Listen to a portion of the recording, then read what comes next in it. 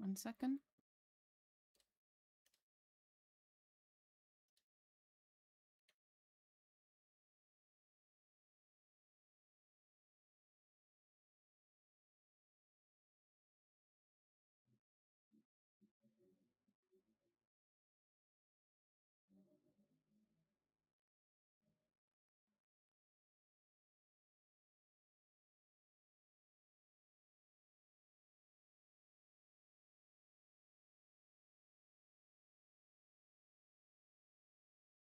Okay.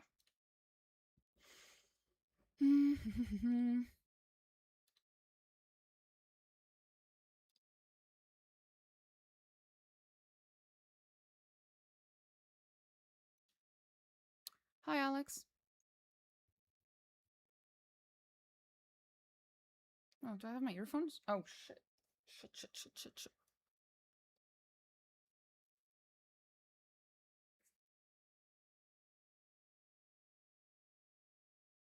Okay. All good.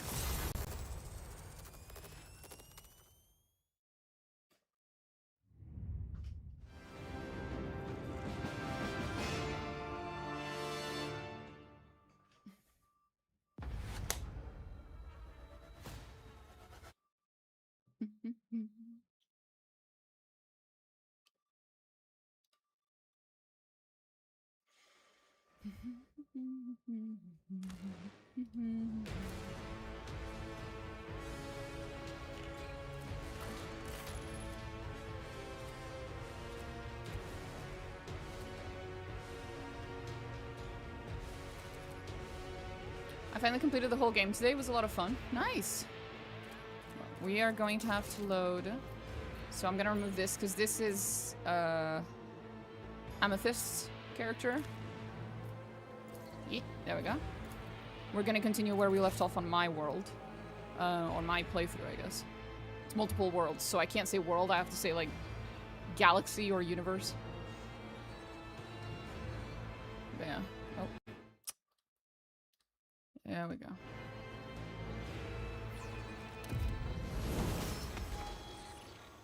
I always have a backup plan. Otherworldly, silence reigns under the arches of the gazebo. Perhaps the sound barrier, Oh, right. So... The, Revan, builds have come out, finally. For the 3rd DLC. That's the dude who makes all the best Rogue Trader builds, allegedly, according to the community. And apparently I got really lucky because his highest build for a noble is already really close to mine. Voidborn Noble Officer. That's it. That's the 3 things we already picked. And we didn't even pick them because they were good. We were picking them based on the portrait. It was a complete coincidence. Although I will have to redo the Overseer because he has it so that the second archetype now for that he says is best is the Grand Strategist, so I'll have to pick Grand Strategist. Let's see, did I pick things relatively right, or do I have to redo all this? Yes, bring it down, finest hour.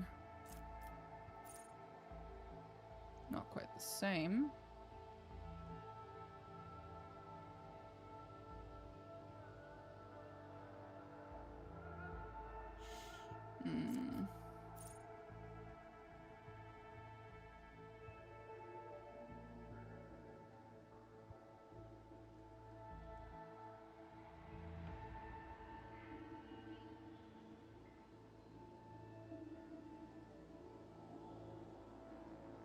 Okay, I'm gonna have to redo this later, but we'll do it very quickly.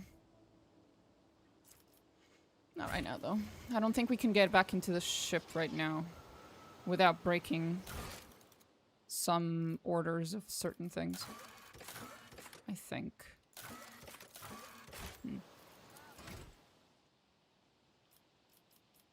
Right.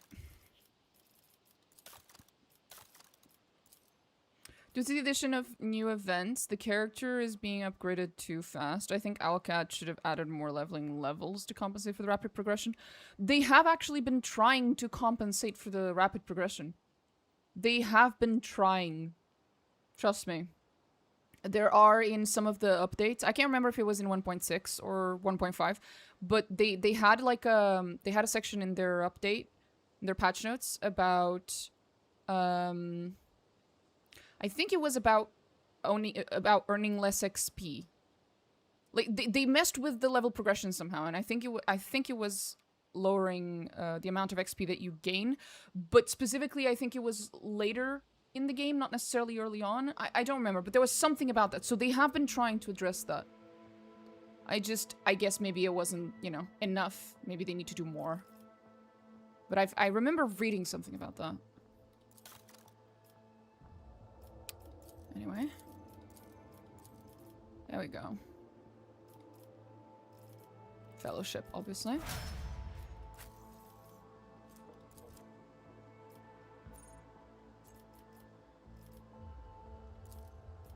Oh, how is Abelard's best thing now? Let me see.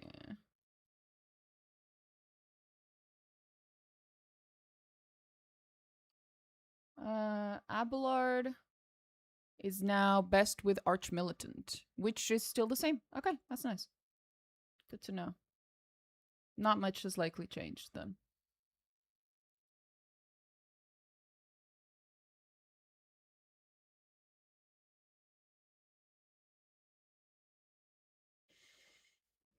Okay.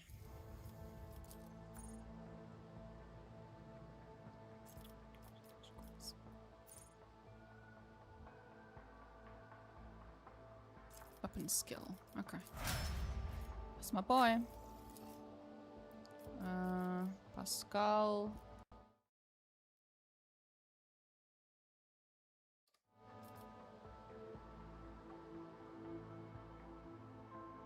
Ballistic. Oh, he gets 3 things. Holy shit. The fuck, Pascal?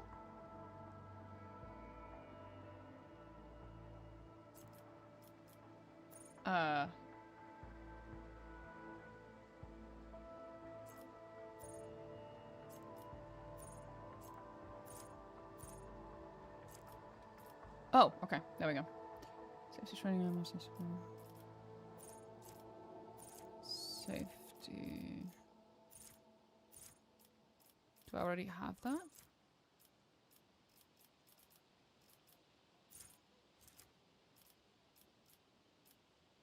I already have MSSP.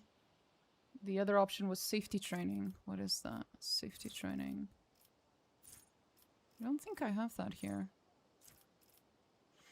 Due to the new companion and the constant presence of Marja in my party, I had to defuse traps with his help. Our Dark Prince did this with very unhappy comments, as well as Juliet if you ask her to treat the wounds of others. I know. I know. I love his little barks when you ask him to do stuff, like disarming traps and shit like that. It's so funny. They're so fucking funny. He's so done with our bullshit. Love that for him.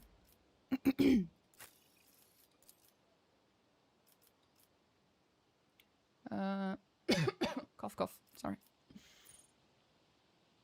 Heinrichs.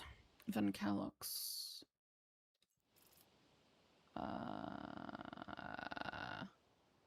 Weapon skill. Apparently.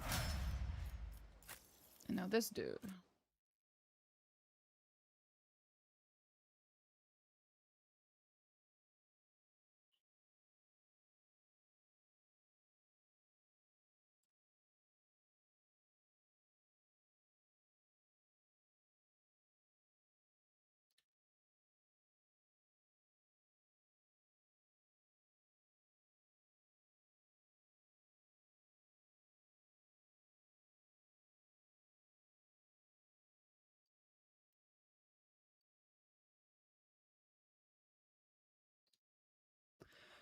Okay, sorry. I will be right back. 5 minutes.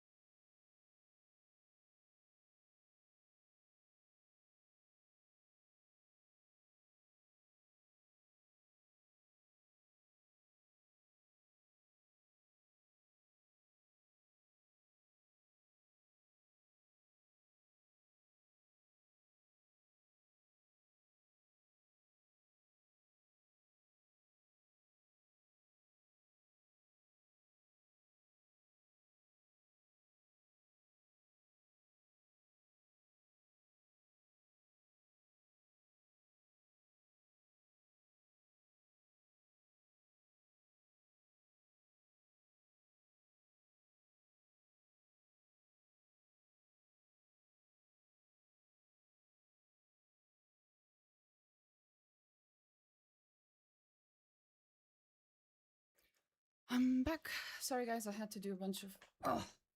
had to do some house choring real quick. But we are so back. We are so back.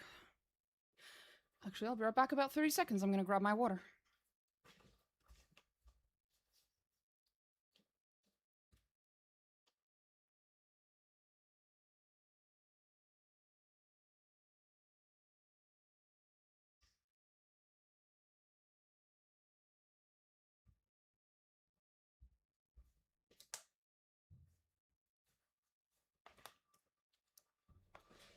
And we're back. Man, every time I get reminded of how much Domina loves Marajai, I feel bad. I checked him out of an airlock. You don't have to feel bad. Oh, hi, Dulark. You don't have to feel bad about what you do in your fucking playthroughs, buddy. It's canonical. You're actually, if you think about it, your playthrough is actually making my playthrough even more canonical.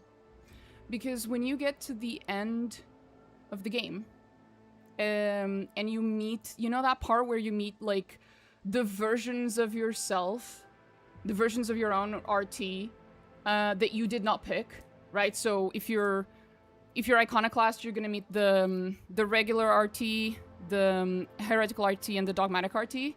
And if you're one of the other alignments, then you meet whichever alignments you didn't pick. One thing that all of the alignments have in common is that if you show up to that event with Marajai in tow, he will find out that in every single timeline, he dies. Every timeline where you did not save Marajai, he dies.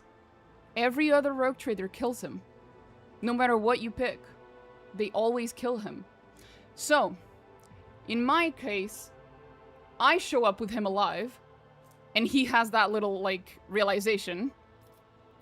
And then the fact that in your playthrough, you killed Marajai, it's just even, it just makes my playthrough even more fucking canonical. It just makes the truth that in every other playthrough... Apologies, my father is calling me. I'll be right back. That's odd.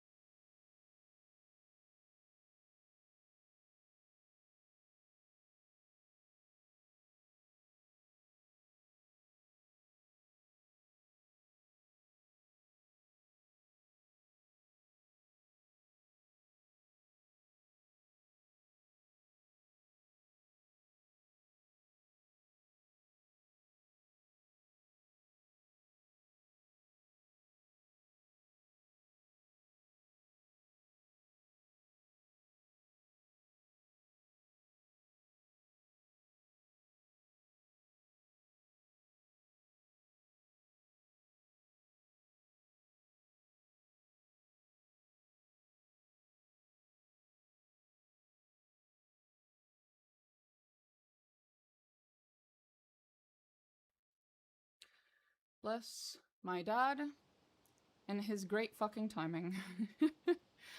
As I was saying, that's a long-ass way to call my playthrough the basic bitch roleplay. Well, when it comes to Marajai, yes. To kill Marajai is the default basic bitch normal playthrough. I've said this many, many times. Killing him is what is expected. To not kill him is what's, like, abnormal. That tends... He's like, if you think about it from the perspective of Baldur's Gate, Marajai occupies the same niche as Minthara. The vast majority of playthroughs will kill Minthara. Not necessarily even because they want to, but because unless you have prior knowledge, right? If you go into the game completely blind, the chances that you will even realize that you can recruit Minthara are really low. Same thing with Marajai. The chances that you even realize he's recruitable are really fucking low. So, the norm, or as you put it, the basic bitch, move there is to kill him, obviously. He's evil, and he is specifically, he's not just evil, because, you know, Rogue Trader, Warhammer 40k, everyone's evil. He is specifically placed into the game as your antagonist, as a villain, as a enemy. So, yeah, much like Minthara, your first instinct is to just kill him. I did to Marajai what they did to Reek in Game of Thrones, but the guy is so weird. He kind of liked it.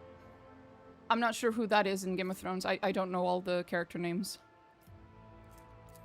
Apologies. It's also funny when he fails the checks, he snorts because it's not his skill issue, it's with the trap or something like that. Yeah. You know, his barks are fucking hilarious.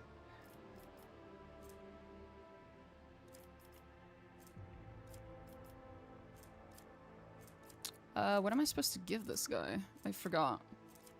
I guess weapon skill? Oh my fucking god, Dad! I'll be back.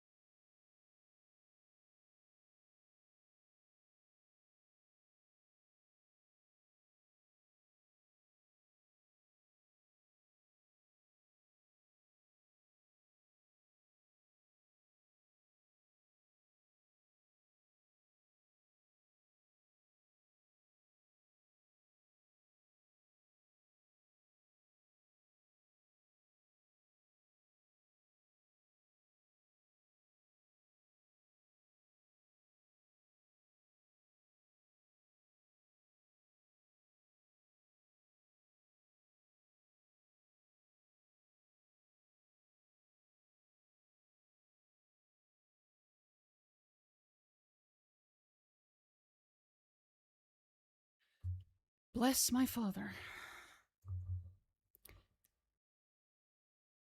Give him a few seconds, maybe he'll call again a third time.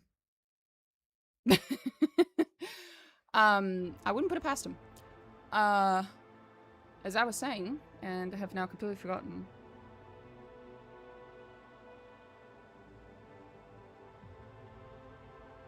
Oh yeah, I was going to say, despite part of the reason why I like Marajai so much is because of the ways in which he is not like most aeldari.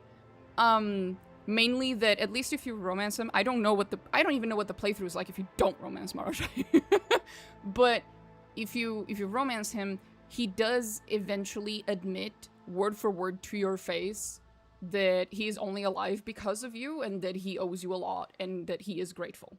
Like which is like the key fucking personality trait of all aeldari, even Irliet for the majority of the game, even if you romance her, is that like that haughtiness, that like I'm so much better than you attitude.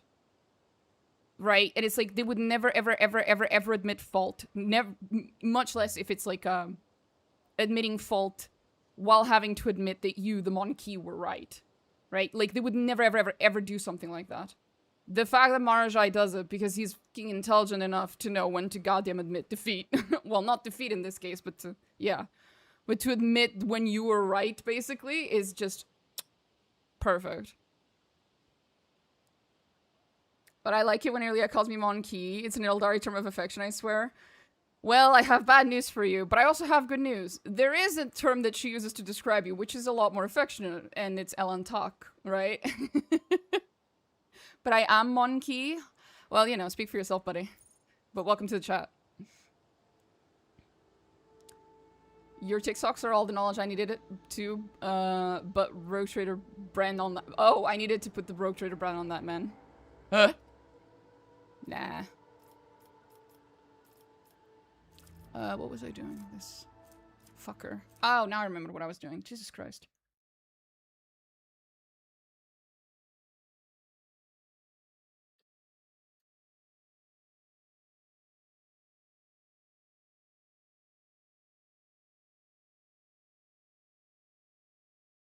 Okay, this guy's still overseas, so that's nice.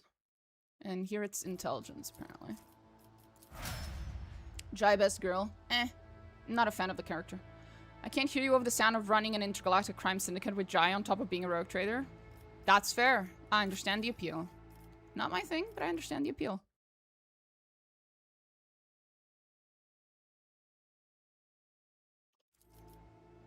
Damn it. I'm actually quite tempted in Dark Heresy to romance Aspis Corda. If it's an option. The more I think about it, the more I think it's a brilliant fucking idea, bro. Ooh. I'm thinking about it. And Bounty Hunter.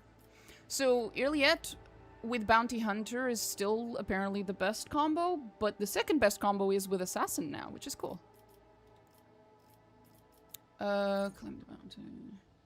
Hunt down the prey, claim the bounty. That's hunt down the prey, right? Yeah. Claim the bounty. Hunting surge. Wild hunt. AP. Ballistic. And Path of the Outcast. Because the target was a single shot attack from aeldari weapon for the first time in a round. She immediately against an additional attack. Yep, I love that one. I love acting out my RT's gay drama when he goes to Kimura from Solomon to Marajai. Oh, hell yeah. So true. So true, bro. I will die on the hill that chapter 3 is like my favorite fucking chapter. And chapter 3 is my favorite chapter, but it's also something really significant. Okay? I think, you guys can correct me if I'm wrong. As far as I'm aware, chapter 3 of this game is the only time we have ever seen Kimura. Like, in a game, at least. I don't know if there's any animations that have shown Kimura. Well, for more than 5 seconds, I mean, right? But it actually is just not... To be able to see Kimura, to walk around in it, is fucking awesome. Gamora, that is not its name, Dulak. Didn't impress me. I thought it was really cool. Like, don't get me wrong, it would have been really cool to have way more time in Kimura to like really see all of the little details of the faction of the Drukhari and the culture and the dynamics of, like, you know, the fucking poisonous fucking politics that go on in there and shit, the backstabbing, all that stuff. It would have been really cool to have all of that, but they had to cram it all into one chapter, and it's already a pretty long one, so... In order for us to get out of Kimura what I wanted to get out of it, we would need to have basically an entire game almost dedicated to it. The length of Rogue Trader. I was much more impressed in Hell and Wrath of the Righteous, not that there needs to be a comparison, but the game felt like it did what they wanted to do with the Drow homeworld, but better with the demons. Ah, I see what you mean. Was Wrath of the Righteous... No, Wrath of the Righteous, it came before Rogue Trader, right? Pretty sure, yeah. So that is actually normal. Oh, they might have been in development at the same time. Because usually, you know, studios learn from past mistakes. Well, not just mistakes, but also they learn from the past successes as well. So usually if a game comes after another one, they will build upon it. So it's odd to see something get worse over time.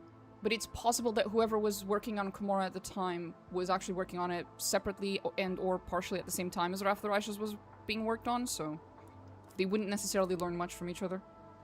I love Necrons, and that's why I adore the third DLC, because I was given the opportunity to meet my favorite Iron Kleptomaniac.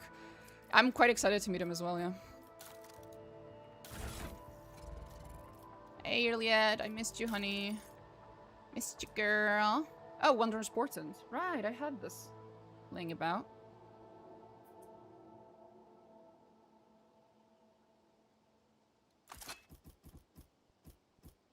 I'd forgotten how fucking awesome this weapon is. Oh my god. So this is the crit fisher weapon.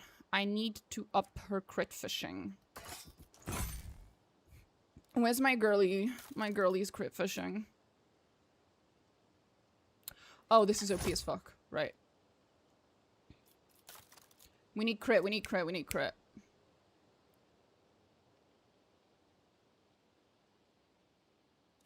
One second. Do I have Dogmatic Adherent? Because I know I always have a few points in Dogmatic. Hold up. Oh, I have Follower. I don't have Adherent yet.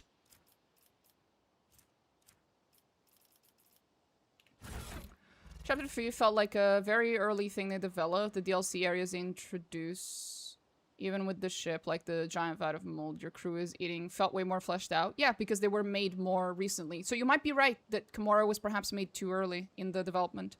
So they got better as they worked. I'm sure this DLC will look gorgeous. Yeah, you might be right about that. I will agree with that. Again, my love of the Kimura section has more to do with the fact that it's like my favorite faction, and it's the first time I think we've ever seen Kimura.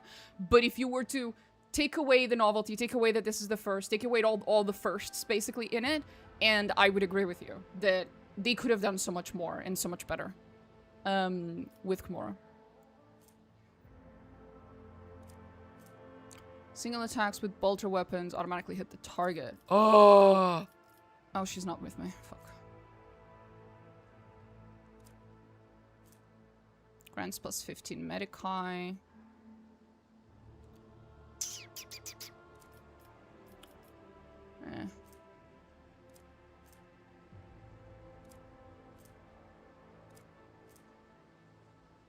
Increases their critical hit chance. Oh! Oh! Oh! Oh! Oh! Oh! Oh! Oh! Oh! Oh! As for her. I love how it's mainly boots that don't fit our aeldari companions. It's like, I don't know, their feeties are just too long for regular human boots or something. It's just funny. It's always boots. Revel and Slaughter, no. With a pistol. Those are not pistols, I assure you. We can default to these ones and then see if there's anything better. No. Not a bad idea. Plus 10 bonus to awareness. Not a bad idea. Makes a melee air attack. No. No. No. No. Cannot suffer burning. No. Doesn't matter. No. Plus 15 bonus to Lore Imperium. Irrelevant. No. They also grant plus 10% hit chance against Xenos. Ironically, that will be useful for now because we're in Janus.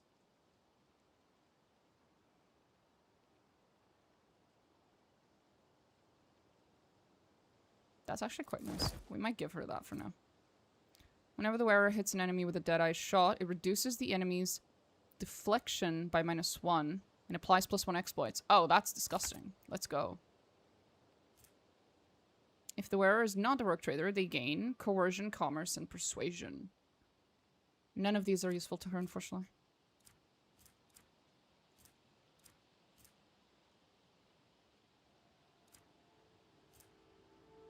Oh.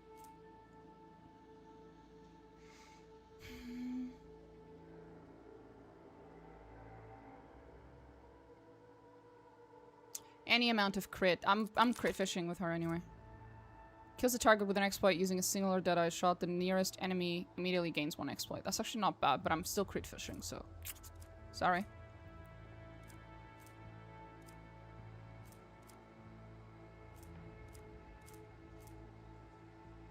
Plus 10 bonus. No. No. No. And we're good. So we're good on her. Now's the part where I remember that I'm supposed to give people fucking medical kits, which I keep forgetting to do. Why am I like this? Why am I like this?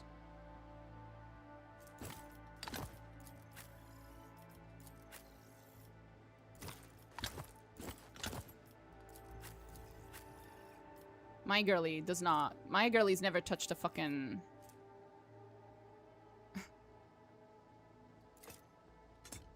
You know what? We're keeping it. It's adorable.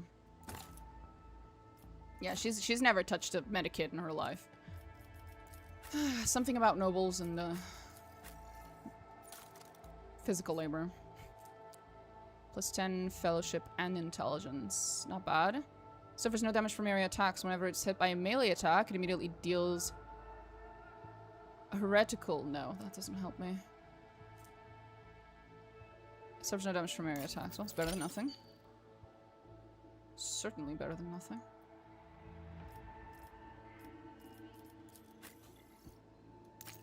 And this, I'm guessing, is for him. Because he has heretical ranks, I believe.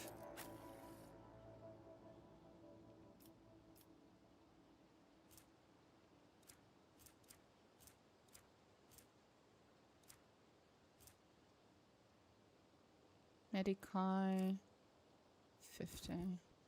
Doesn't matter. Minus 10 penalty to perception for all attacks made against the wearer and to all enemies in a 2-cell radius from the wearer.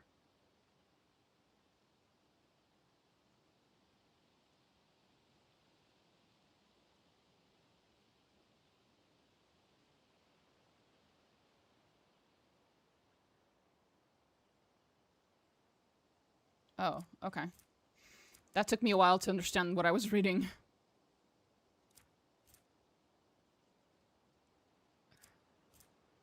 No.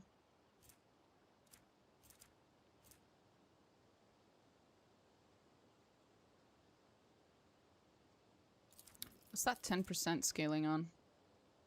Agility. His agility is a fucking joke. Nah, let it be. I think we're good. I don't know why I bother all this. I'm not playing on high difficulty anymore. Keep your wits about you. It's an honor rogue trader. Oh, it's an honor, alright, buddy.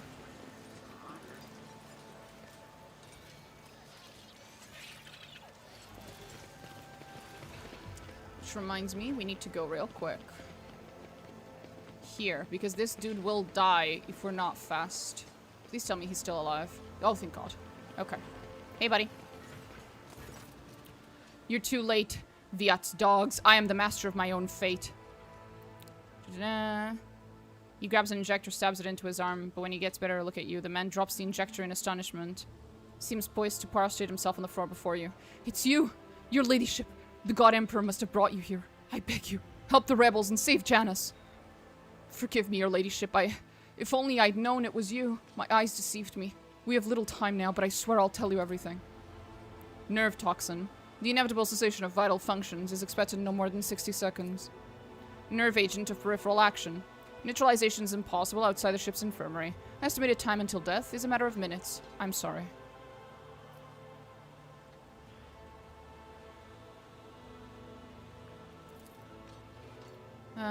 Show mercy on them. The Salt of Jana saved me.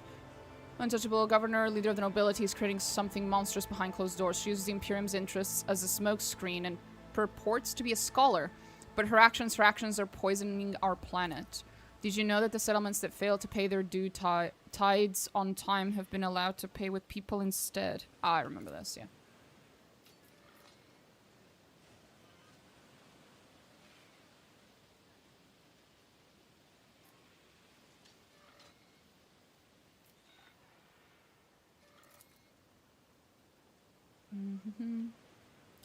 Switch to paying with people. They say the amenable settlements get special treatment from the governor's dogs. Managed to get out. He's the one who told me all this, that the people are rotting alive in there. Strange groves, yellow eyes, stinking like dead bodies. I see no shadows of the sea behind your words, and even so, I would have noticed. I know I would have noticed the signs of which... Iliad's face tenses like a taut string. And doubt creeps into her expression. Except, whenever Vistenza hosts one of her dances at the palace, she sends me away to search for the rebels, into the forests, far from human settlements. I'm not sure I'll last long enough to answer all your questions. What secret rooms? Hidden chambers deep within the palace. I've never been inside. Thankfully, the servants were allowed in. The ones the governor trusts, they change. She changes them, pretties them up, defiles them. If you'll permit a dying man to make one last request, don't tell anyone that I was the one who unlocked the doors. If you do, they'll go after my family and my home.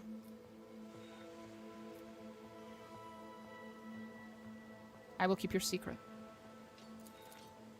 Please save us. Save Janus. These aristocrats didn't know that Xenos was in front of them. Being very in deep shock. It's like seeing a coral reef for the first time. Something very surprising.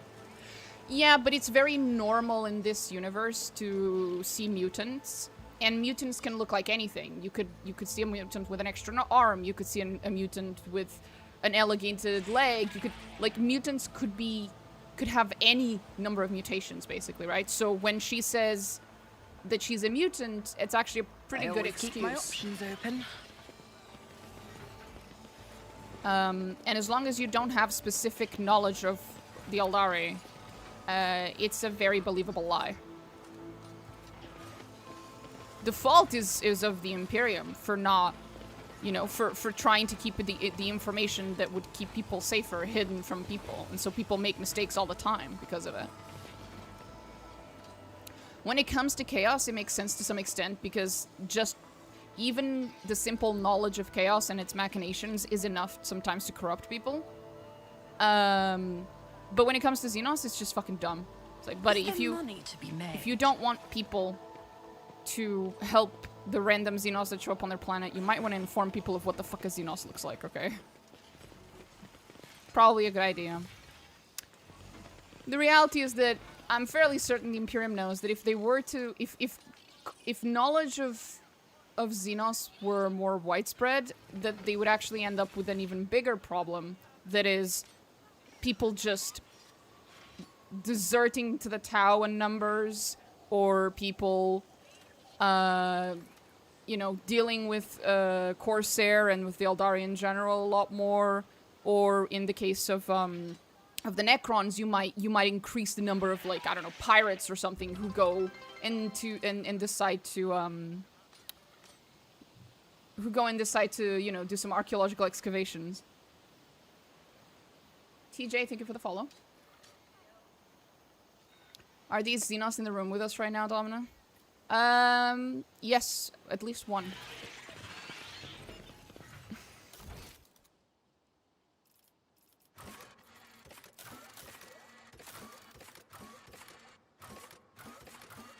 God, I have so many things to go! Ugh. Chapter 2 is so stressful. I hope I don't miss anything. I'm always afraid I'm gonna miss something. Oh, right, I need to go back to the left side. She thinks the local mutant girl is some kind of dragon or something. Whispers. Exactly. Hey, buddy. Greetings. How may I serve you?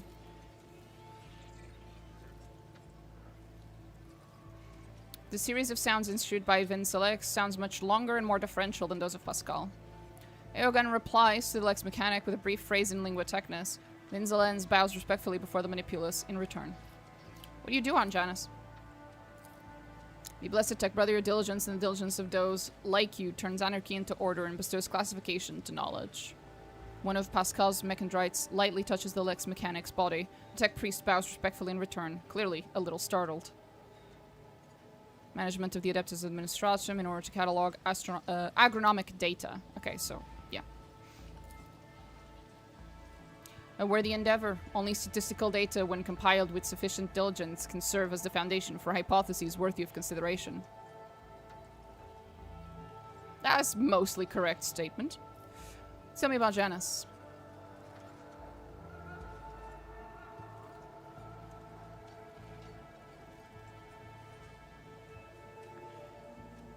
Mm-hmm. Okay. What pathologies in flora and fauna? Genetic and chemical pathologies. Harmless species mutate and become aggressive, while plants change their chemical composition and become poisonous. This is happening more and more often, and if no action is taken, the ecosystem of the world will be irreparably disrupted. Yeah, because the world is literally alive. This is a maiden world. This is a freaking maiden world. A fucking marvel of genetic engineering and world building, literally. The changes may be artificial. An arguable statement? Has the possibility been considered that someone's manipulating the ecosystem to reduce our living space? I mean, yes, someone is, but that someone is the ecosystem. It's the world itself. Not at all. The mind must be open to all forms of knowledge. I ordered you to commence a check. In the event that your account of the indolence of their minds is confirmed, I will petition for appropriate penance. Humble workers, not warriors. They could not have come up with a thought. Oh. World building. Yes, Rector Domina must be impressed by our agricultural efforts. Yeah. That must be it. Interesting. It is often what seems to be insignificant anomalies like these that lead to greater troubles. It is the Lilithon's wrath. Wrath that is becoming manifest in nature itself. In the workings of this world. May the gods preserve us. How did we not notice this sooner? She glances at you before immediately looking away.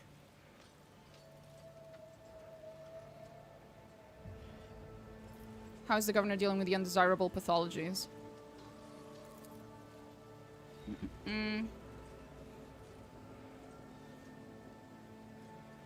They're banning expeditions that are not directly aimed at improving production. Wow. How not surprising that the obsession with profit would stand in the way of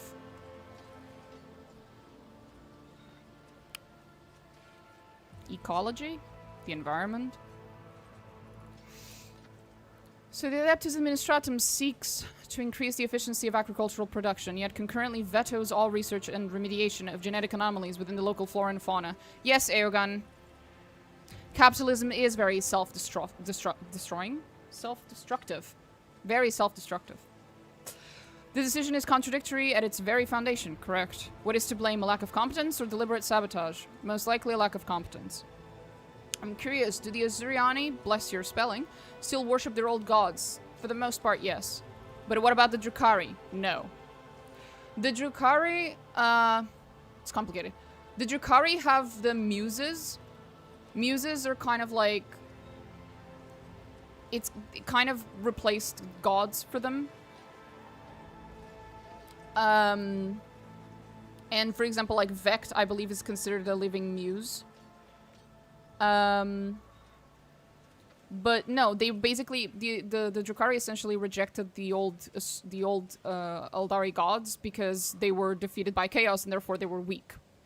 They do keep some amount of respect for one or two of the gods. I think at least for Cain, they definitely still respect him, I think. 1 second. Let me make sure of what I'm saying real quick.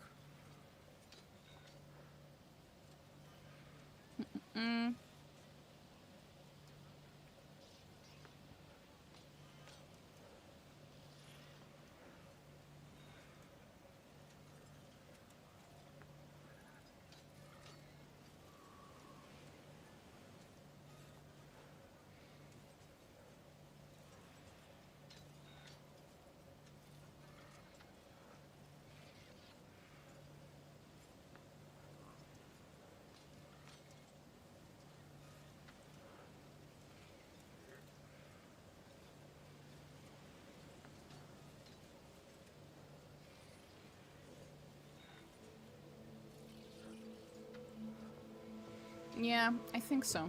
We're back, baby. We're always back, baby. But no, the Drukhari are not atheists. That would not be correct. Vinzelix emits a mournful Benaric trill. Sorry. Traces of xeno activity. Different sectors of the planet ruined. Structures of non-human origin were noted in the different sectors of the planet, but I did not have the administrative capacity to study them in more detail. His eyes oh. Utters these final words with distinct envy, keeping his eyes locked on the Magos and Genitor Febros. For now I must defer. I do not have the administrative capacity to study them. Oh, he's jealous that he can't get out of here, basically. He's not allowed to go out and explore. How many servants of the Adeptus Mechanicus are there on the planet? All infrastructure nodes for food harvesting and have their own contingent of technomats. Correction, based on the latest data, the figure is 211 units. 253. So 30 of them just died?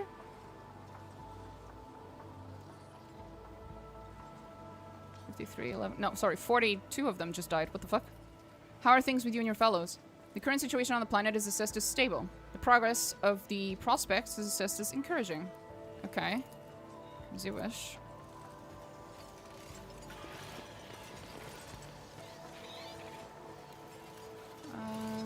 Always keep your eye on the prize. Indeed.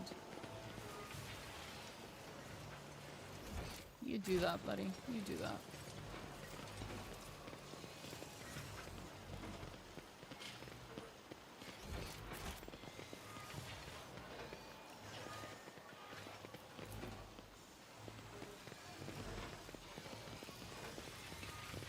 Is there anything in here? Well, nothing my awareness can see, it seems. I always have a backup plan. Okay.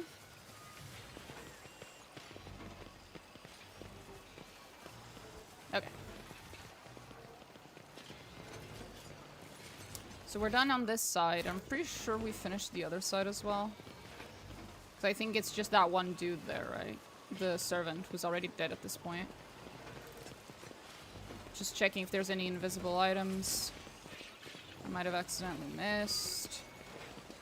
Oh, I realize now. You know, I just realized why he's back here. Or get left in the dust. Because a lot of palaces and castles and stuff have like a back/side entrance just for the servants. And so that's why you see the servants here on the side and one back there. It's probably because this is close to their entrance. That's funny. I wonder if they actually thought of that when they did this, or if it was just a funny coincidence. Hi, Eris. Please do not touch the keyboard again, Eris. You nearly drove me and Amethyst insane the other day when you did that. Bless your heart.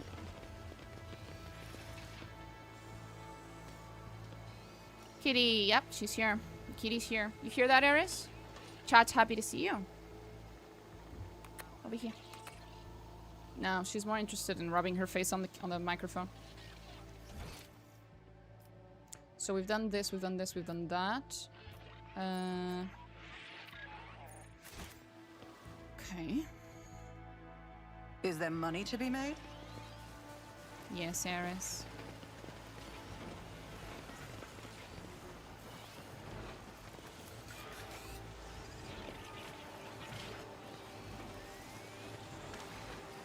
Nothing else down here.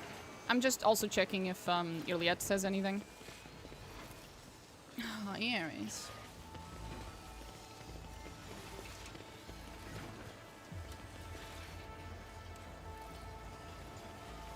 Keep your wits about you. You cannot smell any burnt incense in the air. You see no seals of cleansing on the doors. And you hear no prayers, no human voices or vox recordings. So this is the game very subtly trying to tell me the people here are not, you know, God-fearing, God-Emperor-fearing, loyal citizens of the Imperium. She talks funny and she knows her way around a gun. Come to think of it, I've never seen that kind of weapon before. I wonder where she got it. Oh, they're talking about Iliette. She gives me the creeps. Skill issue. Isn't that right, Ares? It's a skill issue. Maybe one of the locals is making their own, and without any tech priest blessing, no doubt. Heresy on Janus right under our noses, and we just have to put up with it. Oh no, not the heresy of building your own guns. What about what the nobles are doing behind closed doors? Nah, that's just usual noble stuff.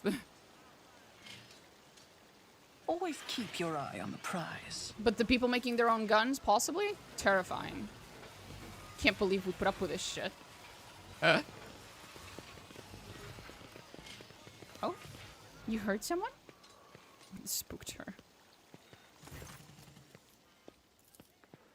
What an honor it is to address you in person. Allow me to introduce myself. Attilius Quint, Prefect of the Officio Agricultae. I will preserve the record of our conversation forever. Okay, buddy. What record? I painstakingly record every conversation with high-ranking personages, and afterwards I fill out all 7 accompanying forms personally. Your words and judgment are in good hands. Stop recording. Immediately. Forgive me, your ladyship. I will stop recording immediately. Immediately. He rolls up the scroll and puts it away. What do you think of Estenza? The governor is a superb leader. She possesses an excellent grasp of all matters and never uses an incorrect form for a given situation. I do not pry into her personal affairs. Maybe you should. But if I may speak plainly, a lady who fills out paperwork with such finesse cannot be a bad person in my view. The criteria by which you judge people's morals is deeply flawed, Attilius. What do you have to say about the governor's help, Irliet? Looks askance at Irliet and offers a strained smile. Highly exceptional individual. After today's regretful event, I am beginning to hold her talents in particular esteem. Verily, even mutants who have seen the light of the God Emperor can faithfully serve his flock. Moreover, Irliet's particular abilities could be an interesting subject of study for the Magos biologies. That elongated head shape, those eyes, judging by the skull that was given to me to send on to Footfall, such developmental anomalies on Janus are not a quirk of nature, but some kind of inheritable trait. What did you say? Irliet freezes completely, turning into a living statue. Oh, madam, have my words upset you? I'm certain your kinsman would be delighted to learn that people wish to make pretty presse-papier out of his remains. And besides, I could be wrong about the nature of his origins. What skull? A most remarkable item, I must say, a true anomaly. One moment. Here it is. I believe the finished piece was intended to be given as a gift to the governor, but under the current circumstances, I doubt I'll be able to send it to Footfall anytime soon. After rummaging in his eye, he draws out a parcel, which he immediately unwraps. Irliet stares at the skull in silence. You can see her jaw working under her delicate skin. After a few seconds, she abruptly turns away. Adequately preserved. It is a pity that it's empty inside. It could have become a proper servo skull herald for the rogue trader. Unorthodox. Eagles Irliet, yeah. I must note, this is an exceptionally well-preserved Xeno specimen, rogue trader. Observe the flattened edge of the incisors, the smooth brow ridges, the absence of the third pair of molars. Molars? I don't know how you say it in English. Molars? Typical for the What is it, Nuncius? Ah, yes, I did indeed get carried away. Forgive me.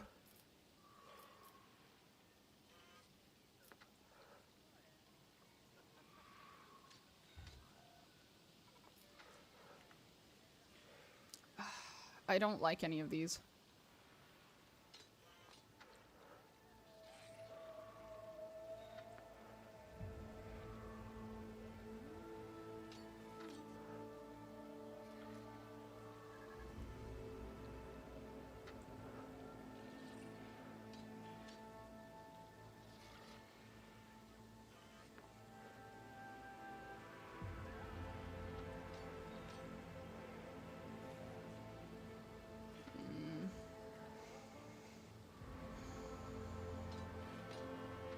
We already have an orc skull on the table. We don't need an aeldari skull. That's not my concern. I don't want to break it. I don't want it to just give it back to him, and I don't want to take it either. I would prefer to give it back.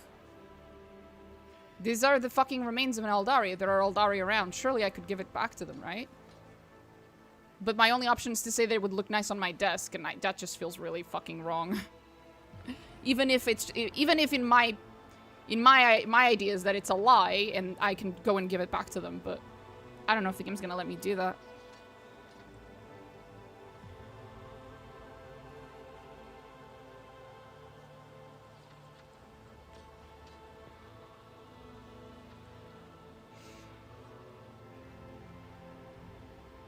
Giving it back to the aeldari rounds doesn't sound very Warhammer 40k-ish.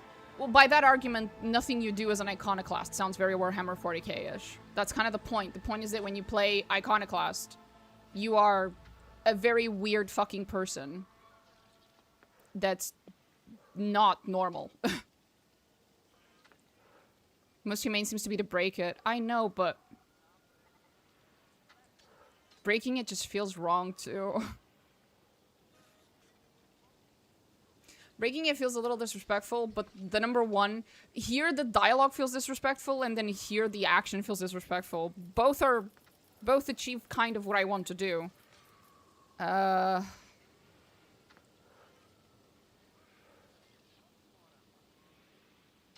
You know what, I don't think I've ever picked one, so we could just do it to see what happens. I mean, yes, of course, undoubtedly. Whatever you wish, your ladyship, if that will raise your spirits after the recent incident.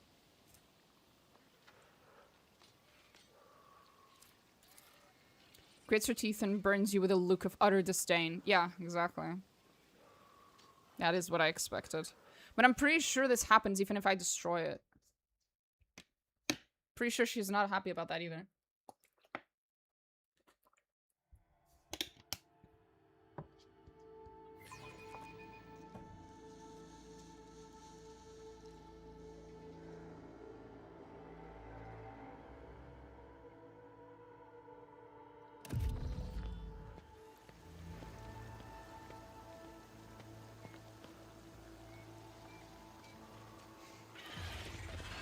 Hi, Eris.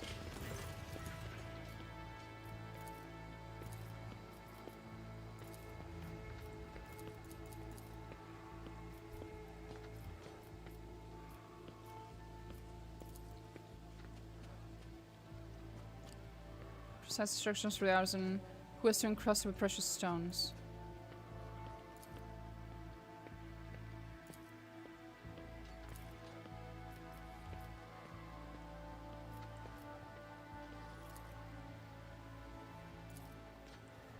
Look of utter disdain. Yeah, no matter what you do, she will look at you like you're a piece of shit. And if I just let them take it, it's gonna go to some fucking piece of shit noble who's gonna shove a bunch of gems on it and she probably doesn't even know what it is. Or maybe she does and that's even worse. No, I'll take it. I will figure out if there's any interaction where I can give it back or something. I don't know if there is. But the game just got a massive update, so who knows, maybe. A record of our conversation.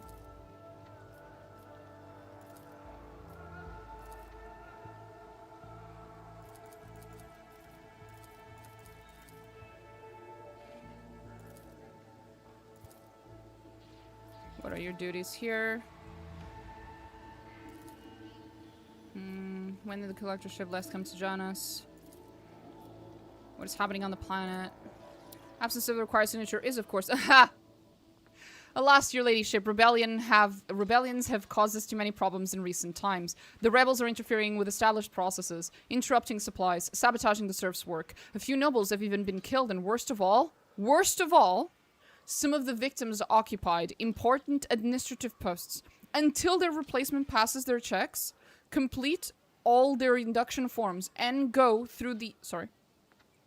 Until the replacements pass their checks, complete all their induction forms, and go through the official appointment procedure, important paperwork is going unsigned. It's a bureaucratic catastrophe. The absence of a required signature is, of course, the most horrifying thing about this situation. I love him. I tried to hug Juliet just to cheer her up, and she ran away like crazy. Yeah, she does not like it if you touch her. Financial reports, logistics, directives, waybills... Thank you, Eris. I did not know that Heinrich could be cool and sarcastic. He has his moments. Without the signature, the most respected and now deceased head of whatever the fuck, shipments to settlements, whatever the fuck, have been stopped. The heirs are still dealing with the transfers of holding, and incoming reports tell us that a quarter of the workings have already died of starvation. Jesus fucking Christ.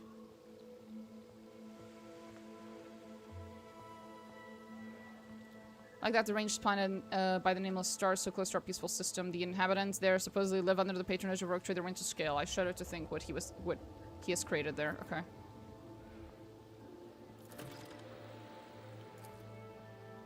This will not tell you much. There's a data slate. Okay. poorly collated. The map clearly displays the actions of the rebels. At first glance, there seems to be no logic, but after analyzing the data, the features of the terrain, you notice a clear system indicating a geographical pattern to their attacks. Nice. Who's directing the rebels? What are you doing? Shoo.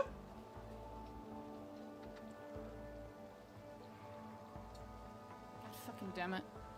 Just cat things. Immediately tries to shove everything in her frickin' mouth.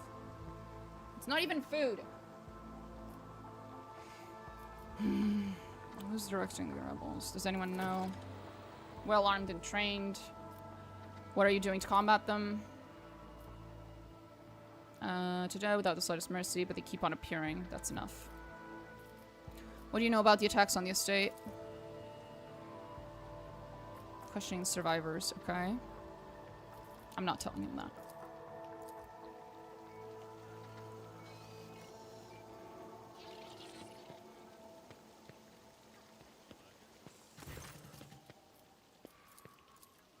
Okay. I always keep my options open. No, we've been here. Thank you, Pascal. Very, very nice of you.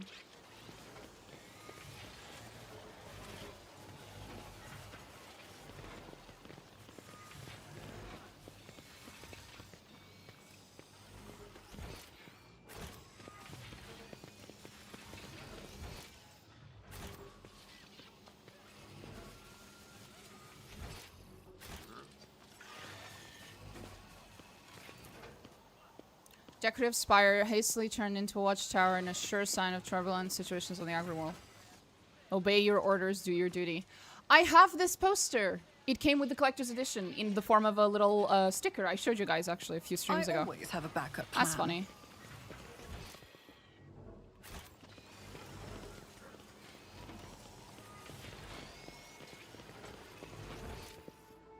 It's an exact replica. That's cute. Okay. Oh, also that comment from Heinrichs becomes about 10 times funnier when you realize that for a brief period of time, I believe, he tells you he used to work for the Administratum. So that's why he makes those types of comments every now and then when you're dealing with Administratum. It's because he used to work for them. Is there money to be made? Which is very funny. Oh, true. Yeah, yeah.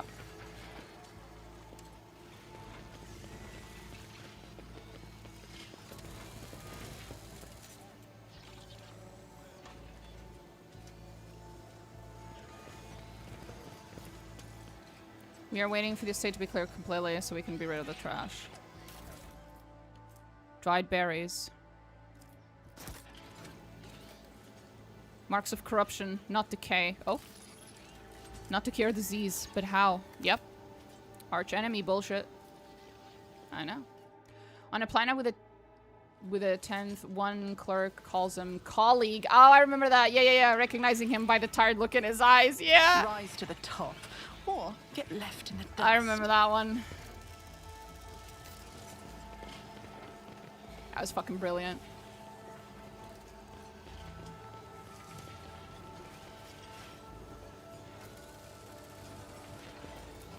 What Wisdom a is a catalyst for peculiar knowledge. I possess both. Nice. What was that? It was just grabbed. No, not that. This. Oh. It's another thingy. Okay.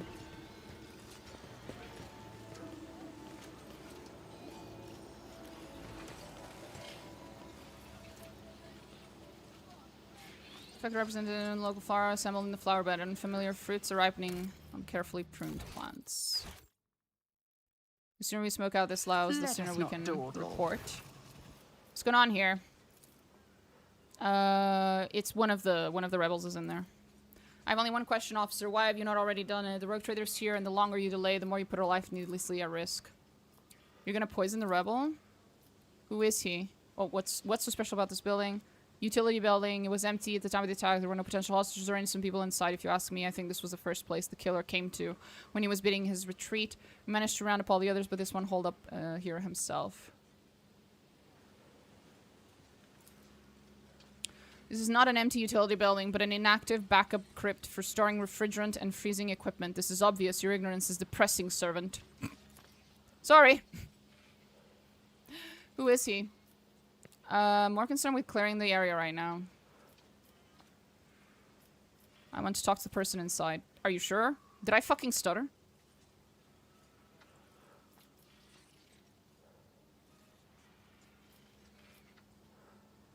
You dare to question me? Out of my fucking way, peasant. Forgive me, your ladyship. Act as you see fit.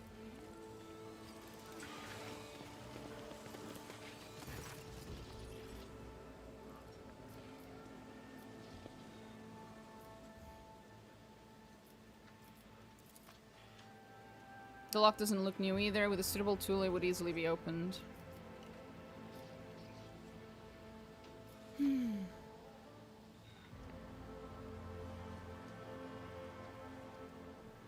I don't think there's any difference, right? But I'll try to be nice. I am Domina, rogue trader and sovereign of this planet. In the name of the Emperor, open this fucking door. For a long time, nothing happens. Then the door opens with a quick click. Good boy. Wounded rebel. The space is small, the corners filled with inky black shadows, but you can still make out the person in the room. He's desperately gripping a discharged glass gun in his hands. The rebel looks at you in amazement. It really is you. Your ladyship, have mercy. You are the sovereign of this planet. Only you have the power to save us. Save you from what? From Governor Viat. Everybody here knows what she's doing to us. We've put up with it for a long time, hoping that somebody would intervene and help us, but no one ever did.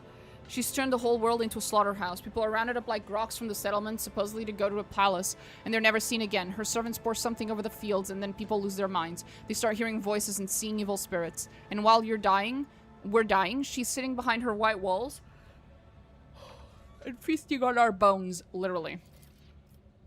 Sacrifices, madness, pain, and death. Even in so primitive a society as this, such rites seem senseless, not worthy of such efforts. What is this? A random quirk of nature or something darker? You're telling me people are seeing evil spirits. Going feral, attacking their loved ones, and then there's... People say that in some settlements, well, they've stopped upholding the law altogether. Imperial law. And the law of basic human decency. People are turning into animals. Who's behind the rebels?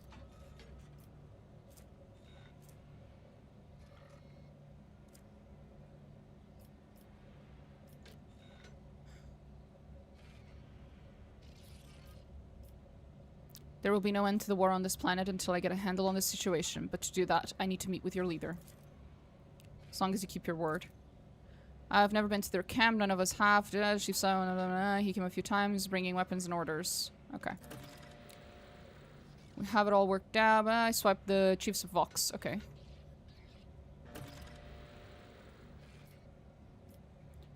Get up and come with me. I give you my word as a rogue trader, you will live. Thank you. Thank you for your kindness. I never thought I'd survive this.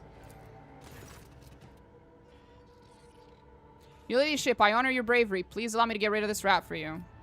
Escort this man safely to the perimeter of the estate. He is free to go.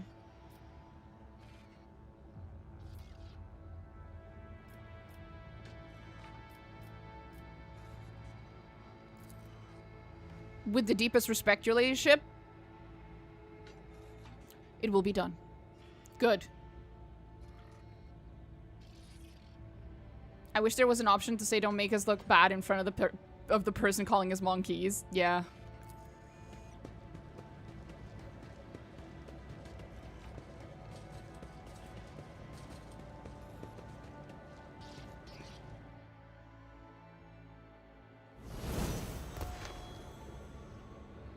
Keep your wits about you.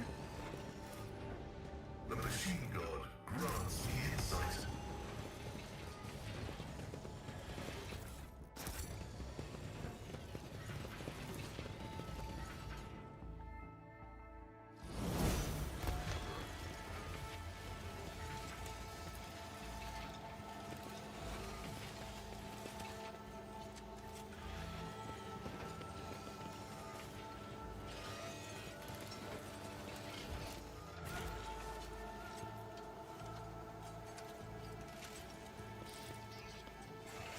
I always goods. have a backup plan. Goodies.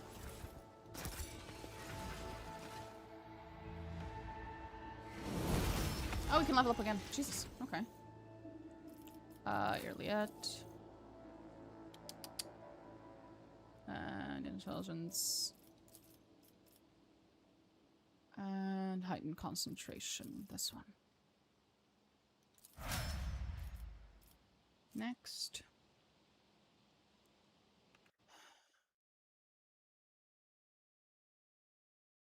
Heinrichs. Weapon skill. Biophysical distortion. And where is that?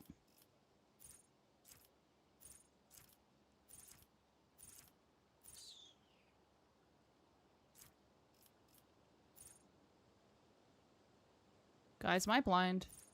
Am I blind?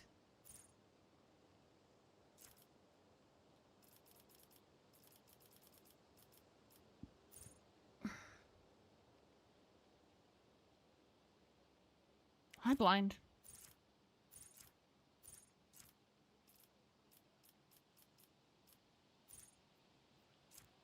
Bit below middle.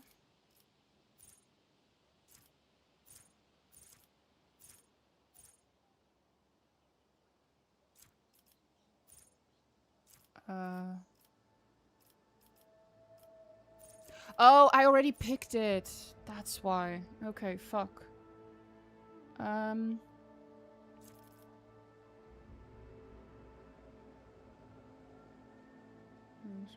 Desolation. Shooting strikes.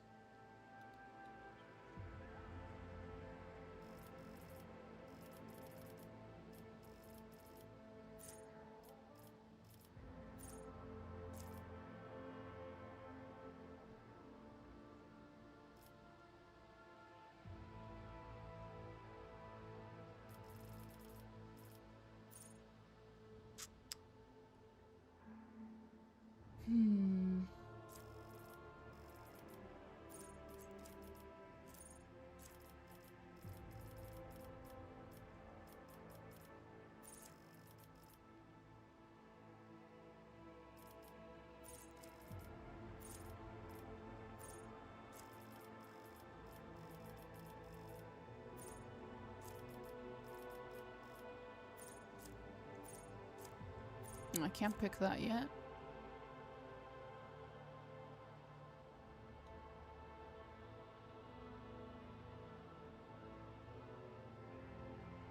Shooting strikes.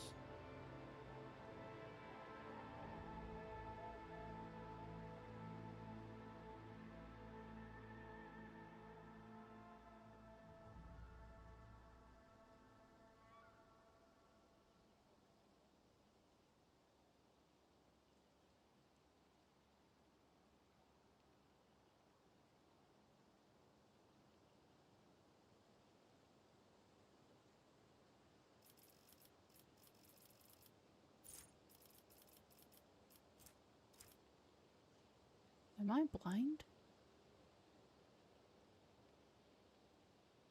Probably.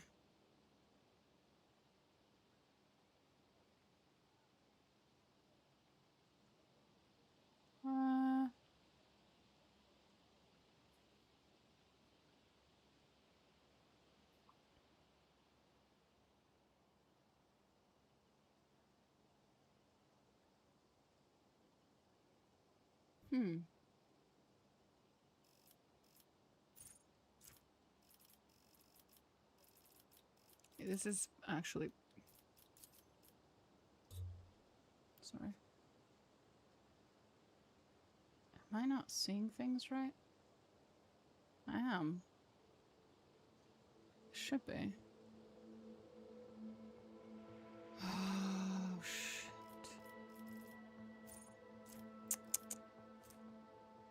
I don't think I ever picked up pyromancy on him. Yeah, that would do it. That's the problem. I don't have pyromancy.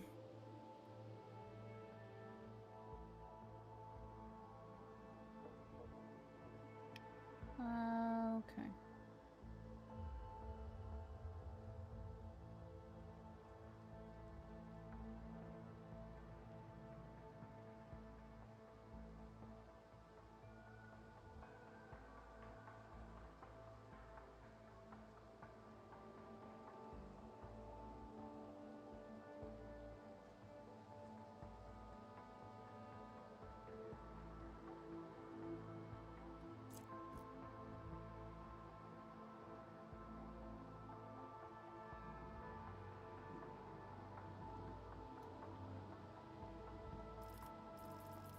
Heavy armor.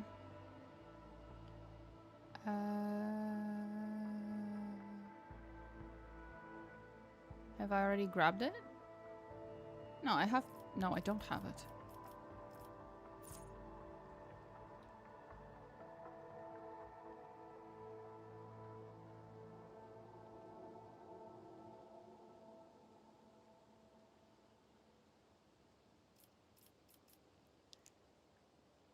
Base skill? No.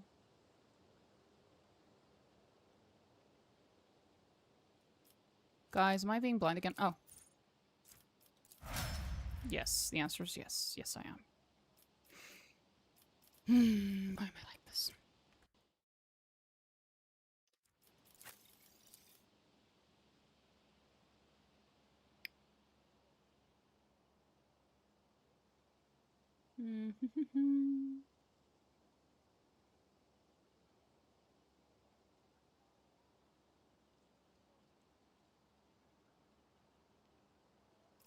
Ballistic and Hunter's Ambush. Hunter's Ambush.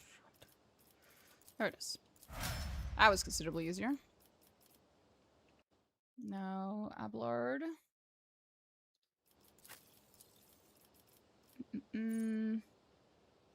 Dependable.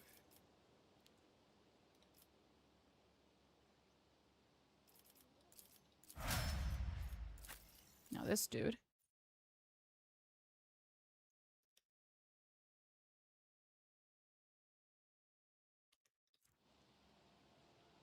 Galvanic module.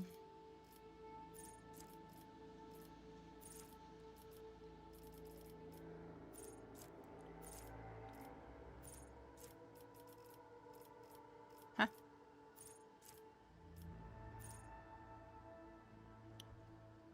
What?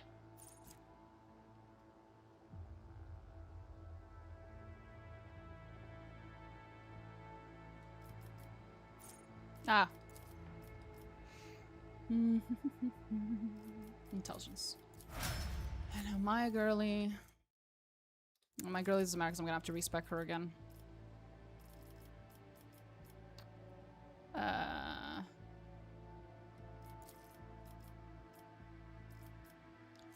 Fellowship.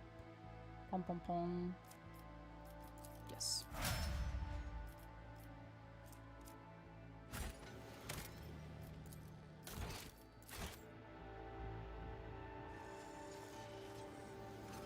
Let me see. Can I do it now or is she... Oh. Okay. No. Let's not do that. We'll just have to get through Janice first and then respect me.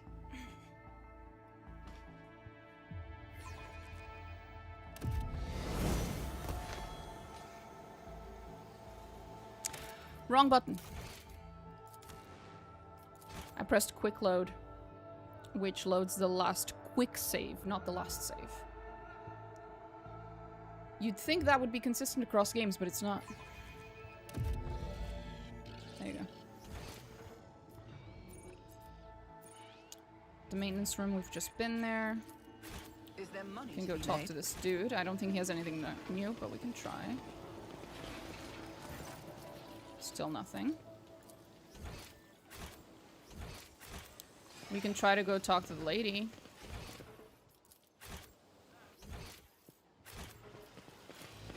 Accuse her of a few things here and there. See what's up.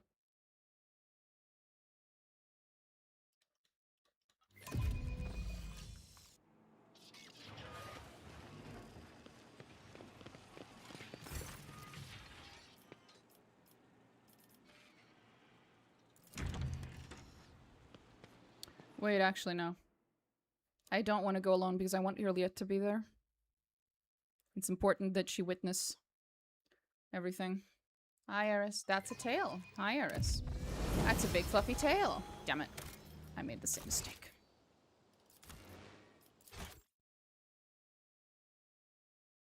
I made the bed, like I put new sheets in it and stuff, and the cat has been obsessing over the freshly made bed. She just really fucking loves it every Rise time. to the top, Or She get gets- left in the dust. Well, every time I get freshly washed sheets, she's very excited. It lacks something. Her scent, of course. And her fur.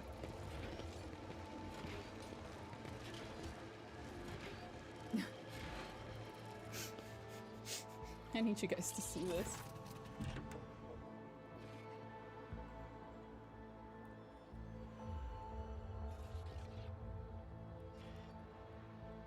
Yeah, Iris? What's up? Are we done rubbing ourselves all over the fucking sheets? Are we? Okay.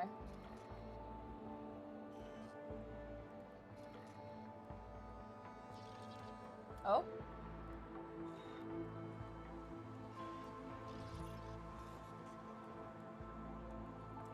She is delightful. And she's also delighted. You know, you neglected to mention the strange changes in the planet's flora and fauna. Rumors have reached me about oddities amongst Janice's population.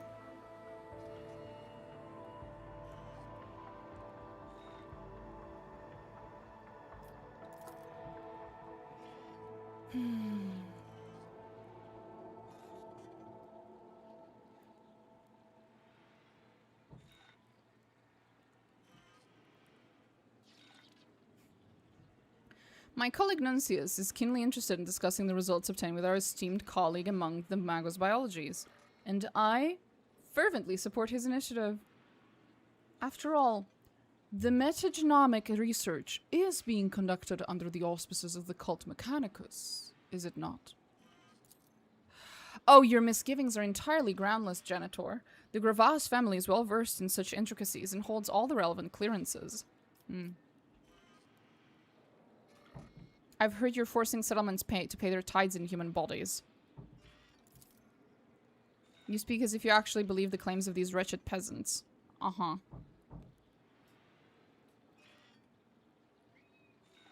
No. No matter how much you meow, I'm not opening the fucking closet door so you can hide inside, Eris. It's pride. We're all supposed to be out of the closet. God fucking damn it. The tech priest mentioned ancient ruins belonging to Xenos. The prince from avenging unfortunate accidents, I ordered the area to be declared out of bounds for all. So that's,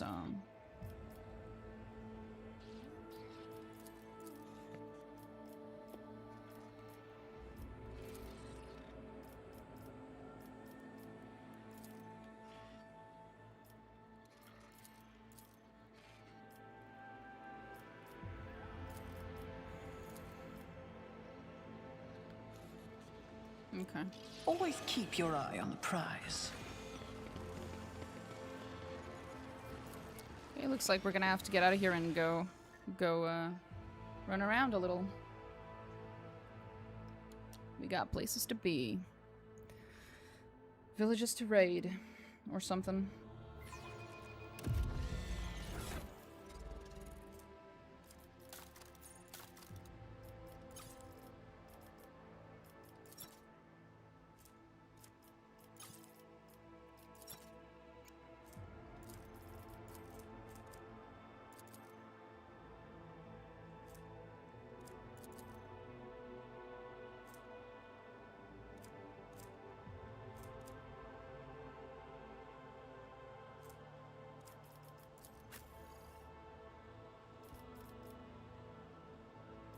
Okay. Let's go. I don't believe there's any way to get out of here other than going into my void ship, so we go to the void ship. Actually, let me just take a quick peek. Do you have anything to say about what Vestenza replied with? I found this on the body of a dead rebel. Can you tell me anything about the specimens? Your blessing for the examination, esteemed Magi? He asks Pascal and Eogan. The tech priest studies the dried berries and goes still. Creeping creeweed, a typical plant of the Western Hemisphere. You've studied the possibility of industrial cultivation, but the process was found to be inefficient due to the specific requirements of the soil, which is found in the right composition only in the archipelagos of the planet. Okay.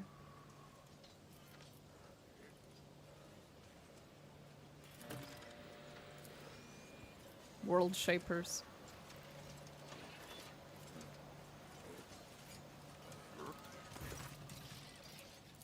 I always keep my options open.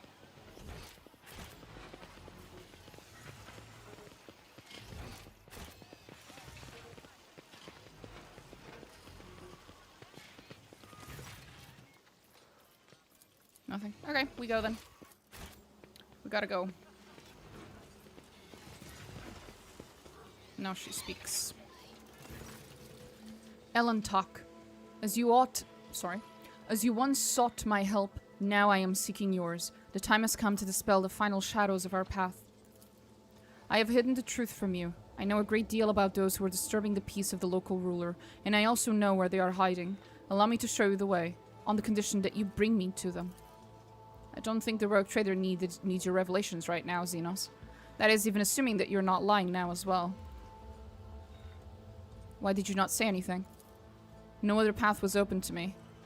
But now our paths are aligned, and my decision was motivated not by caprice, but by reason, which compels me now to be honest with a person who can fix all this. Everything you've discovered, everything you have learned from your kind, they are all traces of the same calamity, a calamity that will eclipse all the strife and wars of the face of this world. All the signs were plain to see, but I was here and the Mon Key failed to recognize the coming storm. Please follow me. You must, if this world truly matters to you. What calamity? I will reveal the truth very soon, but not here, not in the place where it seems evil has made its nest. Have patience, Elentok, and trust me. Trust me, she says right after lying through her fucking teeth.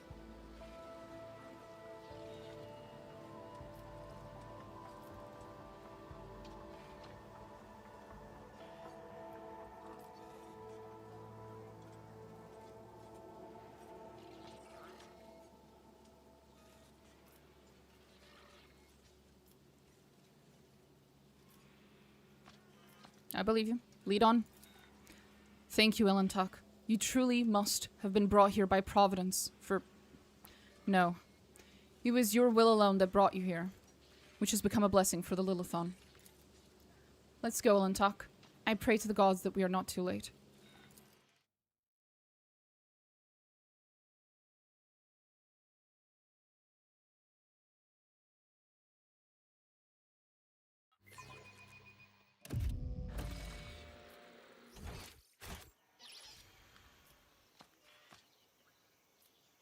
I was hoping we would have been inside of the Void Ship Bridge for at least a minute so I could respec, but I guess not. Is there money to be made? You will soon see everything for yourself, Elentok. An impressive variety of flora, Oh. unique air chemistry, and highly unusual psychoactive properties of the crystalline impurity in the soil. Nuncius, we simply must investigate its source. Of course. Let go of any hope of glimpsing the soul of the Lilithon. You are clever for a monkey, but your heart is as shriveled as any other's.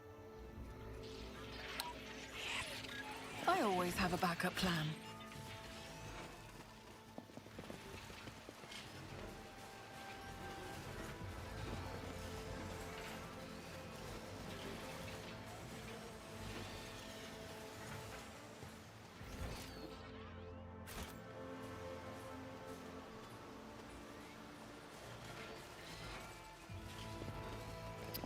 I think usually I don't do this fight. I'll make an example out of you. I'll bleed you dry. We're under attack, kill the intruders, yeah. Lower your weapons. Hold on, brothers, I'll call for backup. Yeah, this is a problem.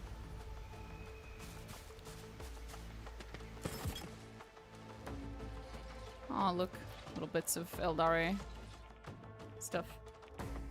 Iliad complimenting someone? It's not actually that uncommon. Even Marajai occasionally will compliment someone, usually immediately followed by an insult, which is exactly what Iliad just did as well.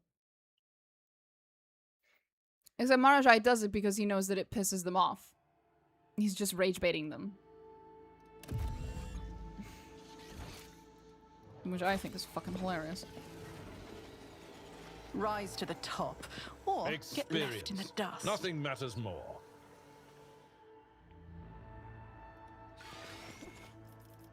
Let's not waste time with pleasantries.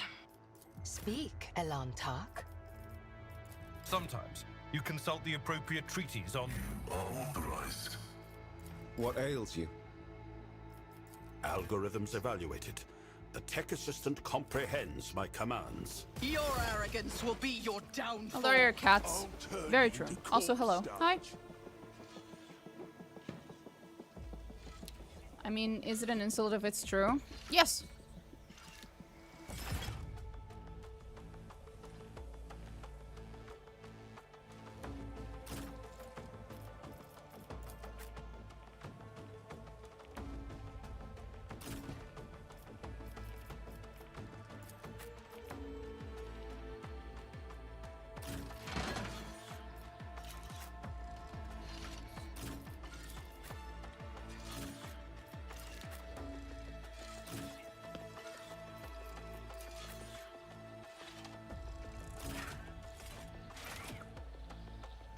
Okay.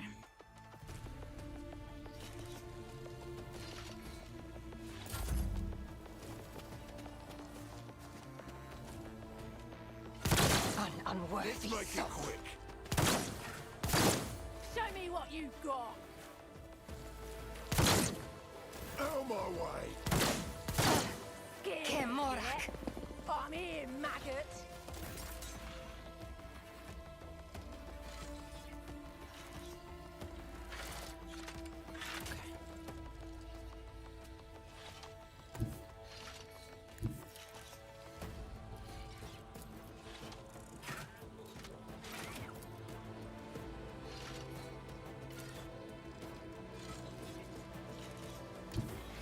Get me a target. For the holy terror, smite your enemies. But of course, Lord Captain.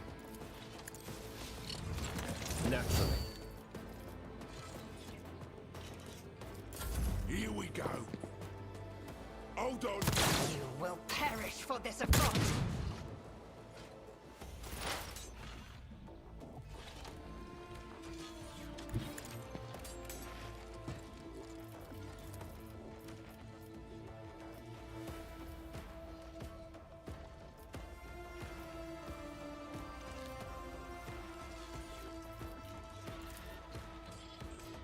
Who's that dude back there?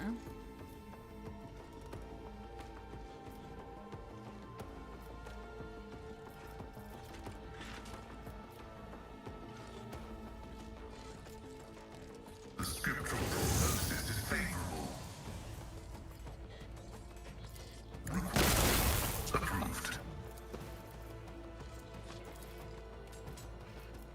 Running binaric override. Value. Good boy. The Omnissiah knows all. Comprehends all. Oh.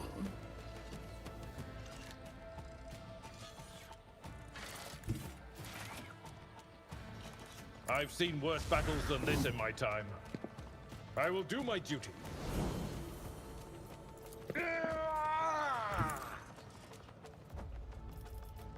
Indeed.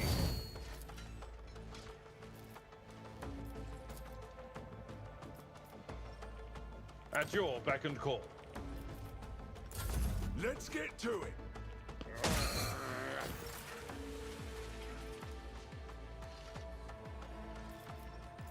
I'll make it happen. On it.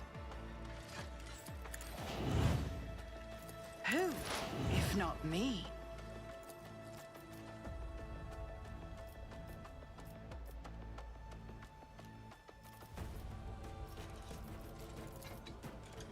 I am not your Xenos pet, monkey.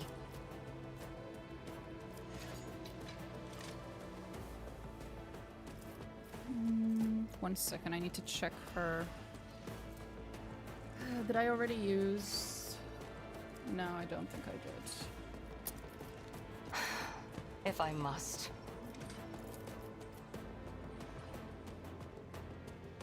I understand. Ancestors, guide me!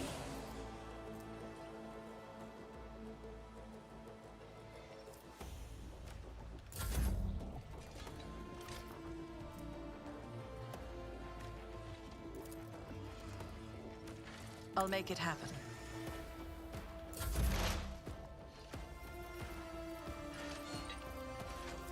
If it serves your cause.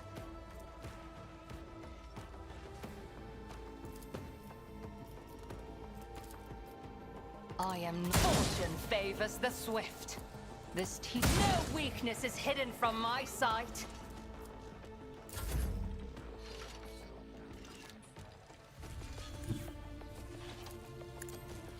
Nonsius, move. High momentum. Nice. Removing restrictions on the galvanic spell. Damn it. Oh. For the throne.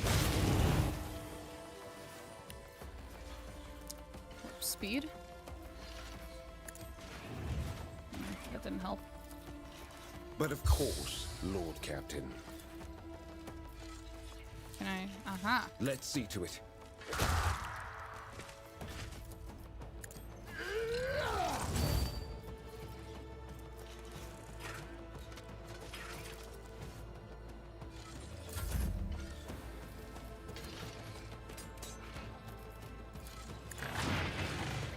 Executing command.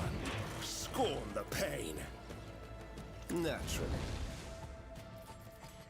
Let's see to it.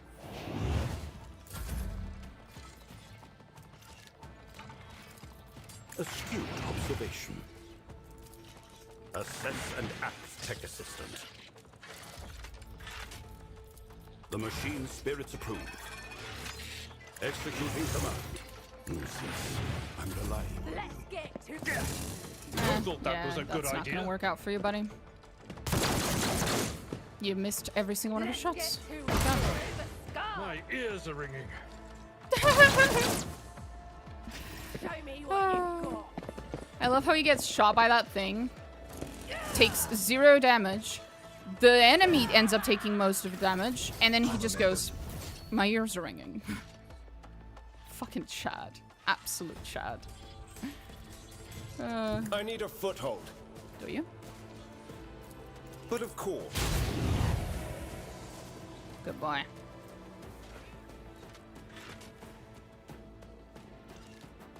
Someone's death wish is mine to grant.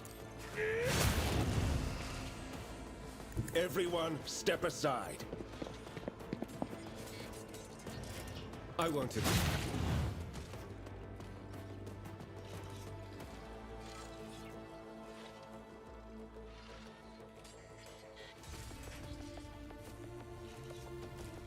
I recall correctly, there's gonna be people who The show up here Emperor later. is on our side. So I'm gonna stay here for now, Naturally. waiting for them.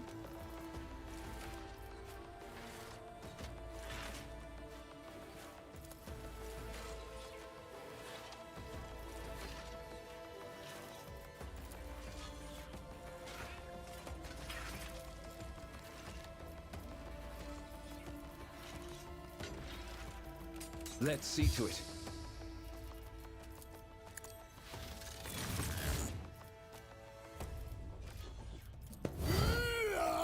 Let's make it quick. A soldier would have been disciplined for such a performance.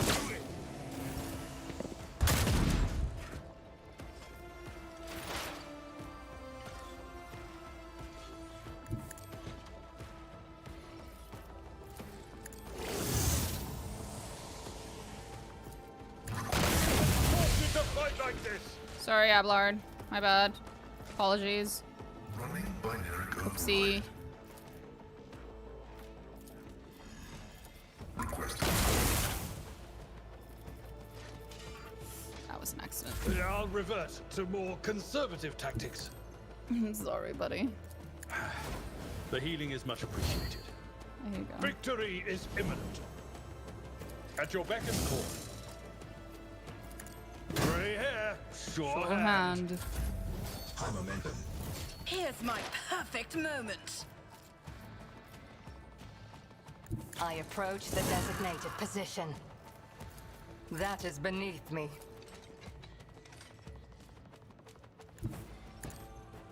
I am not to deal death with my hands. Indeed you can.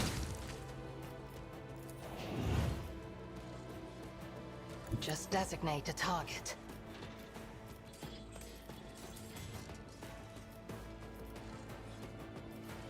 I am another soul slips beyond the veil, if it serves your cause. I understand your intent.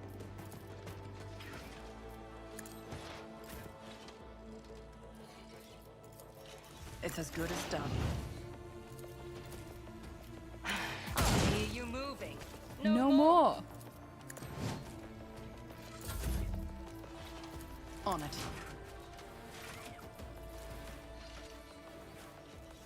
Taking calculated risk is my second nature. My gut tells me It's a bad idea. If it serves another soul slips beyond the veil. Good lord. Sneezes. This I deal death with my hands. Of course you do, honey. Of course you do.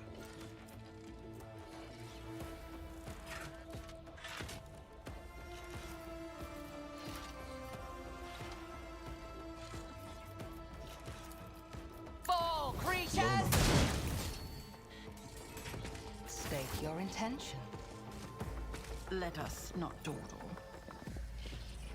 Oh, there we go. I was pretty sure that was gonna happen.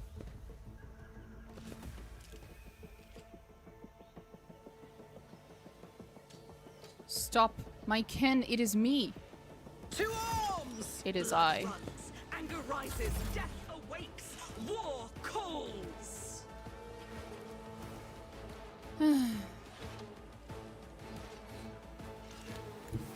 A tactically sound approach. It will be done.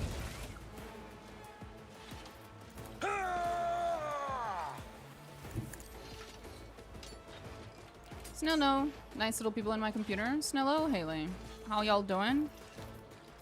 We are doing well. We are doing well. Nom nom. Can I throw a grenade? Nope. They kicked Heinrichs out!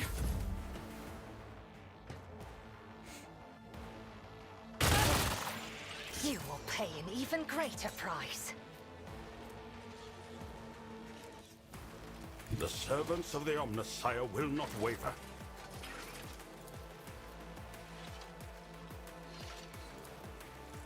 Astute observation.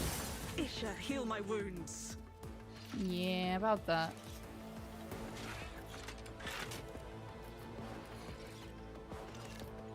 A valid argument.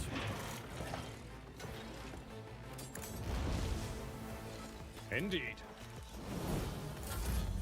Next. Executing command. A valid argument. Executing command. A valid argument. There we go. I understand your intent. Still alive. I am not your Xenos pet, monkey. If it serves your cause. I must. And he dies. Oh, he survived. That's obnoxious. I understand your intent.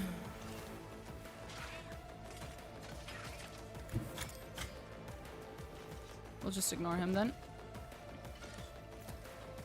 For the throne's glory. I won't object to it. My path won't end here. Naturally. Let's see to it.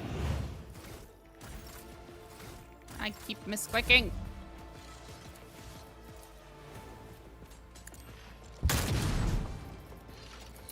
I'll see to it personally.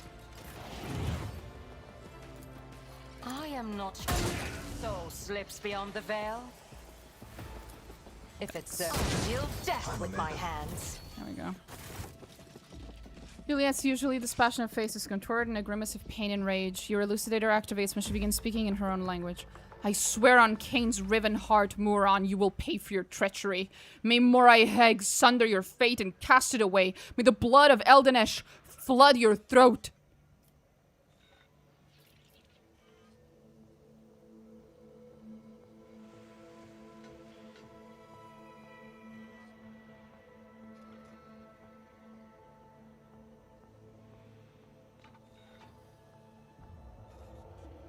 You good, Ilya? I don't think she's having a good one, no.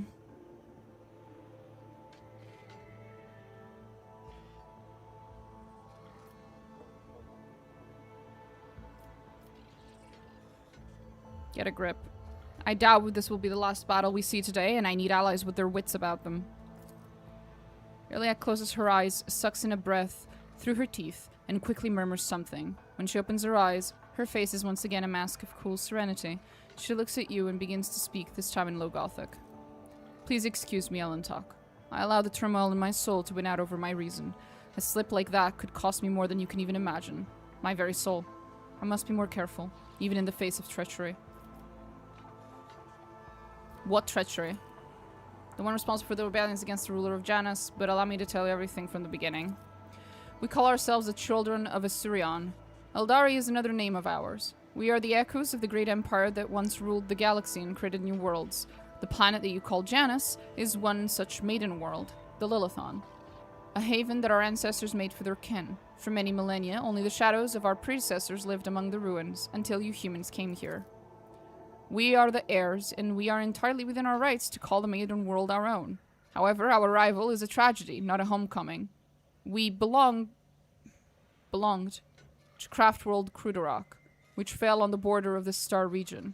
Only the providence of the merciful gods allowed us to escape the fate that befell those whose souls perished amongst the stardust along with our abode. Destroying an aeldari craftworld is a serious achievement. I'd like to shake the hand of whoever did it. Abelard, shut the fuck up. Not the fucking time. And I have good news. You already shook their hand. Which border exactly? Fuck off.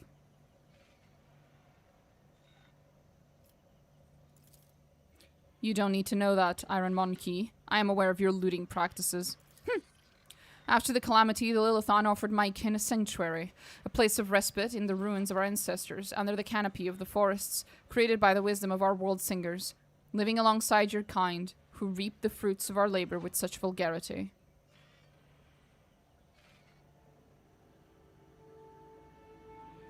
Who did it? Inquisition? No. If I recall correctly, it was them. It was, what's her name? It was, Theodora. But the memories of her retinue have been altered to forget the events. But we will be sure later. I think that one was one of the things that they forgot, yeah. You came to Janus along with the rest of the Aeldari. My path brought me to Lilithon later, by another route. It was Muran who welcomed me here. He was one of the surviving first years of Crudarach. He was with a handful of Asuriani who had escaped to death and found the path here, the destroyed cradle of our kind. They were outraged when they saw how the Monkey had ravaged our flourishing garden.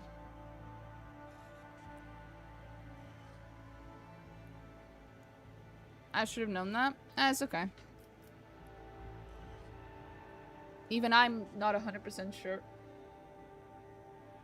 But I do believe it was Theodoria. How are your kin connected to the uprising on the planet? We do not enter battles we cannot win. However, it is in our power to direct the currents so that the elements themselves wash obstacles and enemies from our path. And so as in this case, Muran, the Farseer from Crudarach, saw a future without the Monkey and we followed this lead. His lead. We simply used the Monkey's passions against them, their love of freedom and anarchy, their love of domination and violence. Stoking enmity between servants and rulers is easier when your target are governed by emotion rather than reason. Iliet. Should I get you, should I buy you a mirror, Iliet?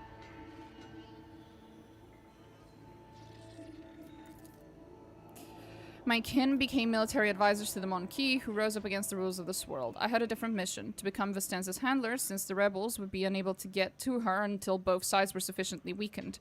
The ruler of the humans had never seen a child of Asurion before, so she accepted the lie about a degenerate branch of Monarchy dwelling far from her own kind. They're always dominating and being violent. That's why we must use violence to dominate them. Yeah. Why did your own kind attack you? I know not the answer to that question. Many cycles have passed since I departed these forests and my kin. They cannot have forgotten me, can they? No, honey. They have not.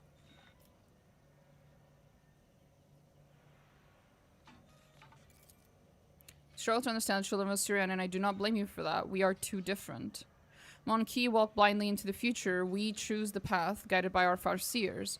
Krudorak was the birthplace of the powerful watchers of things to come. Our leaders were selected from among their ranks, and their world was set in stone, unshakable, like the universe itself. Muran, our leader here, is one of that group. The children of Assyrian are subject to his will, and he is subject to the will of his visions. Muran saw the Lilithon in a vision, suffering and crying out to be cleansed, and we did everything we could to rid the maiden world of the Monarchy. Our lives, our desires, all that is dust compared to the light of the path Muran has chosen for us. At least that is what my kin believe. I used to believe it too until recently. Why are you telling me all this? The universe isn't unshakable, it's wiggly as fuck. So true.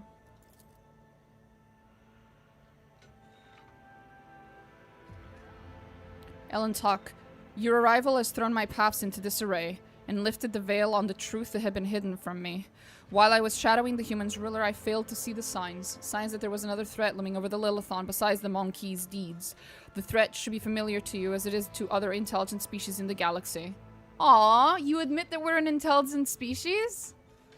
That's abnormal of you. We call it Silent Thresh, she who thirsts, goddess of chaos, the prince of pleasure. Slanesh. Names of the aeldari give to the chaos god Slanesh, their ultimate enemy. Slanesh is the god of passion, excess, and forbidden pleasures, and is known for his fickle and treacherous nature. Disfigurements, it seems you call these mutations, are the surest sign of this threat. By mutilating living forms, this malevolent power subjugates them and bends them to its will. You have seen the deformities in the faces of those who are closer to the Lilithon's body than others, the rebels who hide under the canopy of these forests. The Monarchy are weak in spirit, they are susceptible to the propositions of she who thirsts, and in their drive to attain her poison gifts, they perform perverse rituals in her name, rituals that require sacrifices, like the Monarchy who were brought to the palace and never seen again. The Lilithon's world spirit senses the threat and resists as much as it is able. The living things that inhabit this world are becoming its weapons, weapons turned against the Monarchy. Poisonous plants, rabid beasts, these are all like a blade in Lilithon's hand as she fights the coming of Silent Thresh.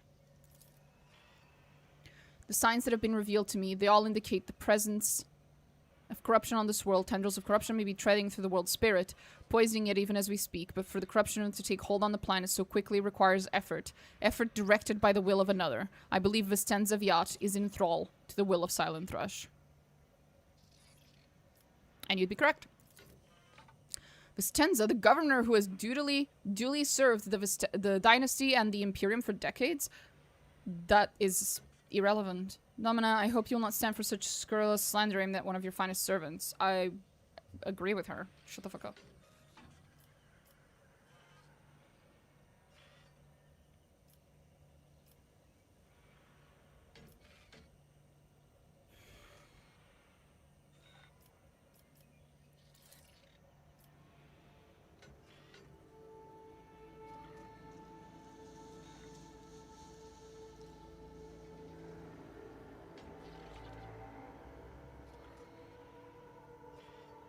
There is only one crime graver than serving Silent Thresh, and it is betraying the children of Assyrian for her benefit. Muran saw the paths. He beheld the future. How could he not see the dark stain on its face? How could he fail to do everything in his power to rid the Lilithon of this canker? Before I rip this poisoned seed from the Lilithon's body, I will make Muran answer me. Oh, Iliad. It's moments like these where I realize that you are very young, even for your species. Your priorities are fucked.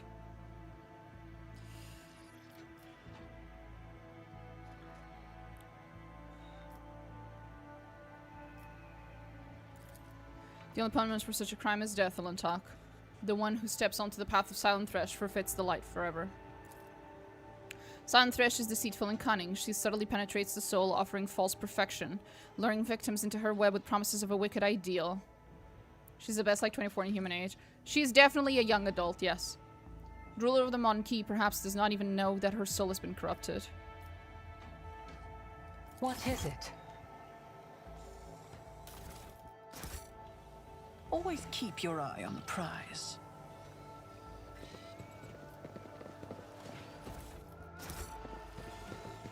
We should deal with this. Sleeping bags, backpacks. Okay.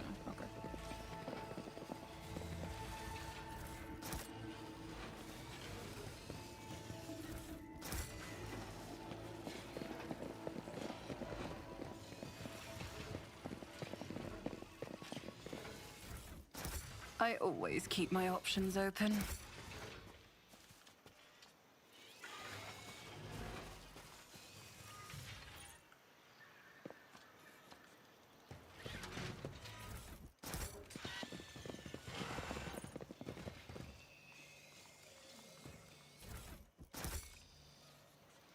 The songs of my ancestors speak of stars long forgotten and worlds long gone. What a shame that you lack the capacity to understand even a single note. Ah, you're Liat. I always have a backup plan.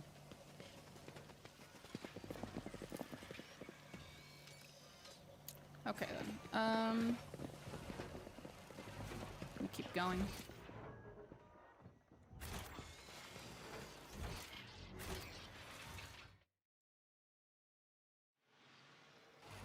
Well, what do we have here? A new experiment? Observation report on Henrik Zakalos. The unit's professional skills make him a suitable candidate for data interrogator servo skull conversion. I am proposing. I will have to decline your generous offer, Magos. I would rather keep serving the Golden Throne with my full complement of limbs. An exhilarating discovery.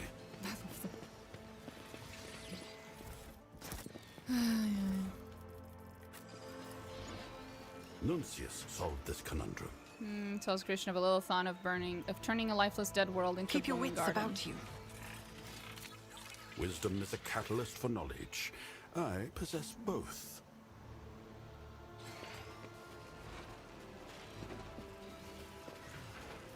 Nothing's impossible for this old officer. There.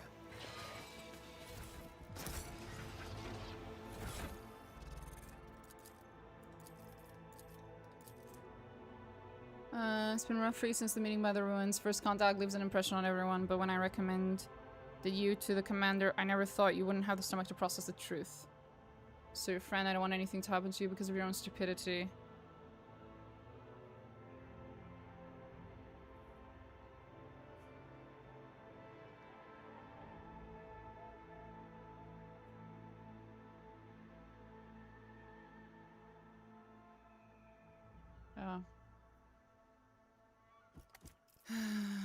Someone found out the truth, and I don't think they lived to tell the tale. Is there money to be made? An expected result. I love Janus. Heretics and Xenos loving each other. Oh yeah. I too like Janus though. Strange narrow hole that does not look like it came from a conventional Imperial weapon.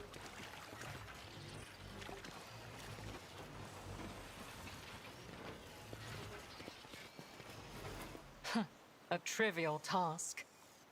Touches she with thirst as figured the Lilithon down to the smallest of her children. How deep does the corruption run? Rise to the top, Good or question. get left in the dust.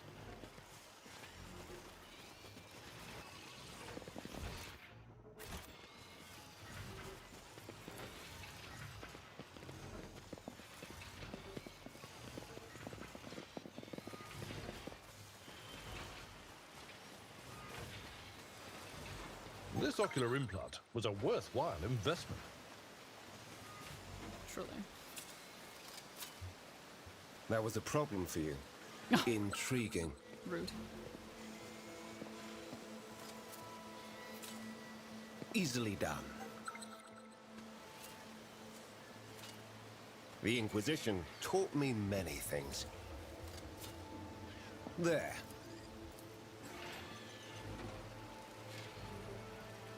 The machine god was benevolent to me.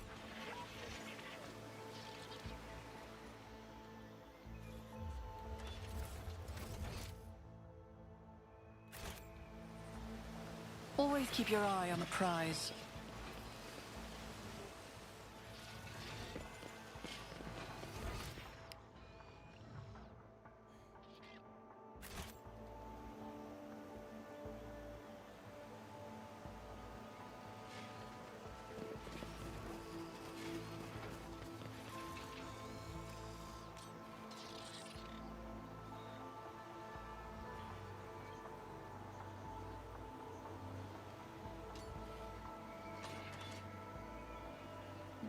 Seconds.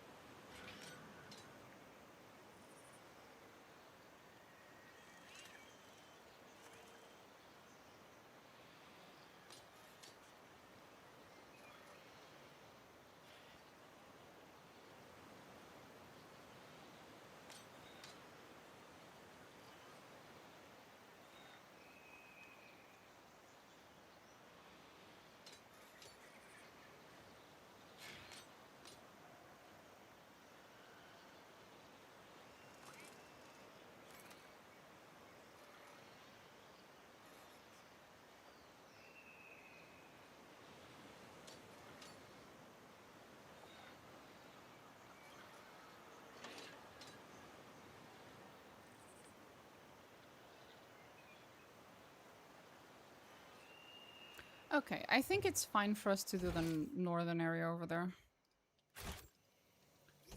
I don't think it makes much of a difference.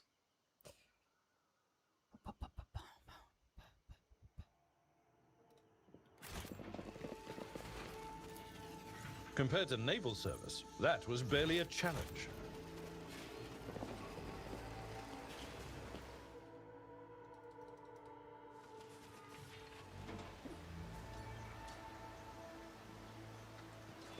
Come on. I'll make an example out of you. I will level you.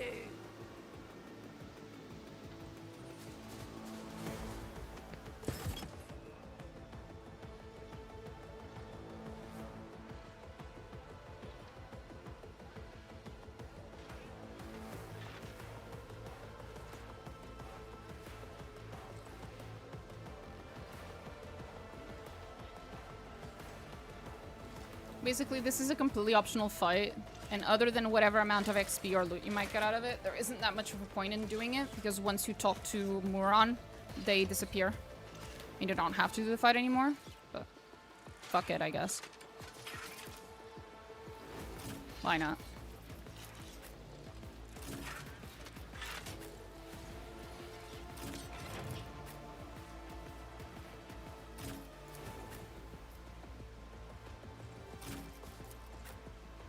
Free XP, pretty much, yeah.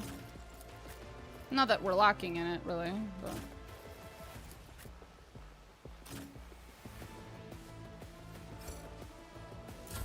I'm here, maggots. Out of my Lots way. of things are optional. That it's still best practice to do, like paying taxes. Duty go hand in hand. I wouldn't say that's optional, but I mean, depends on your definition of optional. An unworthy Hold on.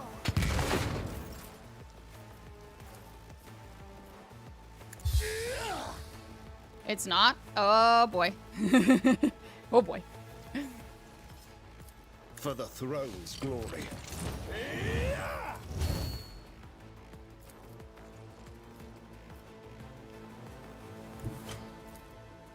Get me a target. Nice.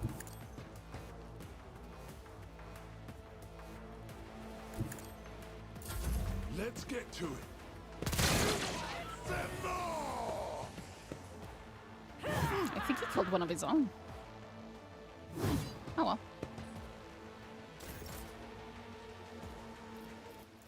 Who, if not me?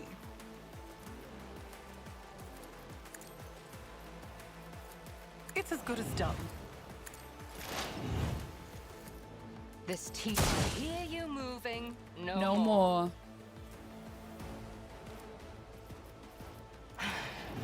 If I must.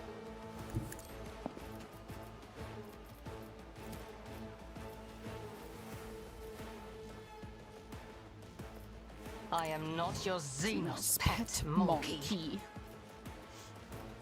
If it serves your cause. You cannot force me, Elantark. I understand your intent. I'll make it another enemy. Accept your lot.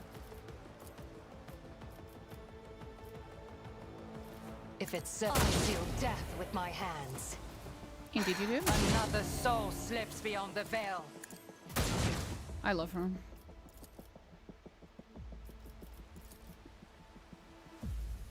If it serves your cause, I understand your intent. Functions successfully terminated. Yep. Tried and tested tactics are the best ones. That's not the Seneschal's job. It will be experience. Nothing matters more. At your beck and call. Stop trying, monkey. I am deal death with my hands. Good girl. I align my path with yours. I always have a backup For now. plan. For now.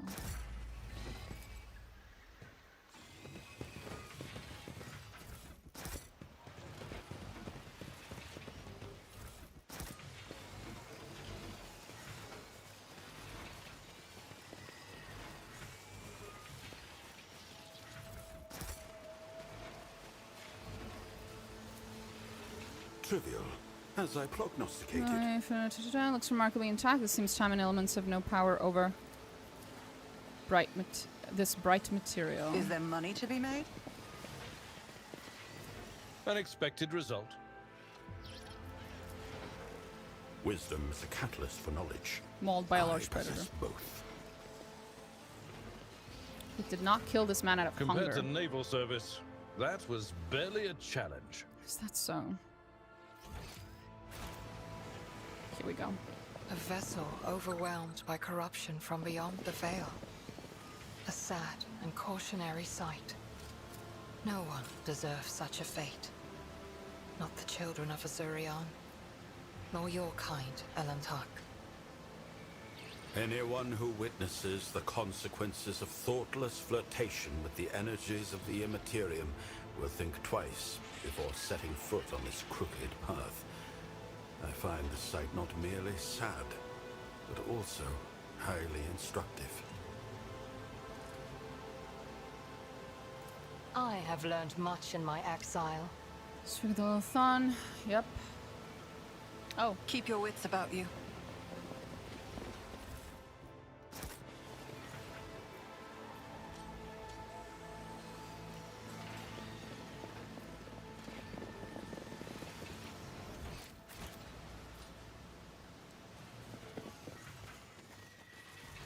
We should deal with this. And there is going to be a little The ambush here. Inquisition taught me many things. I know, I know.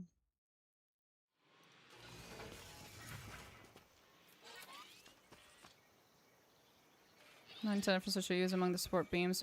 See arches from containers and fasteners from Agri cisterns.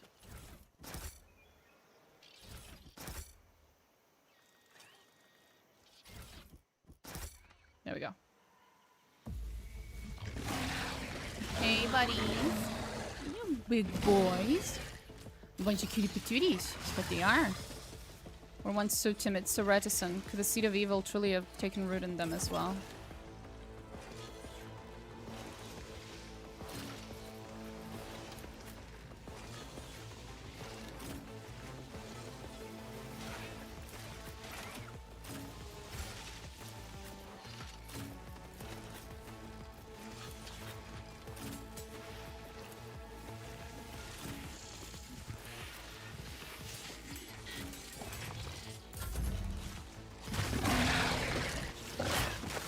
You missed. You did not miss.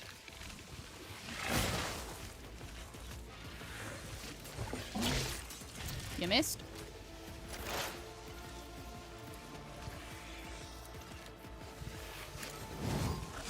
If it serves your cause.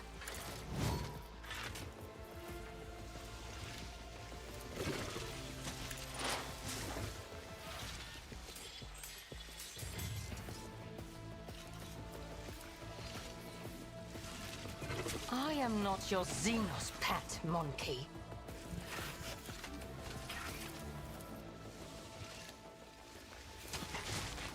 I understand. No weakness is hidden from my sight. The Omnissiah knows all, comprehends all. Advancing. Okay. I'm not your Xenos pet monkey. You're Xenos pet. I know. Running binaric override. So true.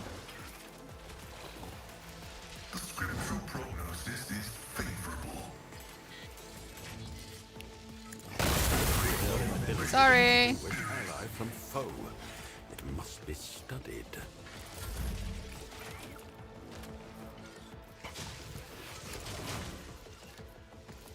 On it. Who, if not me? I'll see to it personally. This teacher favors the swift. Good shots.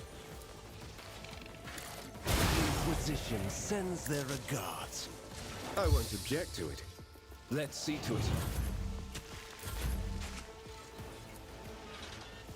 But of course, Lord Captain. Let's see to it. Naturally. For the throne's glory. Victor, target well struck. I will do my duty. Indeed. It will be done. Right in the kisser.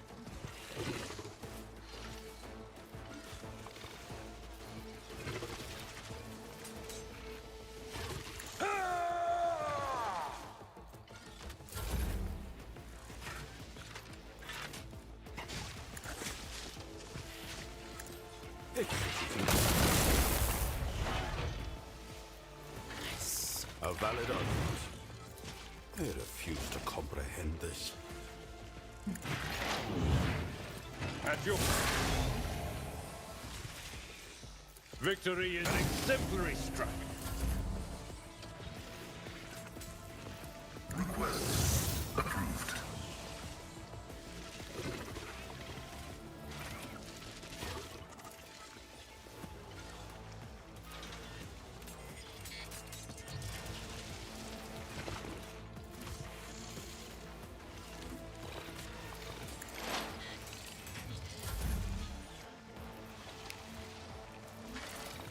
The machine spirits approved. Executing command. Nuncius, I'm relying on you. My creation, your assistance is required.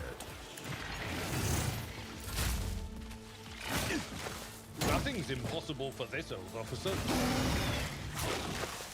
Lesson learned.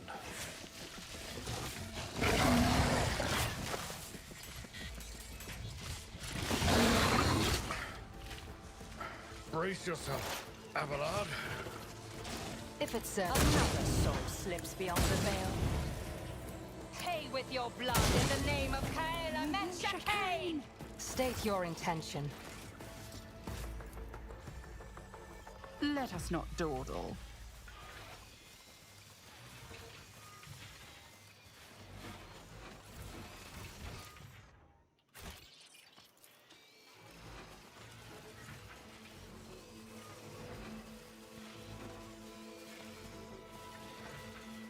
Okay, I think that's it.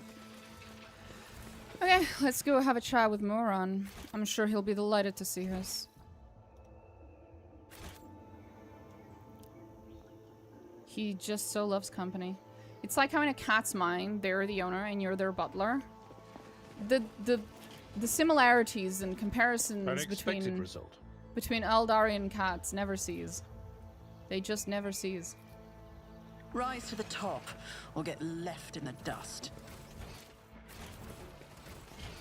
Oh, okay. I keep clicking the wrong button, sorry.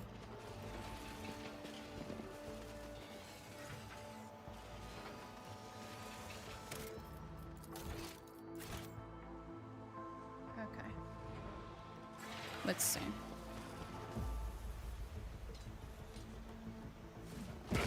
Oh, more buddies. Don't you dare to cross us!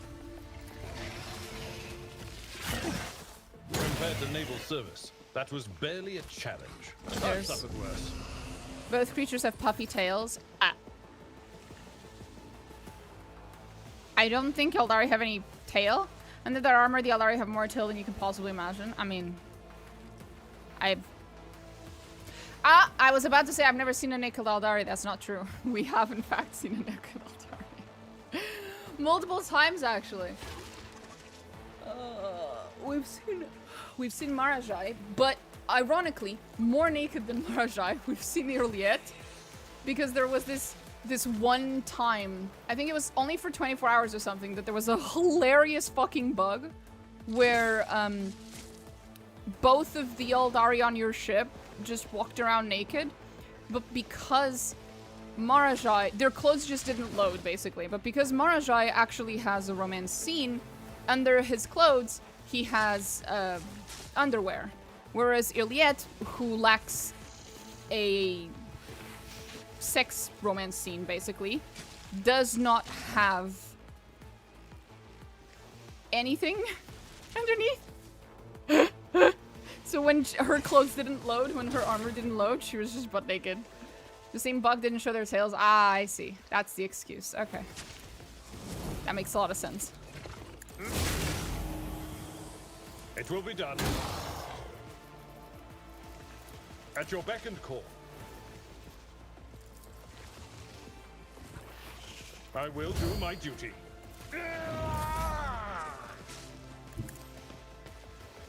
I won't. Nothing stands against me. But of course, Lord Captain. Let's see to it for the throne's glory. I am not your Xenos pet monkey. If I must, this no weakness is hidden from my sight.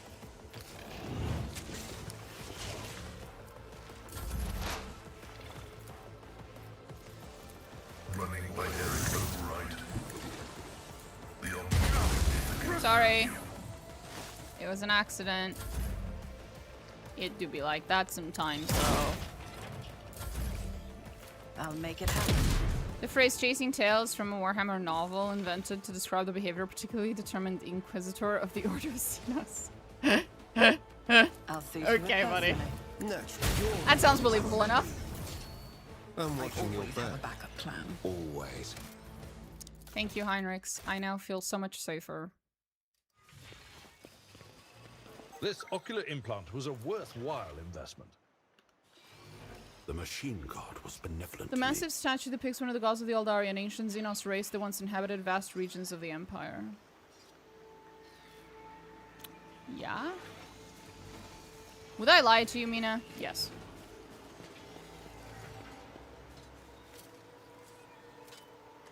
There. It's more like, would you tell me things that are obviously That not was a fucking problem true for you. for the sake of I comedy? always keep my Yes, options open. you would. My success was inevitable. Side is pierced. Yeah, the skin around the growths is inflamed as if the perturbances have appeared recently, causing them pain. That too. Mm-hmm.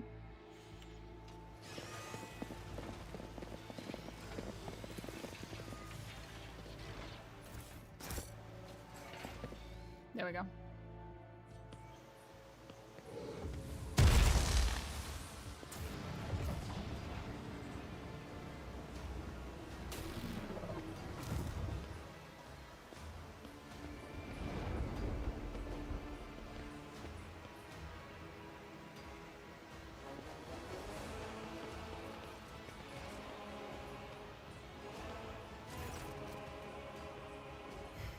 The tall being in a fine lawn garment turns to you, their face hidden behind the blank visor of their helmet. When they begin to speak, even from a distance, you feel the air around the figure grow cold. Monkey, you should not be here. Iliad strides forward, her eyes flashing. Moron! I am calling you to account. You said that the great danger threatening the Lilithon lurked in the hearts of the Monkey in their greed and ignorance, and all the while another enemy was looming over this world. An enemy whose tracks you should have seen in things to come. Silent Thresh, she who thirsts, is threatening this world and you hid it from us. Answer me. Did you or did you not behold our greatest foe in the Lilithon's future? Did you lie to me? After Iliad's words, the two tall aeldari behind Moron start moving. One looks around at the leader, while the other lets out a cry muffled under his visor. The rebel beside you cringes, as though the aeldari's speech causes him pain. He strains to say something, but Moran makes an imperious gesture, and the soldier meekly straightens up and salutes, staring at the Xenos with slavish devotion.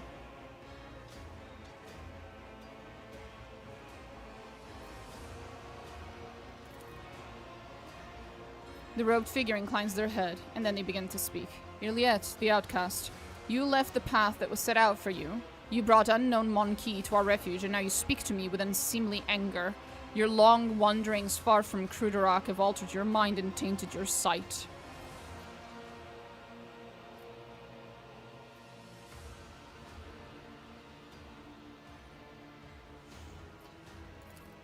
My wanderings are the path I have chosen for myself. Far from the walls of Kruderak, I have seen and come to know things that no other aeldari could hidden away in a craft world their entire life. Why do you deny my words about Silent Thresh? Is it because you were lying to me and my kin when you showed us the true path? This Elentak was the first person to discover the coming of Silent Thresh, one of those whom the Monkey call Chaos Gods. Without her, I would still be deceived by your words about destiny and the true future. Monkey revealing paths. It's ridiculous. Sorry. It's ludicrous. Monkey bring pain and strife, in our time and for all time. How can you trust a Monkey after what we taught you, after hearing the sorrowful song of the dying world? He turns his head towards you. It was not chance that brought Kruderak down. Monkey destroyed our ancient home, stripped us of our defenses, doomed us to wander amidst the cold stars.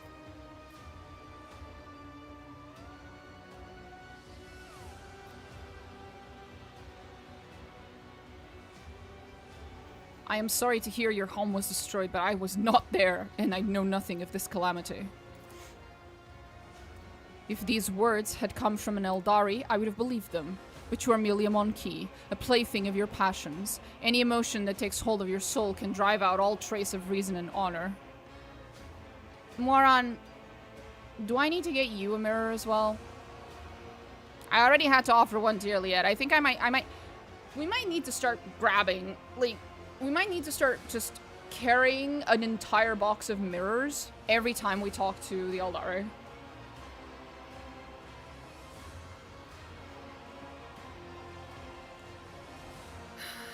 And yes, I am an aeldari fangirl and player in general. But goddamn, their lack of self-awareness is,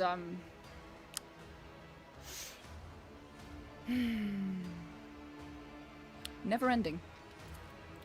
You are playing with words and avoiding the question. Notes of desperation and rage are creeping into Iliad's voice now. The Lilithon is under threat from our eternal foe, and yet you're more concerned about the presence of the Elentak than the corruption that is flowing through the veins of this world. Did you never consider that your war might simply be hastening Silent Thresh's triumph? Perhaps the ruler's servants, in their efforts to protect her, will resort to more and more instruments of corruption. Moran leans down over Iliet, his tone menacing. You left Kruderak in our darkest hour to gratify your ego.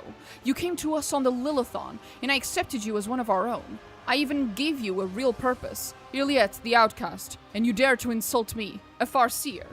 It was a mistake to let you into our circle. You have turned our efforts to survive into dust with your own hands.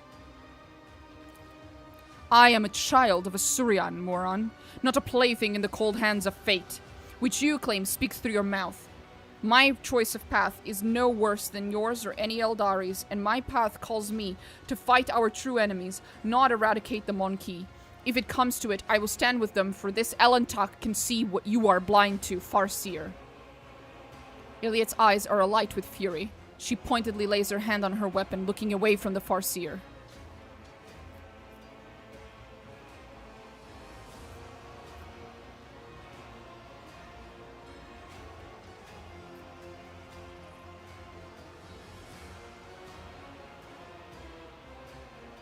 Perhaps Moran would see a little more if he bothered to pull his head out of his ass.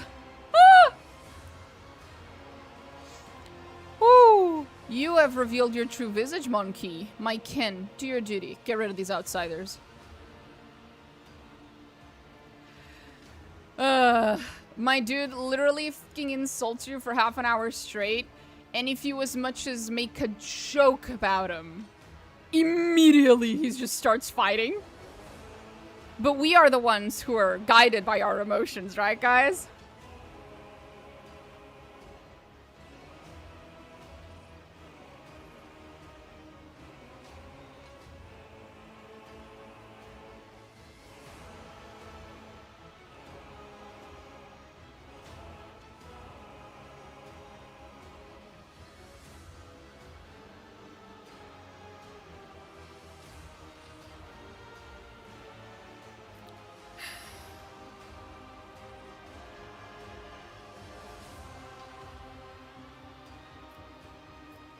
My duty is to protect my worlds and my vassals. If Janus is being threatened by the arch-enemy, I will fight to the end. The words of a creature whose will is ruled by momentary whims. There is nothing you can do to make me believe in the strength of your convictions. You speak of the strength of one's convictions, Moran. You claim it is your destiny to protect your kin. So then what happened to the aeldari you sent to the Mon-Ki ruler before me? The aeldari whose skull is now kept as a Mon-Ki trinket. That was the previous envoy you sent, wasn't it? Did you see the same fate for me in your visions? Oh.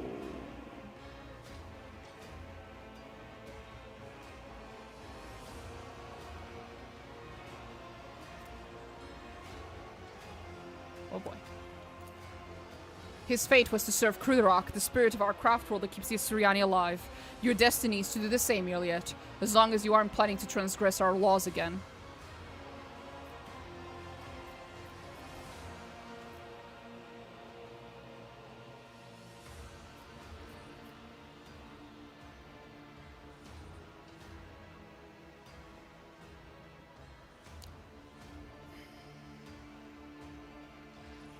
If this world is in serious danger, there is no sense in fighting each other. Let us deal with our common enemy together. The name of that danger is Mon-Ki, and I will see to it that the Lilithon is purged of those defiling her face. Then again, there is one way to prove to me that the Mon-Ki truly do care about the well-being of their captured world. Eliminate the ruler of the Mon-Ki sojourning on the Lilithon and relinquish the governing of this world to me and my kin. The Lilithon herself will stand as surety for our agreement, as will your compatriots who live on it, and the profit that you will gain by tilling the maiden world. Our human helpers will replace the leaders of the Mon-Ki. We will be the ones who govern the Lilithon from the shadows. And where's my guarantee that the planet and its inhabitants will be safe?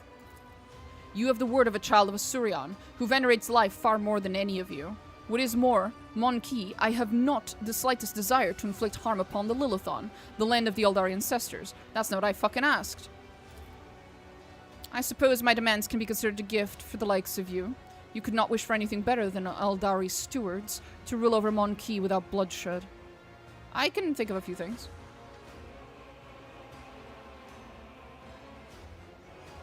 What have you done to these people?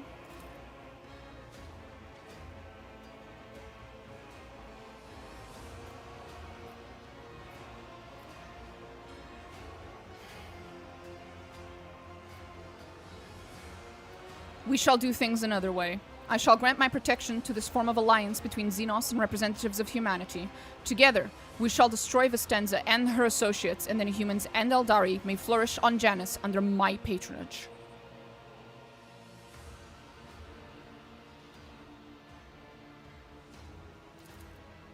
The statement predicting future success is fallacious. Security dogmas are based on extensive statistical data on confrontations with xeno races, and there have been 0 cases of successful coexistence. Your security dogmas' statistical data is flawed, Pascal. There are actually multiple examples of successful coexistence, every single one of which was forcefully terminated when the Inquisition or a similar institution found out. But there were examples.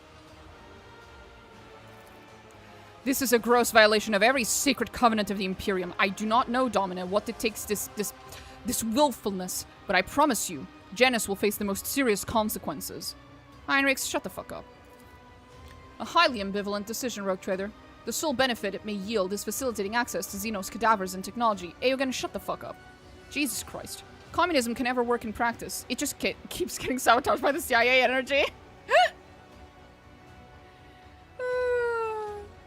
Except in this case, it's the Inquisition, and I can actually point you to several examples of it happening.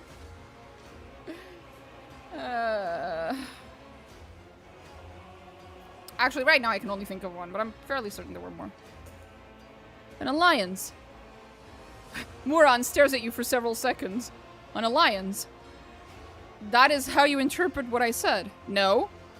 I am not agreeing with you, moron. Are you fucking stupid? Then again, if you prefer that word, let us call it an alliance. What do you think the I in CIA stands for? Inquisition. Fair enough. He's talking a big game for someone whose mentor is in bed with the Rimmerus. I know, right? We will protect the Lilithon, but we will do so without violence. We will work for the interests of our race and our world through trusted Mon-Ki, while we will remain in the shadows of the forests. This will be safer for everyone. I agree. If the Lilithon remains in our charge, I am willing to come to an agreement. We will not lose another kinsman, and we will be able to tend to this world, which has suffered so many years under humanity's yoke. As regards the ruling Mon-Ki, we will help you. Moran makes a strange gesture, and the aeldari behind him take off running into the forest. We will help you. That's good. That's good. Our commanders would stay in charge. They'll know what to do. They'll know what's best. What pleases the God Emperor. He speaks the last words in a barely audible whisper, wincing as if in pain from a splitting headache.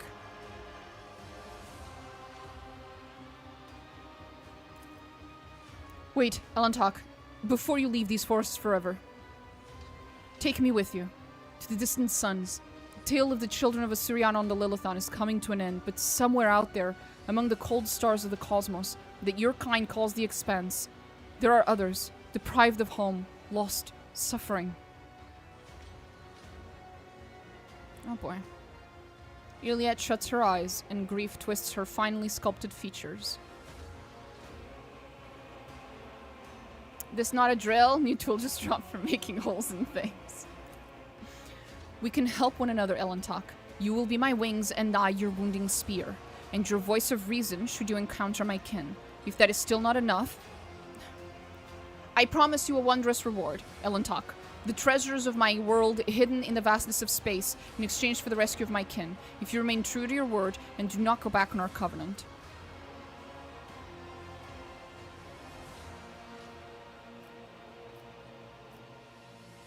And your kin from Janus do not object to sending you throne knows where to look for the survivors all on your own? Go on, outcast. Your place is on the meandering roads of space, not amongst us. Iliad opens her mouth, but Moran cuts her off.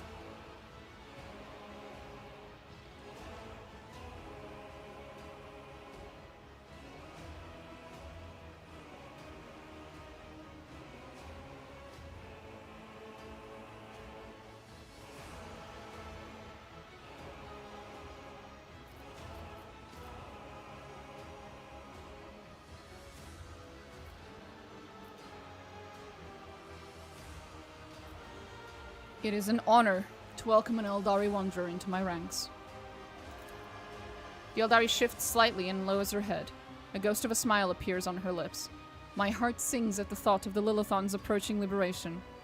But we must not rest while Salenthresh's servants still mar the face of the maiden world. And remember your promise, Elentak. When we leave the Lilithon, it'll be to go to distant stars. Moran saw them in his visions, and they sang mournful songs about the fate of my people.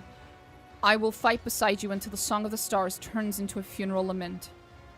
I have bad news for that, Elliot. I have bad news about that.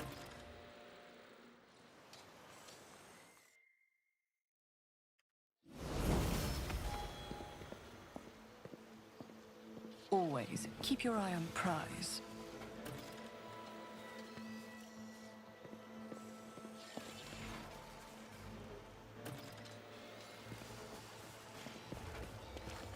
Except I can't even imagine a living being. Yeah. A trivial task. Giant stone hand covered in an ancient runes, enough faint but strong enough to make the skin on your face tingle. Damn. No, this is where we came from. Our friends did to the idiot who thought it would be a good idea to piss on one of these stone faces. You don't want to be that guy. Dumbasses. And that is a webway gate. I have one. Trivial, as I prognosticated. The only method of entering the mysterious dimension created by long-forgotten races of old. Let us not dawdle.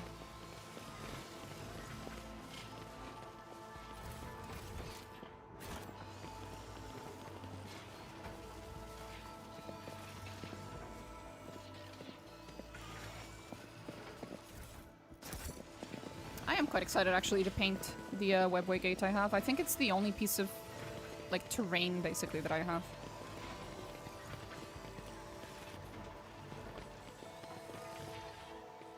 I await the fulfillment of the vow. You know what? I think we should paint my webway gate in these colors. We should try to mimic this one. From Janice.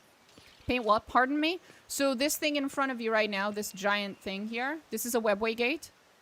And I have like a miniature version of it to paint that I bought from the Warhammer store. To be made. I was thinking maybe we should just paint it in the colors of this one. That'd be cool. Because the colors in the box I don't think match this one. If I recall correctly. That would be cool, yeah. Alternatively, we could paint it the colors of the other side of this gate. Which is in the Cabal of the Reaving Tempest's spire.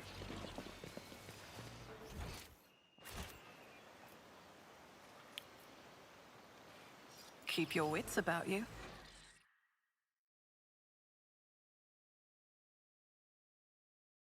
I gave Iliad the aeldari robes I found, and it was funny to see her walking around in a dress, lol. It's not great mechanically because she's not a psyker, but it was worth it for the look. Huh. I haven't seen them. I don't think we have them yet. No. But we'll see later. I'll see what it looks like on her. I'm sure it's very pretty.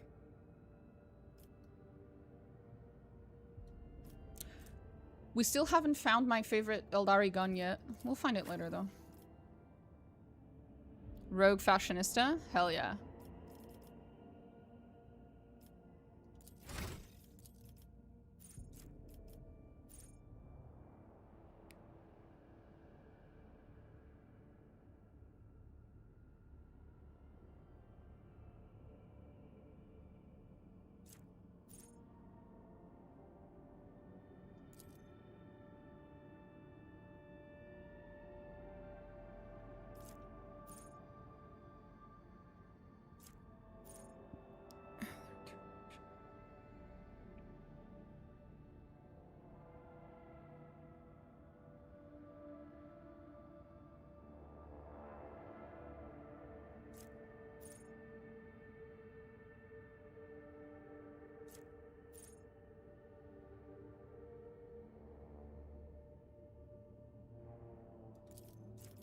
Sure, why not? Doesn't matter.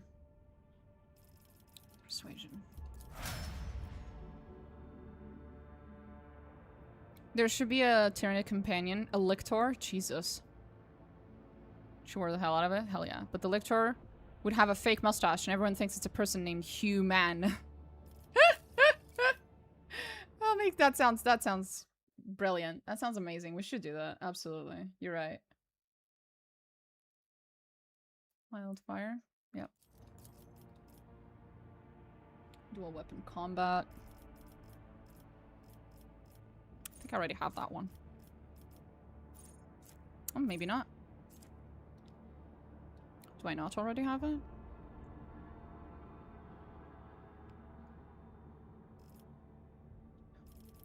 Here we go again.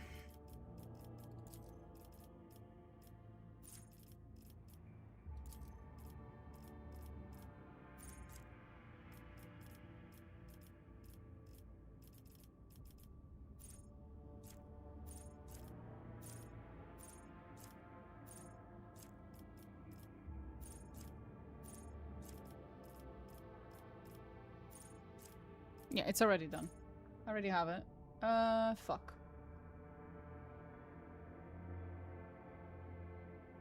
Good combat training, dueling mastery.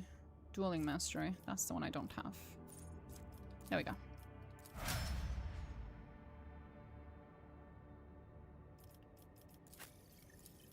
Pascal.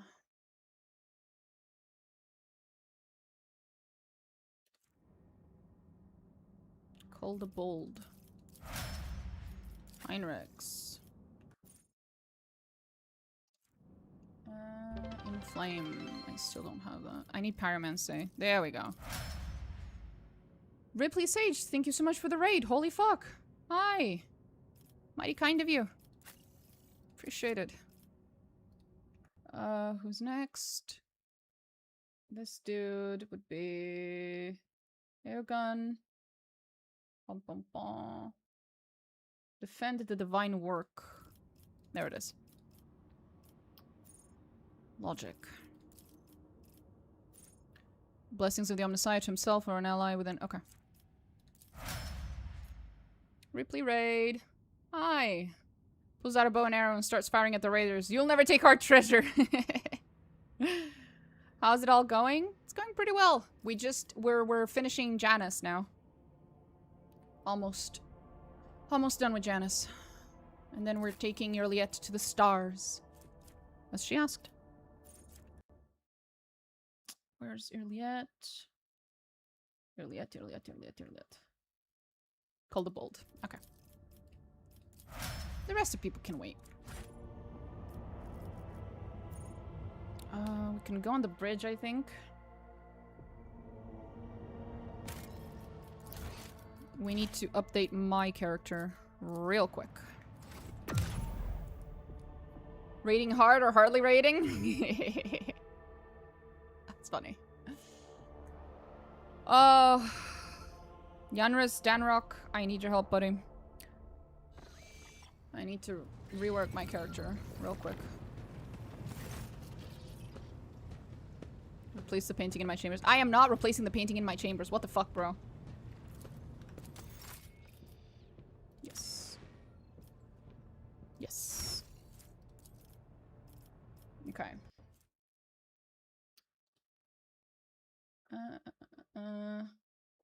Sorry. Yes. Okay. Pa-pa-pa-pa. Noble. There it is. Persuasion.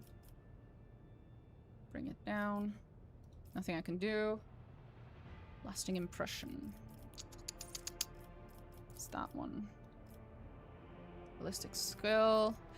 I appreciate that everyone agrees with me that the best combination is Noble and Sniper. Not made it there yet, just landed on Footfall for the first time. Cool. That's nice. Footfall's a good area. It's fun. There's a lot to do there. Just common talent. Pom pom pom. Right. Where was I? Be smart. There it is.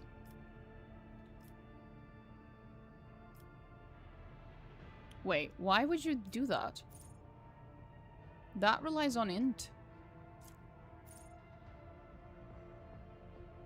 Can instead use the intelligence bonus if it is higher. Additionally, characters can always upgrade intelligence even if their archetype does not allow it. Oh, okay, sure. A complete waste of my fucking time, but okay. No idea why they want me to do this. Move, move, move. That would be a... No, that's a noble one. No? No, it isn't. Am I blind again? Guys? Guys, am I blind? The answer is yes.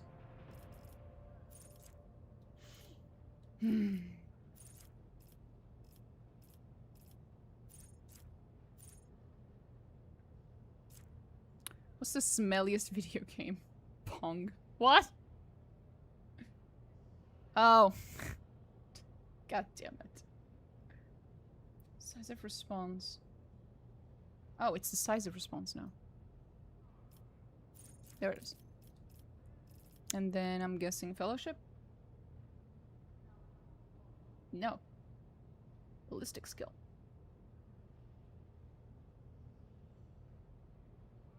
Fucking weird. Break the ranks. Move, move, move. There it is. Is skill tech use. Oop. Tech use, tech use, tech use. Focus. Persuasion. Finest hour 4.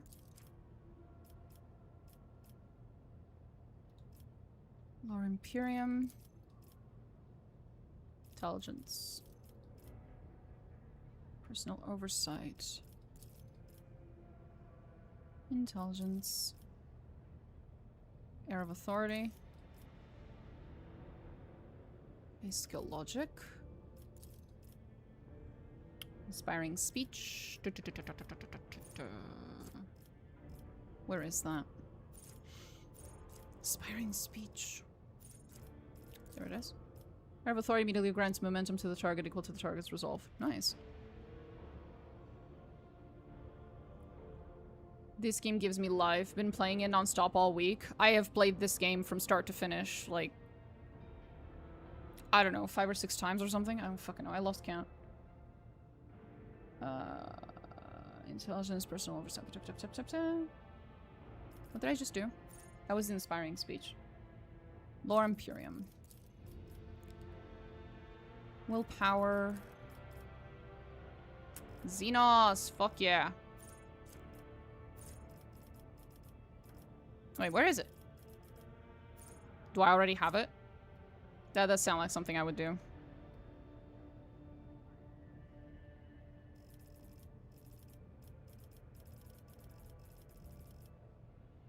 Did I already give myself base skill Xenos?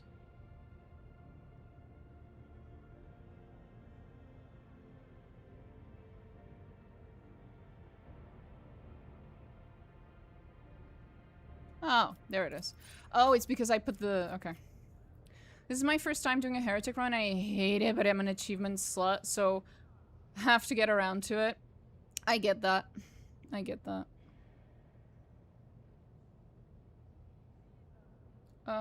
Finest hour 1. Next, Master Tactician. Nope. Nope, nope, nope, nope, nope, nope, nope. Grand Strategist, sorry. There we go. Combat tactics, ba, ba, ba, ba, ba. Combat locus, stratagem, improvised strategy. I'm blind. I'm being blind again. Improvised strategy. Take and hold. Bum, bum, ballistic skill again. Blitz stratagem. That is pretty good, to be fair. When we were playing with Amethyst the other day, I learned about how amazing Blitz stratagem actually is. AP increase. No, this is blurred locus now. There it is. Ballistic skill. having people in cages around the bridge, and I'm just nervously looking at Heinrichs, and all of them figure they'll leave at some point, but we'll see. Argenta too. She's stupid strong. I need her. I'm not gonna spoil anything for you, because you're saying if it's the first time you're playing Heretic, I'm not gonna say anything to you about that, but there will be consequences to you being a heretic, yes. Big, big consequences. Blurred Locus. Blitz Stratagem. Where was it? There it is. That fucking beauty. There we go. Jesus. Figured. Rip. Yep. Rip.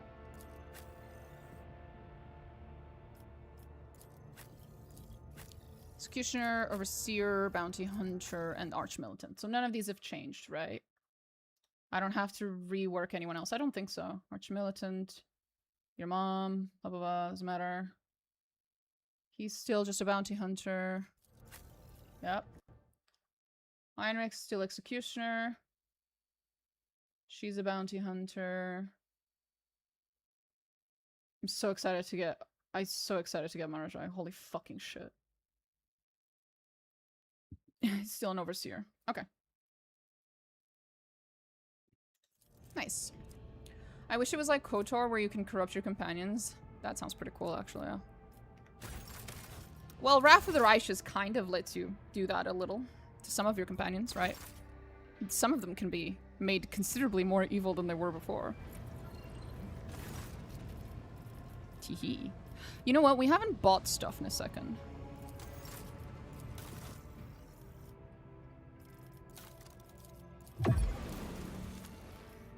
Thank you, my good sir.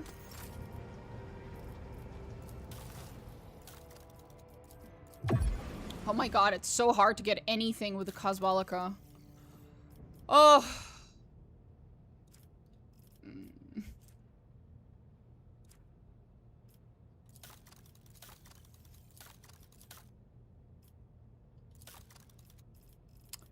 Heretic trophies, Xeno artifacts, jewelry.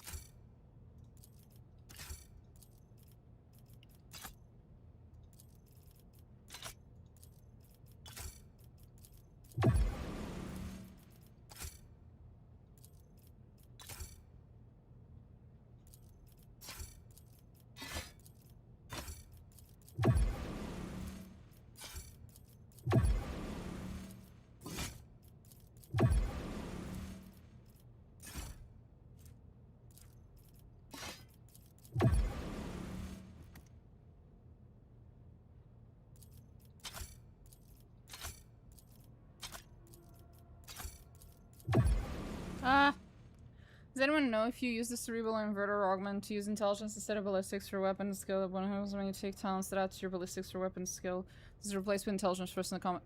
I don't know. I'm sorry. Unfortunately, I do not know the interactions between items and augmetics and the new talents and stuff. I don't know that yet. It's too early for me to know that.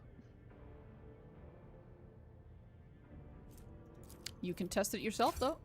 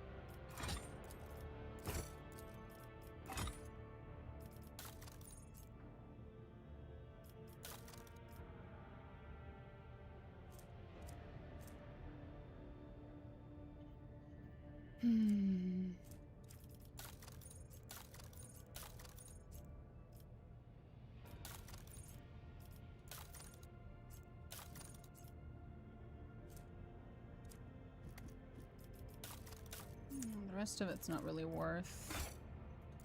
Much.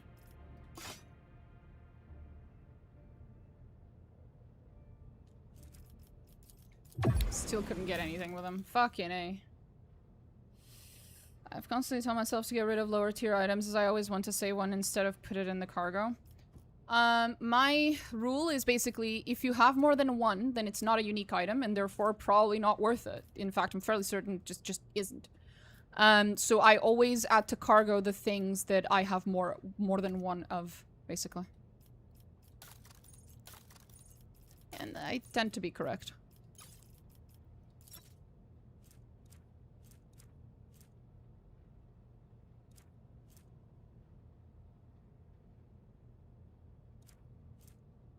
Oh.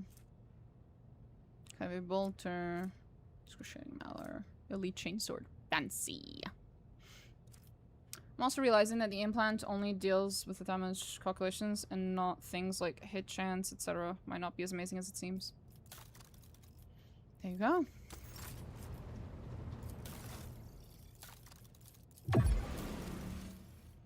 More stuff for me.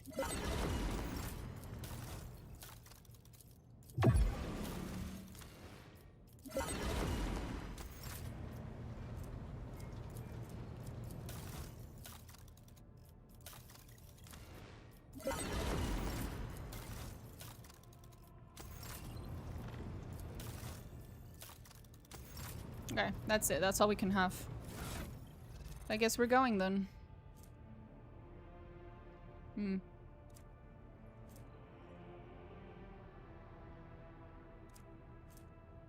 Auto pistol doesn't matter. Industrial hammer. Fancy. Acid spitter. Cool.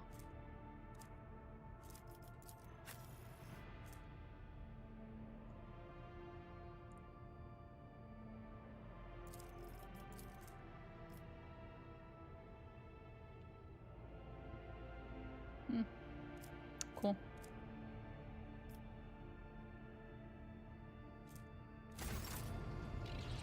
Oh wait, do we have anything for her now? Because we did loot some aeldari. Ghost sword's cooler.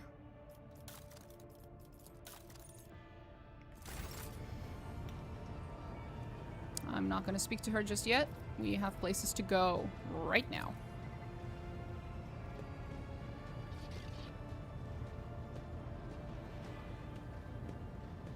Where did my character go?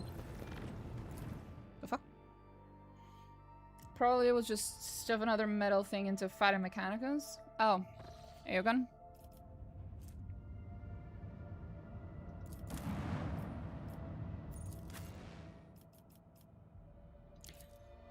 I'm not super excited about the, what do you call them? The implants. Just from a lore point of view, I'm not a huge fan of the whole replacing your flesh with metal parts thing. With the current technology of the Imperium, it just doesn't sound like a very good idea.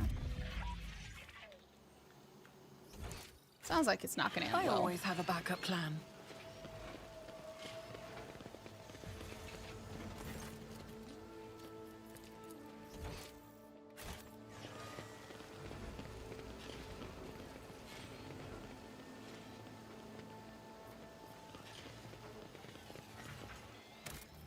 Here we go.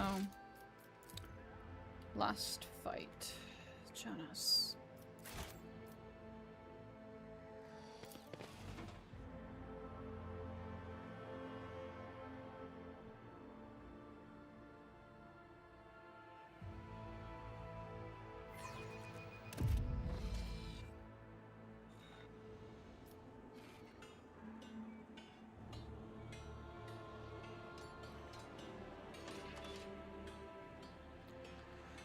Okay.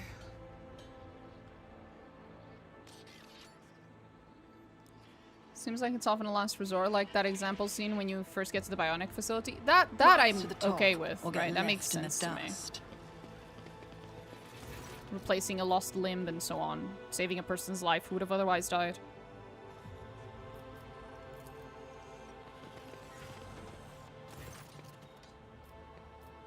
Let's go.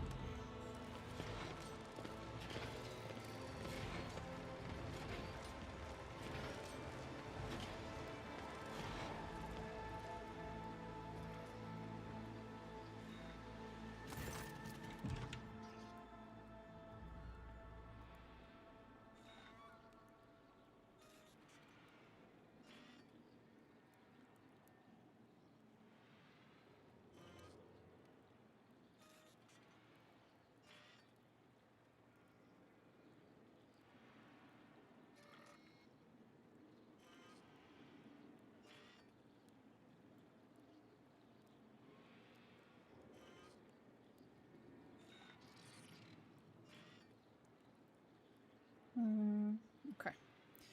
Greetings, your ladyship. How may I be of assistance? Well, Vistenza, I have bad news.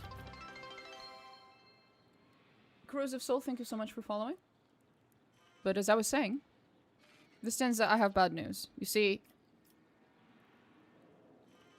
I really like you as a character, but you're kind of a massive heretic.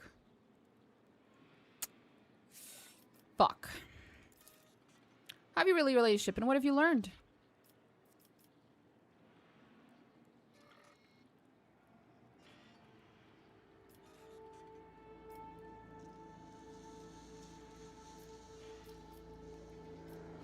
Everything, Vistenza. I know everything. And now you have one chance to beg for mercy. Your ladyship, but I have no idea what you're talking about. Oh, no, you don't, but the chick next to you does. You have woven your web of deceit in vain. You can no longer hide behind the veil of ignorance. Domina has seen the evidence of your deeds, heard the cries of the tormented Lilithon, walked amidst the decay that you brought to the maiden world. Enough of your lies, Chaos Wretch. Iliet! How dare you, you filthy vermin! I will have you flayed for that outburst. Your ladyship, what is going on? I have already heard enough, Vistenza, but if you wish me to repeat myself, you know what the... we know that your loyalty lies with the ruinous powers. I, daughter of House Viat, governor of Janus and citizen of the Imperium, serve no one other than the Emperor and the Von Valencius dynasty. And what you're accusing me of is merely a tool at my disposal. A tool that I have the power and courage to use. Do you think ordinary methods would have been enough to tame this demented planet? No. My family struggled for decades to subdue Janus once and for all, and it was all in vain. The loyal servants of those families who have resided on Janus for centuries helped me to unlock a new source of power. Ancient knowledge, secretly passed down from generation to generation, accessible to a select few, and which grants power over nature itself. How could I reject it? How could I undo all the work of my predecessors, who were entrusted with Janus, who faithfully served the Von Valencius dynasty, and who, with a madman's obsessiveness, hewed this rock into a stunning diamond? 2 days spent amongst the initiated was enough for me to start hearing the voices of angels in my ears, angels who gifted me the keys to conquering this world. And before you offend my ears with more accusations or moral admonitions, remember who has dutifully served your dynasty all these years. Remember who has devoted her life to turning Janus into the primary source of wealth in your protectorate. Remember to whom your predecessor entrusted one of her most valuable worlds, without fear of treachery or conspiracy. Without me, without my service, my sacrifice, Janus would be nothing.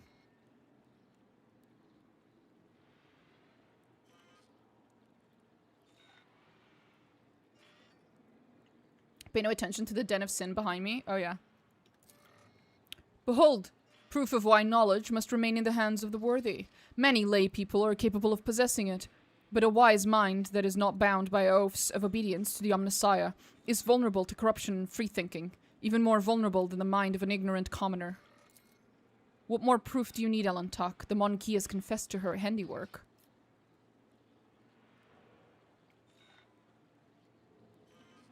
Theodora knew about your inclination.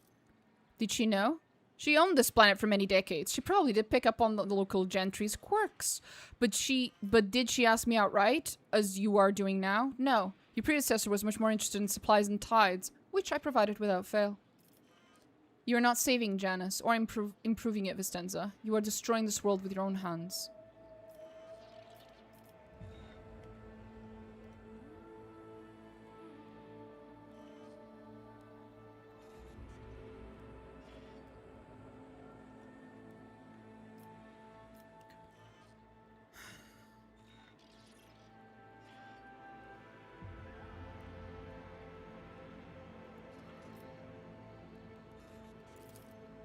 Forgive me for what I am about to say, your ladyship, but you are lying. I am not blind. I can see how Janus is changing, how it is becoming tamer, more submissive to the will of humanity.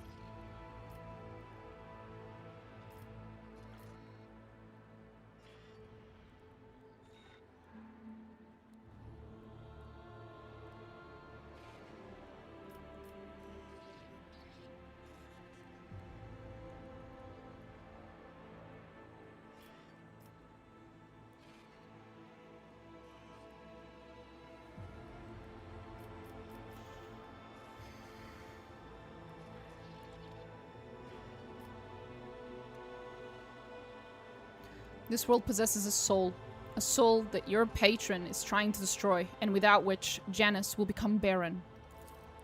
What senseless pseudoscientific claptrap. I may call Janus an unruly child at times, but a planet with a soul? Ridiculous notion. Iliad's predecessor. Did you know another Xenos came to you before her? Your retinue hid his coming from you so they could capture and sacrifice him. Where did you hear that? Yes, it's true that from time to time I put on executions for a small circle of friends. Wait, I recall my confidant seeking permission to use the salon for some gathering or other. I thought she meant ideological discussions, not sacrifices. When was the last time you left the estate? Take one look at the jungles of Janus and you'll see that whatever you may have thought you were doing for the good of the planet, you are actually killing it. Jungles. The effects of the changes have gone that far, but by my assessment, the biomes should have been preserved intact for future arable land.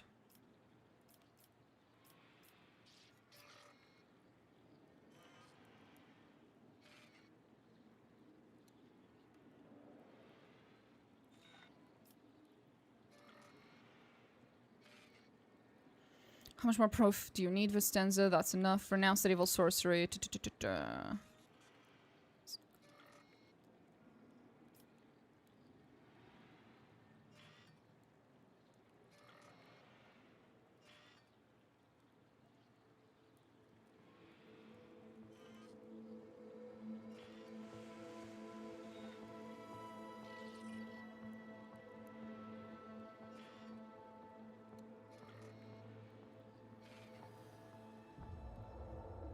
I'm trying to see what happens if I choose different things than I usually do. That's all.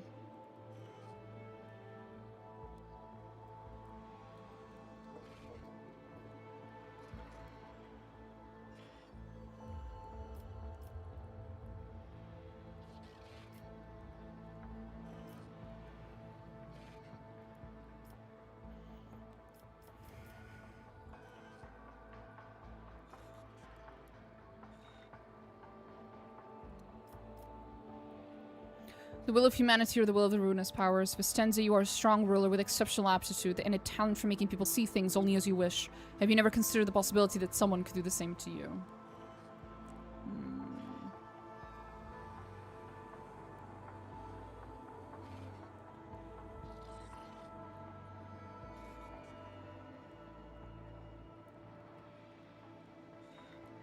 No, it doesn't matter. I'm trying to be more hereditary and so hard to get into the steeple your fingers cackling evil mode when I just want to save them all.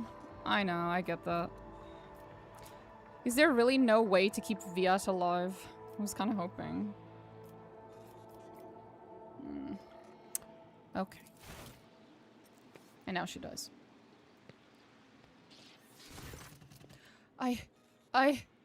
Vistenza falls silent and then cries out suddenly. Falling to her knees, you see a bloody stain seeping along her back.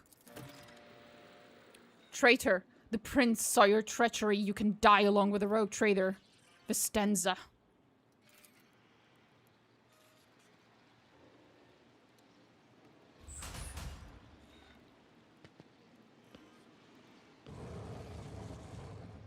I think you fucked up. The screen didn't go all the way down. I can literally pass. I can just duck. Guys, you can just duck. Fine. Nuncius solved this conundrum. And now I shall retire to my pretty accurate, yeah. To my den of debauchery and sin. Hey, there we go. Attention to detail is the key to success.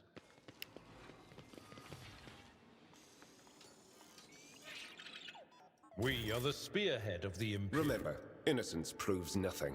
Hey! My mind is focused. Look, over there. He said the thing!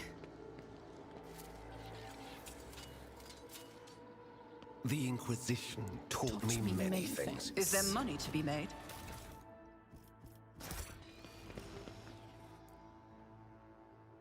Oh, there's a cute little painting over there. Look at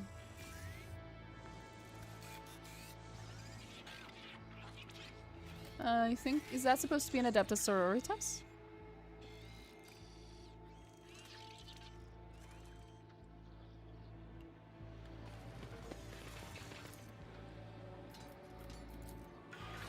Sorry. The machine god was benevolent to me.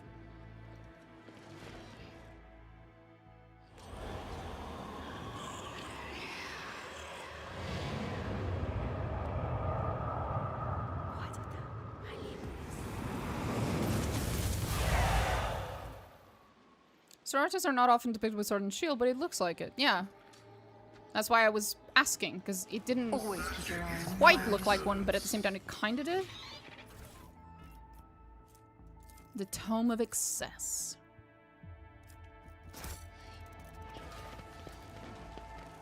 Delightful.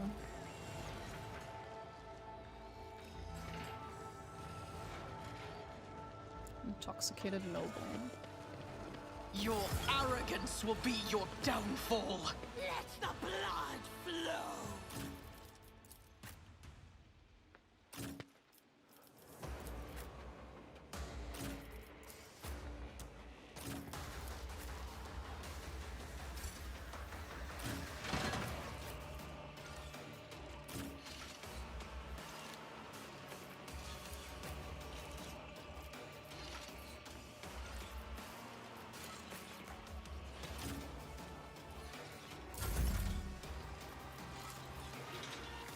On it.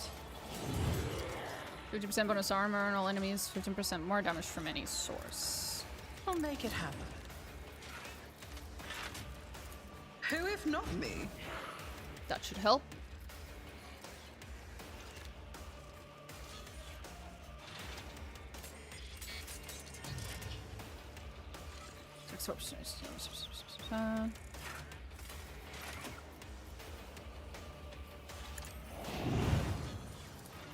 I'll see to it personally.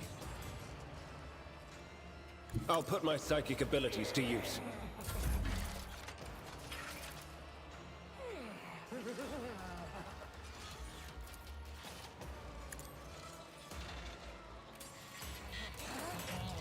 Chooses one of the combat for one round. The targeted areas' bonuses are doubled. I'll make it happen. Sounds good. On it. Who, if not me? During my first playthrough, this fight finally showed me what a desperate measure was. Hadn't been beaten up bad enough till this. It's not an easy fight, no. Not always. Nothing stands against me. But of course, Captain.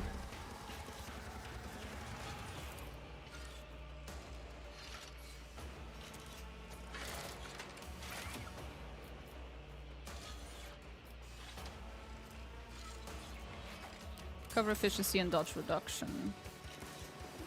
That's gonna be for her. And then crit chance and overpenetration. Put that here. She can choose which one she wants.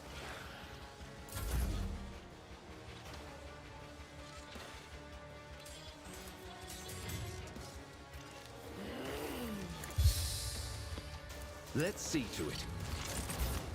For the throne's glory. Naturally.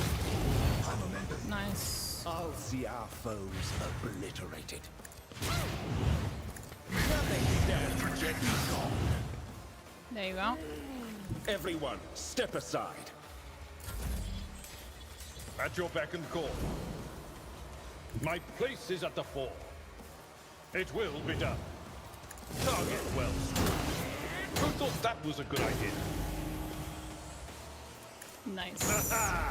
An exemplary strike. At your beck and call.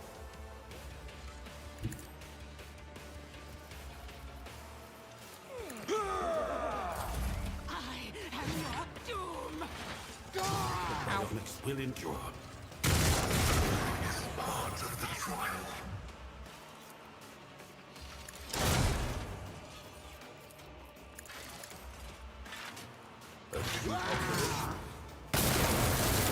Now you die. Error. I am a conduit of the machine god's will. Good for you, buddy. Missionary Oath. Once per combat, if the wearer does not use any abilities during their turn, they can end their turn to immediately grant all adjacent allies. No. Absolutely not. It's as good as this. A taste of what's to come. You should have thought twice before crossing me. So true. So true, Gara. Executing command. A valid argument. Your end was inevitable. I'll see to it personally.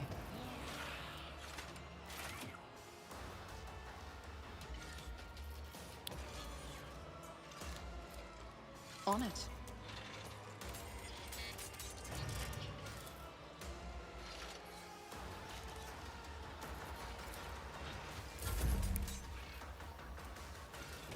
Oh, that's new.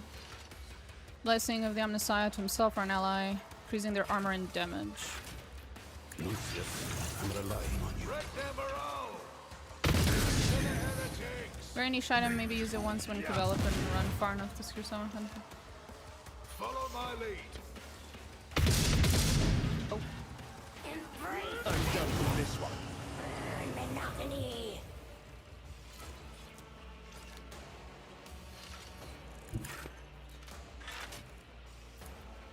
Fortune favors the swift. If it serves your cause, I am not your Xenos pet monkey. If it serves your cause. Fall creatures!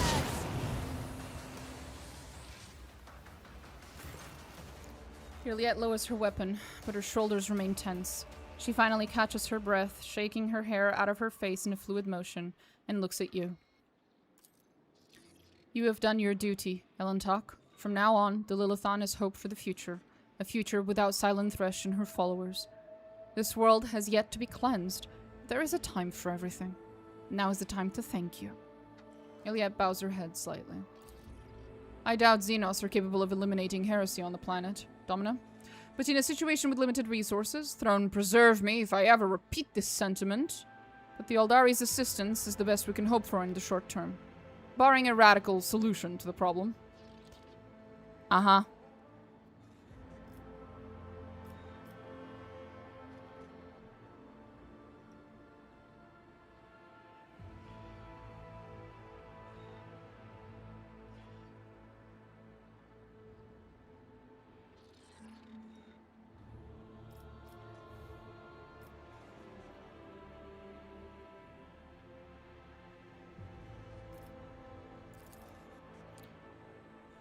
I will most likely return to Jonas in the future. I must keep an eye on my worlds. Juliet nods pensively. Speak, Elantark. Okay. Keep your wits about you. The Sinister Diary.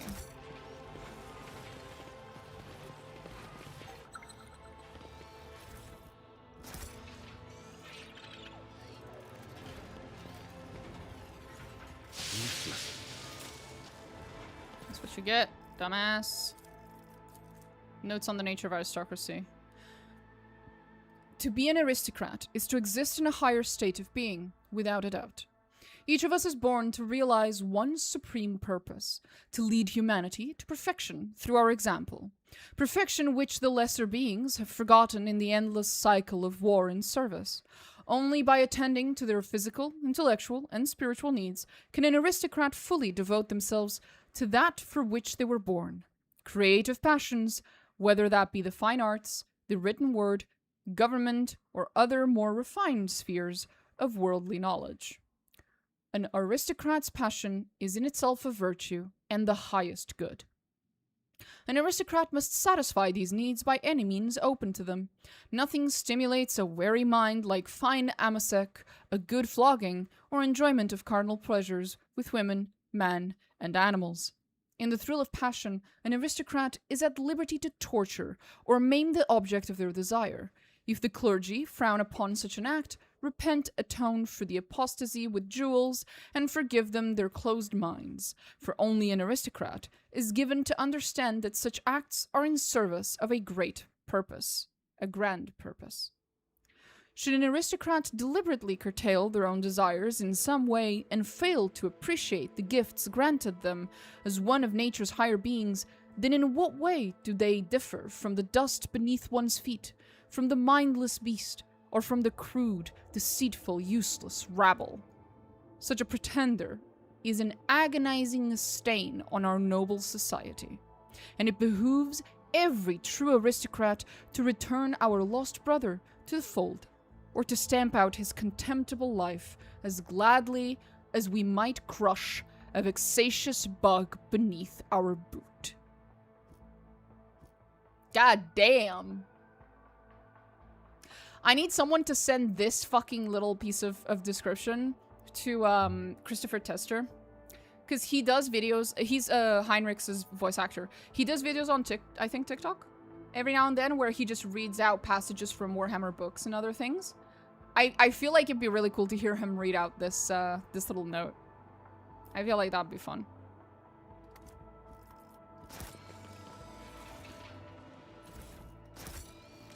I always have a backup plan. Wisdom is a catalyst for knowledge. I possess both.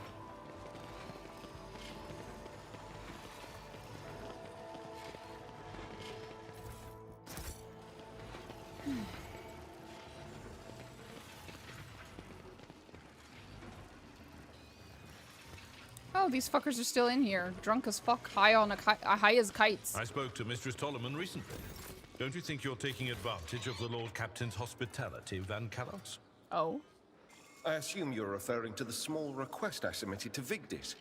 If so, then no. I'm not taking advantage. The matter is closed.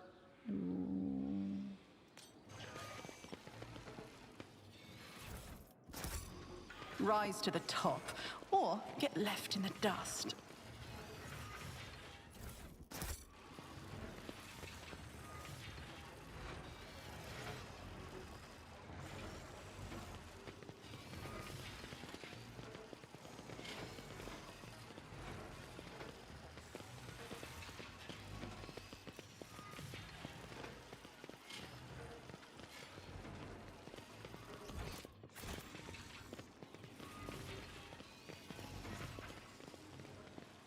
I always keep my options open. Your ladyship, what happened? Where is Lady Viat? The secretary stares at Irliet in horror. His face twists, but he cannot seem to get out a single word.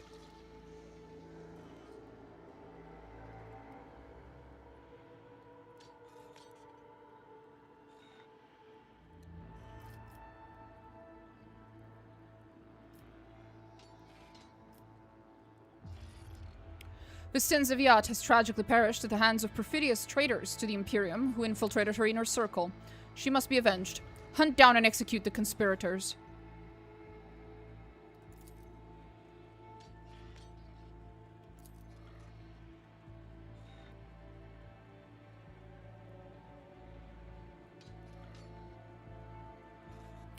The secretary begins to speak but thinks better of it, instead choosing to step aside and bow his head as you pass.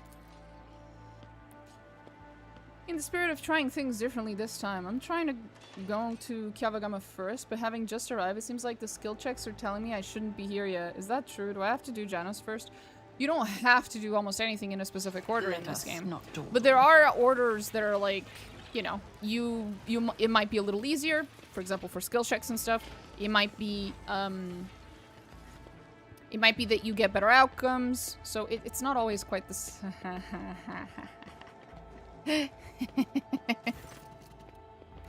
Heinrich waves your companions on ahead with an imperious gesture, and then rounds on you, his eyes revealing disapproval and even alarm. Lord Captain, I need an explanation. What are you doing? No, that's not even the right question. Do you realize what you're doing? Do you realize that leaving an Imperial world in the hands of Xenos is a violation of every principle and law of the Imperium? You are helping create a hotbed of heresy on your own planet. Your new companion is a member of a dangerous breed of Xenos notorious for their duplicity and cunning. It would be a mistake to place any trust in her facade of compliance and amenability.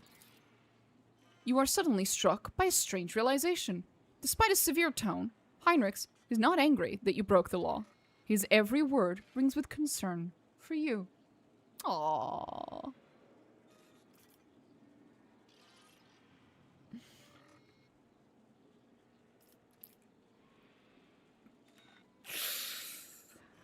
Ooh.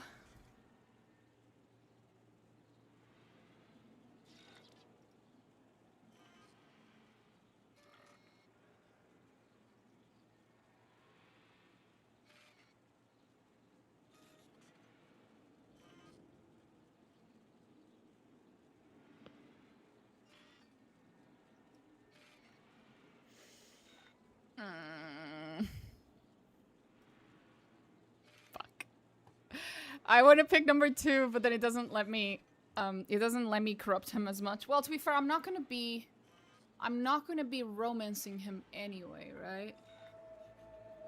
I guess it doesn't matter then.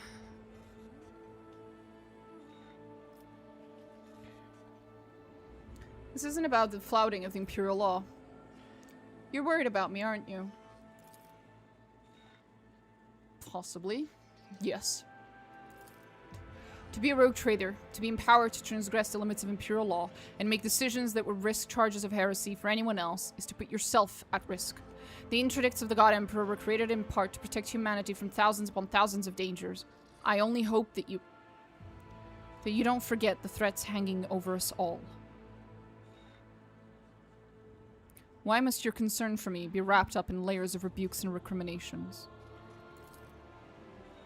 How else can I get through to you and make you listen without resorting to even harsher measures?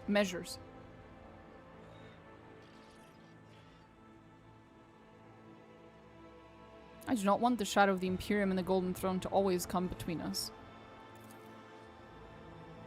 But it always will, Domina.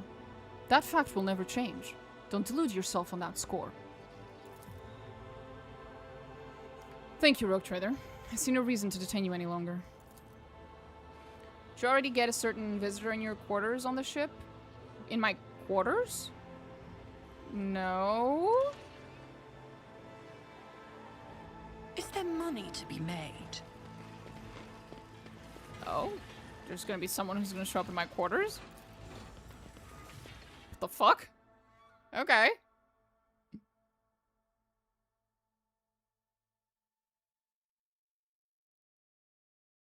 After a warp jump. Oh, okay, we'll see. I have so many warp jumps, girl. Holy fuck. There's always things happening between my fucking warp jumps.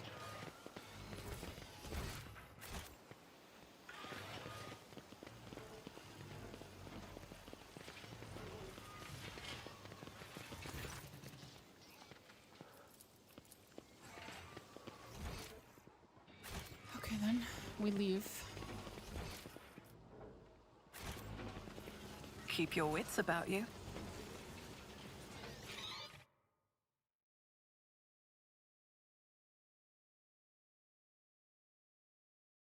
Did you say to detain you any longer? Something like that. We now have control of the granaries of Janus. The promise of help given to the Liege of Footfall, Vladim Tokara, can now be fulfilled, should the Rogue Trader decide to do so. Some football going against the right to rule over the station. Yep.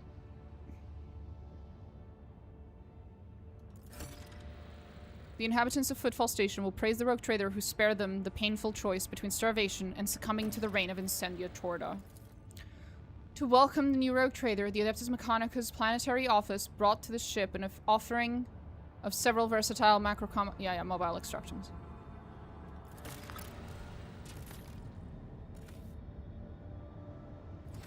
There we go. That was pretty nice.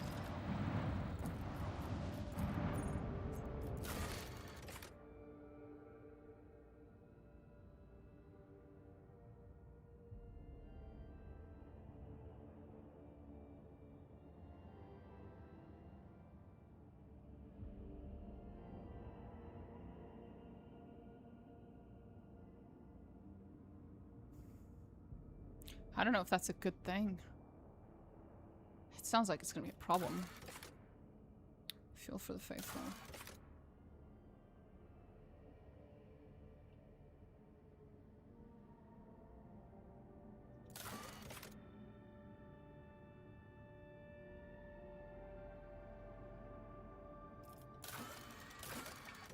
I'll consider it.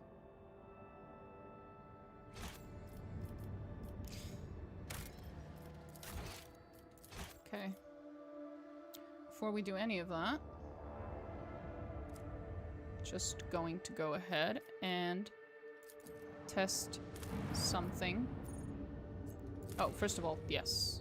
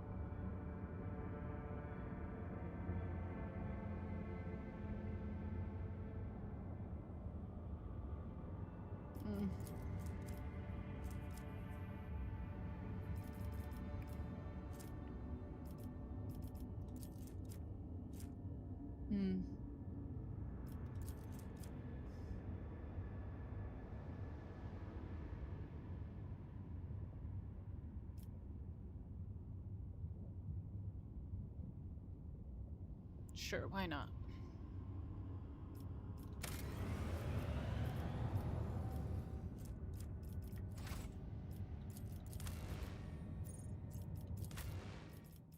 Just real quick. Just want to see if Moron has anything to say.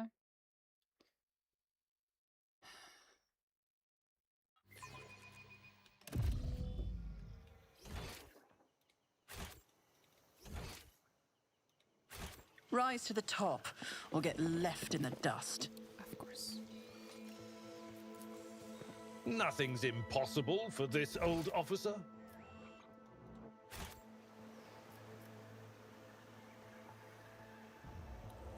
Run, run, run, run, run, run. Look at them. They be going. That's the Spuck boy. Oh, are they gone from here? I forgot about that. I forgot that they just leave. I always keep my Well, options they're not open. actually gone. They're just hiding, but yeah.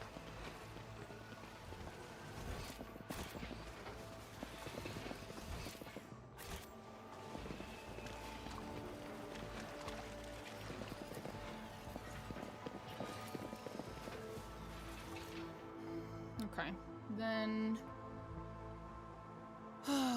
from here, I guess Kyavagama is the next location. Oh, actually, we should go to Footfall to talk to Vladim.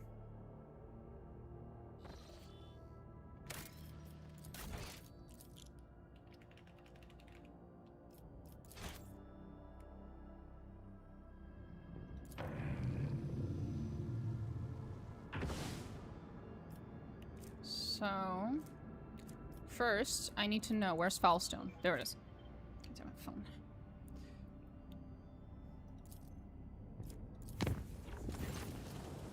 The tranquility of the warp jump was disturbed by reports of frightening sounds and visions that descended upon the crew. Hundreds of people reported knocking and screaming behind the bulkheads of the void vessel, the sound of nails scratching against the hull, and the elongated aeldari-like shadows thrashing about the long passageways. The phenomena were not prominent in the far corner of the officer deck, where the new Lord Captain's companion, named Iliette, most prominent, had made her home. Oh, sweetie.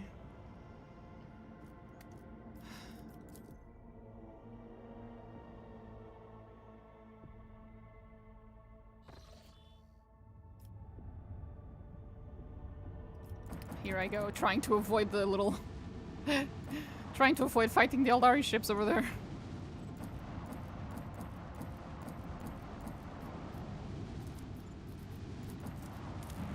There we go.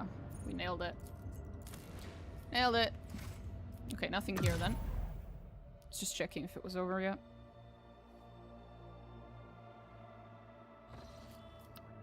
Now from here... we go here.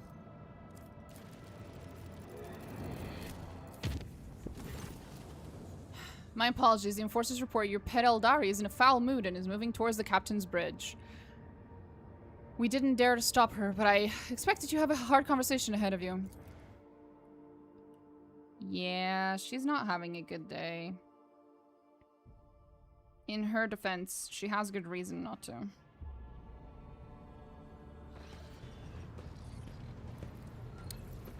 She's not in a hurry, though, clearly. Please spare me a brief moment of your time, Elantak. Iliad quietly appears beside the throne, exhaustion and anger set upon her brow. Azurion knows that I do not care about the curious glances of Monkey. I grew inured to them back in the blossoming gardens of the Lilithon. They curse me from afar. They follow my every move. They ward themselves against me. Let them. After all, what can be done with such weak-minded, primitive creatures? And still, one monkey stunt has caused the cup of my patience to spill over. She dared to approach me, to speak to me, and touching my hand, she suggested that we withdraw somewhere private. She wanted Morak. The mere memory of it stirs up a tempest in my soul. The crew was down bad. Yeah.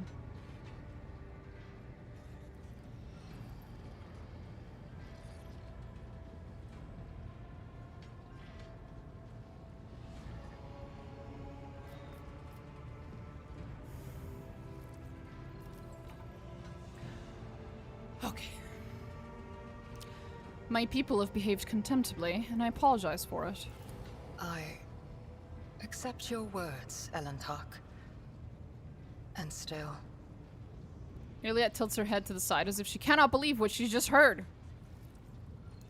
And looks intently into your eyes. I mean, alone that they were willing to die because of heresy ongoing with the Xenos speaks volumes. Yeah.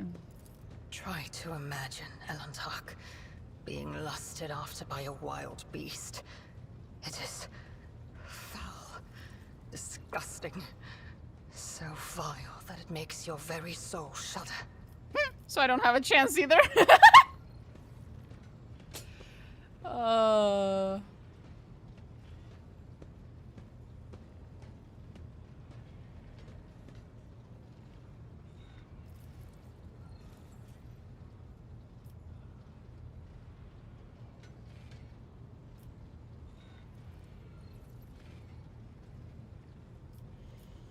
I understand that this incident was unpleasant for you, but that does not mean that you can just call humans freaking animals, Iliad.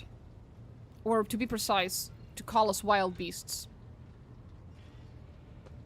You massive fucking racist.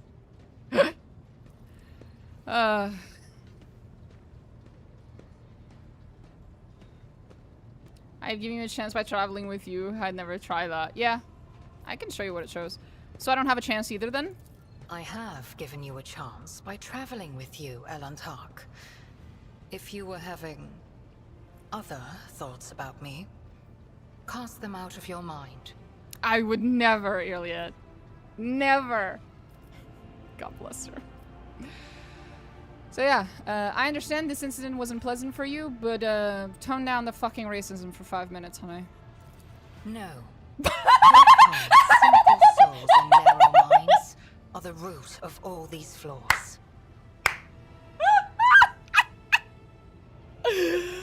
Oh. Okay. Diplomacy failed. Yep. Narrow minds and simple souls. Every day, I feel as if I am caught in a trap, surrounded by a pack of wild animals. I am prepared to pay this price to find my kin, but everything has its limit. Have you seen her persuasion score? I know.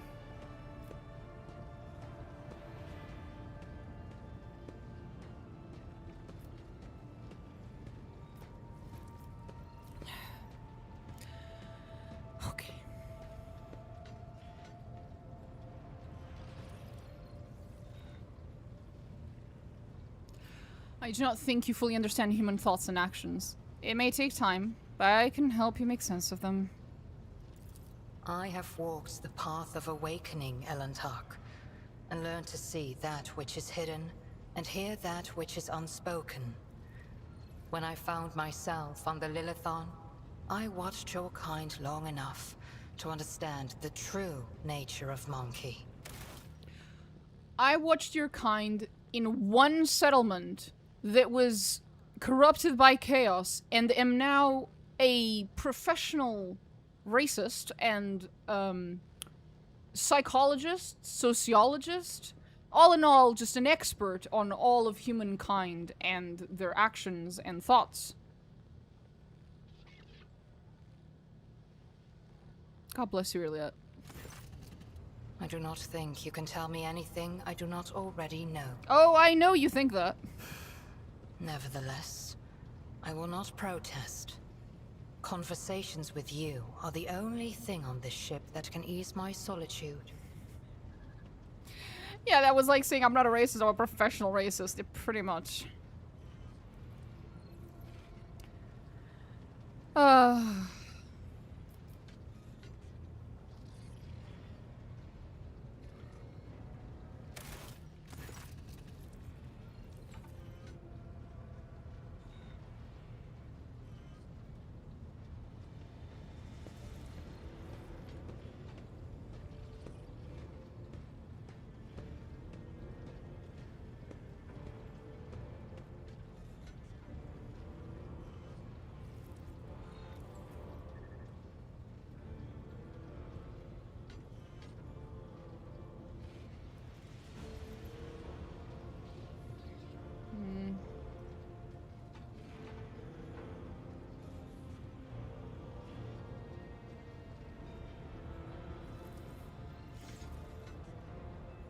On my playthrough, that was the point I gave her to Einrix. Still not sure if I'm sorry for that or not. Well, that's up to you, buddy. I know what I was getting. I knew what I was getting myself into when I recruited Elliot the first time. Like, I knew exactly what I was getting myself into. Sometimes we struggle to understand the motives behind our own actions. Had any of them wished to understand my nature, they would have already run away in fear from one who walks the path of the outcast. But they are just trying to provoke me, hurt me. No. Monkey are driven by their instincts. To survive, to breed, to ensure the preservation of their species and the annihilation of those who threaten them. It is neither good nor bad. It simply is.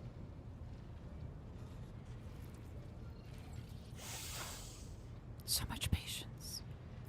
Sometimes we struggle to understand the motives behind our own actions.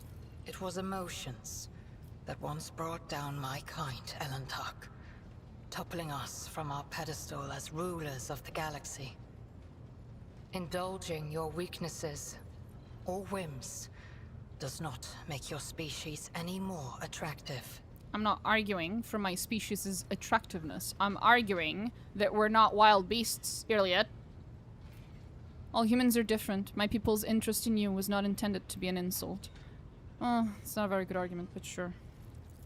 Elantark, please understand that I do not find Monkey attractive. Obviously. The mere thought of being intimate with one of your kind.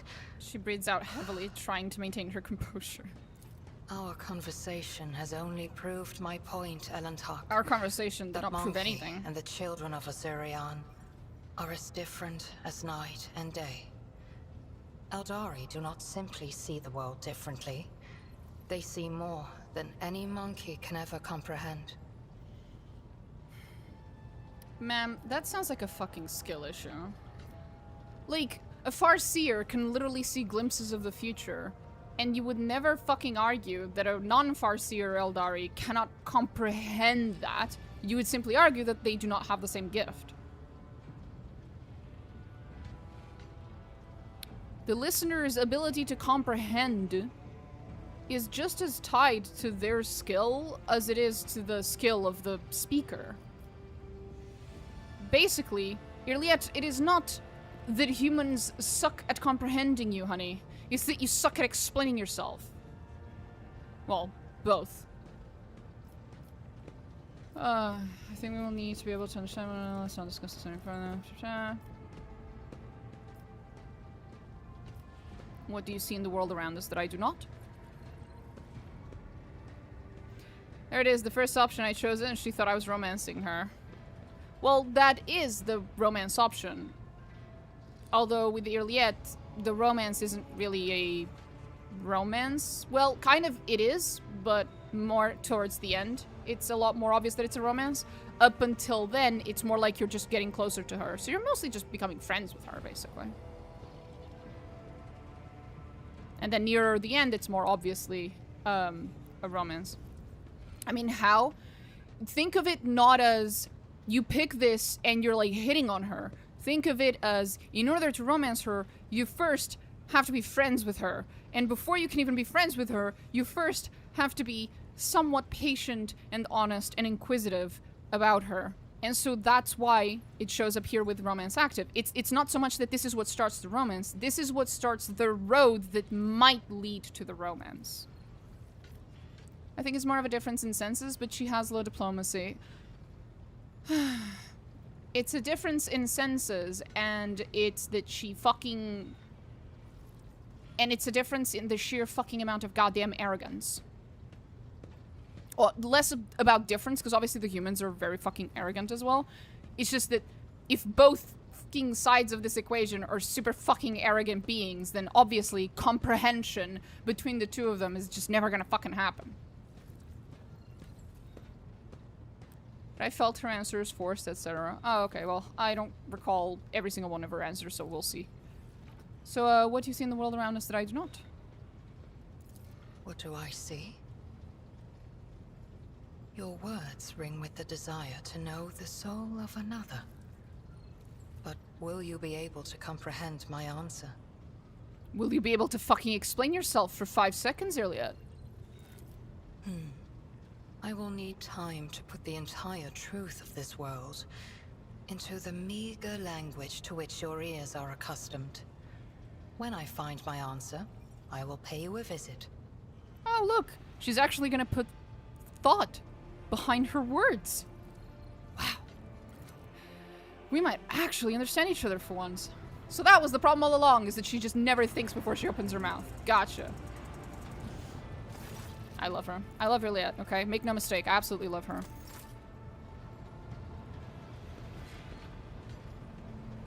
Some new insults, you mean? Hi, Aegon. Rogue trader. What disputation? Shut the fuck up. I just wanted to see if you had anything to say about Iliette.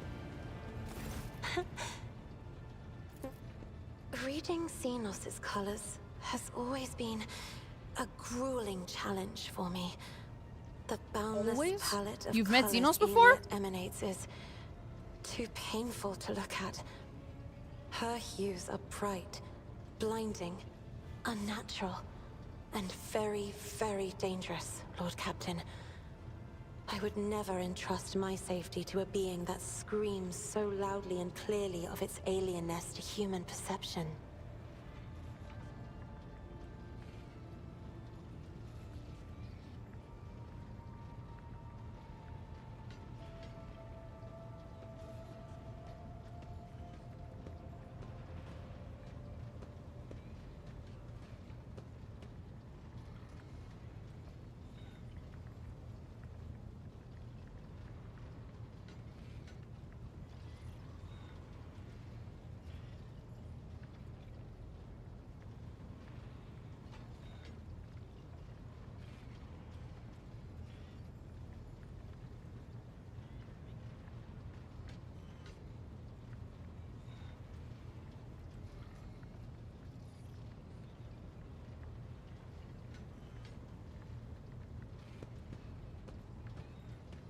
Sorry, I was watching today's short.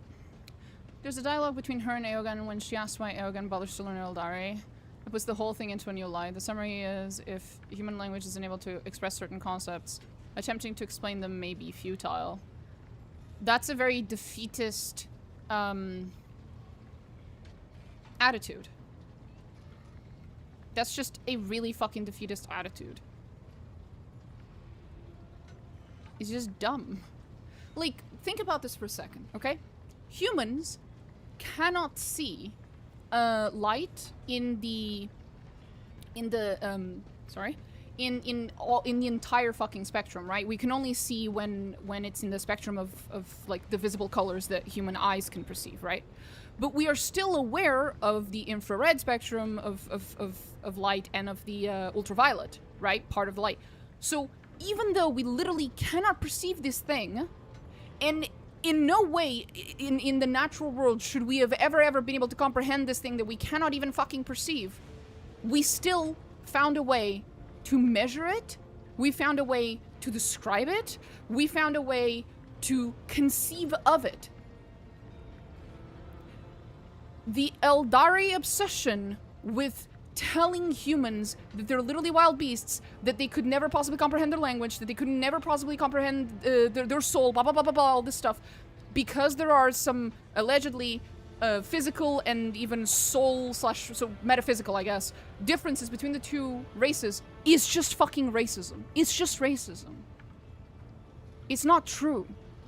If you were to encounter a species that has a 4th, 5th, 6th, 7th, 8th fucking sense, basically that it has another sense that we do not have, this would not make it so that this does not mean that it is impossible for us to comprehend that species. That's nonsense. That's her bullshitting you. She doesn't know it's bullshit, she believes it. They all do. But it is bullshit. And it's bullshit that's brought upon by their arrogance. Because they just think they're that much fucking better than you. So they look at the ways in which their species is different from ours, and they go, well, we are so much better than the Monkey. Let me see proof of this. Yeah, this thing. They don't have this particular sense. They don't have this particular concepts. That must be proof. If you know anything about historical racism, what I just said should ring a fucking bell. So, as the biggest fucking aeldari fan in the universe, I need everyone to fucking understand that we are not actually monkeys compared to them. We are not actually animals compared to them. That is literally just their fucking racism speaking. Current day humans, remember 41st millennium humans, pride themselves in taking offense at any concept they do not understand. That is irrelevant. That is irrelevant, because she is making an argument about how we cannot comprehend those things, like physically. It is an impossibility. And you are making an argument that is a societal argument. You're saying, oh, but you know, in the current context, they probably wouldn't be able to. And it's like, well, that's not, you're not making the same argument at all. You're not defending her argument. You're making it a completely different one, and you're talking about completely different things. She is literally, she and every other fucking aeldari who makes this type of argument, they are literally saying, y'all cannot, you do not have the physical ability to comprehend us and our language and our souls and our whatever the fuck. And it's not because of our society, it's literally because she thinks we are animals. She says it very plainly, multiple times in that dialogue, that it simply is the case. It just is. It's just the case. You're fucking animals. You're wild beasts. And there's no more to it. She says that multiple times. It is time we complete the chapter. No. Behavior is dictated by experience. Prior experience with humans will surely dictate aeldari behavior towards humans. I'm not saying the aeldari don't have a reason to believe this. I'm saying that they're wrong. Please stop arguing with things I have not said. It is quite upsetting.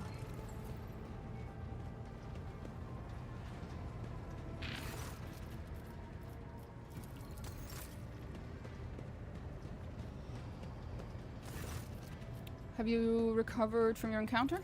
I'm not going to lie. I haven't. Maybe I never will. But I'm not hearing random voices anymore. And I haven't been calling anyone from the other side. No. All that's done with. After what you did for me, I can't let you down again. Aeldari would focus on our lack of psychic ability to be racist against current-day humans. Correct. They would always find a reason.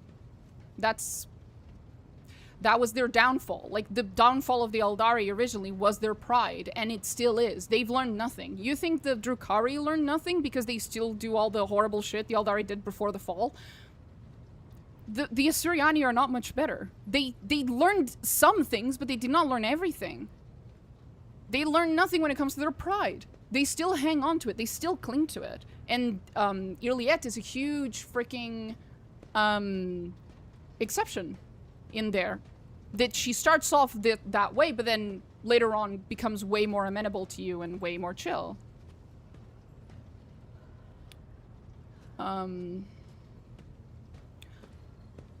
And if not that, humans... Oh, the humans cause global... Yeah, no, they would always find the reason, obviously. Because you're thinking backwards. You've reached your conclusion, and from your conclusion, you're coming up with excuses for it. Sorry. And their conclusion is that we're inferior, and that's it. Life is sure, why don't you talk to Vigdis? She is deeply concerned about you. How did you... Wait, what am I saying? You said her name when you were trying to... You said she's worried? You think I should talk to her, yeah? We haven't talked in a long time. Good idea. I'll do that. Nice! AICs are trying to market their stuff by scaring the government. What's new? Oh. That ain't new. I like getting Yadira and Vigdis back together. Me too. It's really sweet. It's very cute. Hey, Cabela. Have you been taking care of my floors again? Redecorating? You wish to discuss. You honor. It is not.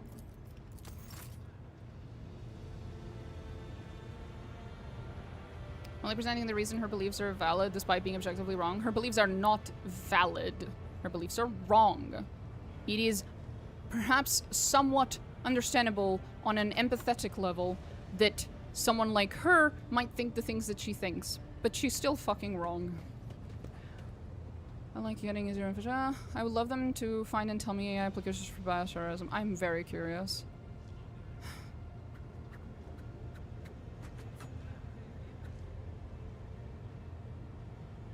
I mean, I guess AI's applications for bioterrorism. I don't think there's any applications there that are not already, that don't already exist, basically.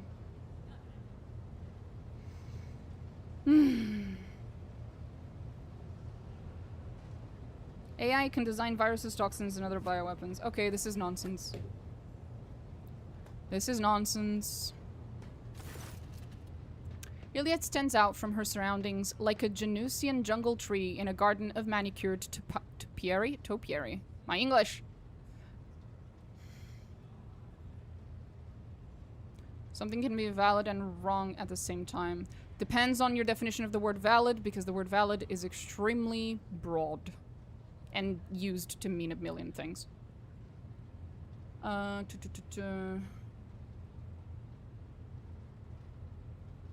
Right. In her posture, her gestures, her piercing stare radiate from... Oh, in settling beauty and alluring otherness, in her posture, her gestures, and piercing stare radiate from the aeldari. Okay.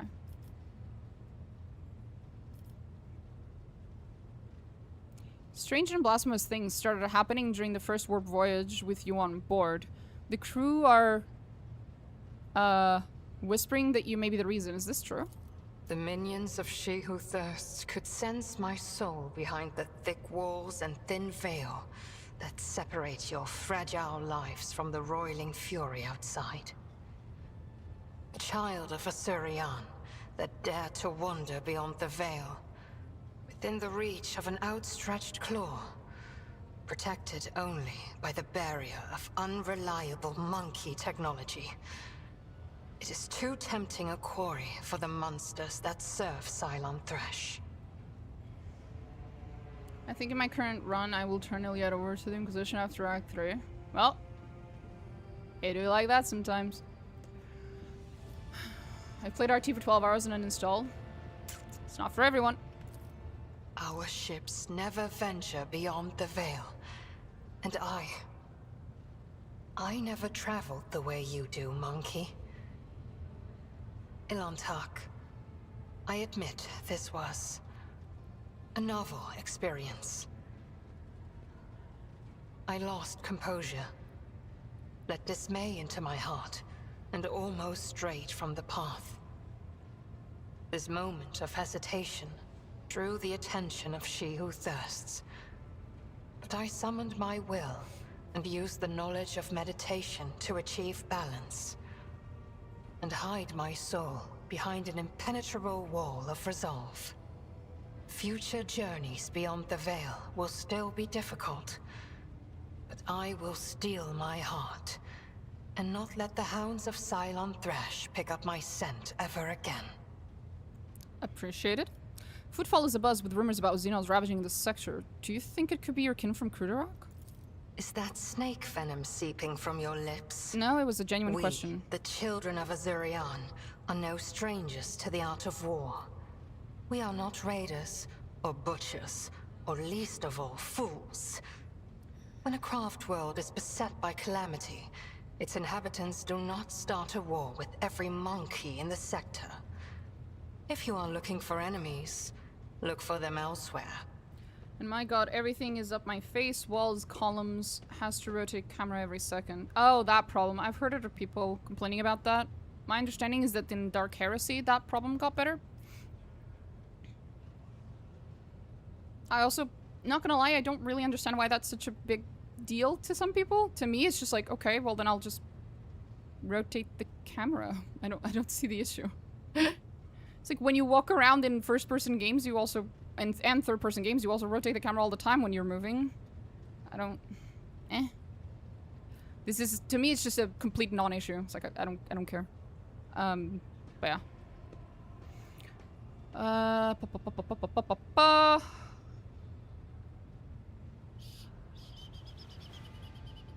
What happened to your homeworld? It is a mystery as inscrutable as the sigh of the last immortal. As deep as the waters of a dark ocean. And I can tell you little, for I was far away, on a mission with my unit. We returned at the appointed hour, but we did not find Cruderok in its celestial harbor. It happened many journeys ago. Or standard years, as you say. But I remember that moment as if it happened this very day. The memory of a loss is always stronger than the memory of a gain.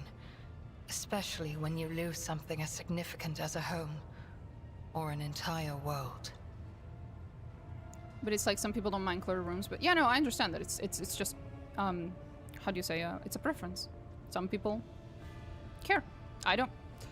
Saw a video today, complain about camera rotation. Their opinion was they preferred fixed cameras. Like I said, I really don't get that. We searched. Alas. We called out. We looked everywhere. But we saw only emptiness, and the echo of calamity. Countless days passed before I found myself on the Lilithon, and met some of my kin. Those refugees who had barely managed to reach our ancestral planet. Their stories were far from being the fruit of truth I so badly craved. Those who agreed to talk to me were few. For most saw me as a wayward daughter who had spurned the honorable paths. And they would not stop babbling about a terrible disease that spread black tendrils of pain over the paths of the Infinity Circuit and deadened our world one segment after another. The ones who survived fled in fear and wandered between the stars, until the Lilithon's warm light reached out to some of them. I'm sure there are negatives in the game, but the story, lore, characters have shocked me 100% away from them. Some, like Muaran, lay the blame entirely on Monkey. However, I do not know the truth, but I hope, oh, I desperately hope and pray to the gods that someday it will be revealed to me. What is an Infinity Circuit? Is idle curiosity a defining feature of the Monkey? Or are you trying to learn about the weaknesses of my people so you can destroy another world of the children of Asurion? Forgive me, Elentark, but I am not ready to immerse you in the font of my people's deepest mysteries. Fair enough.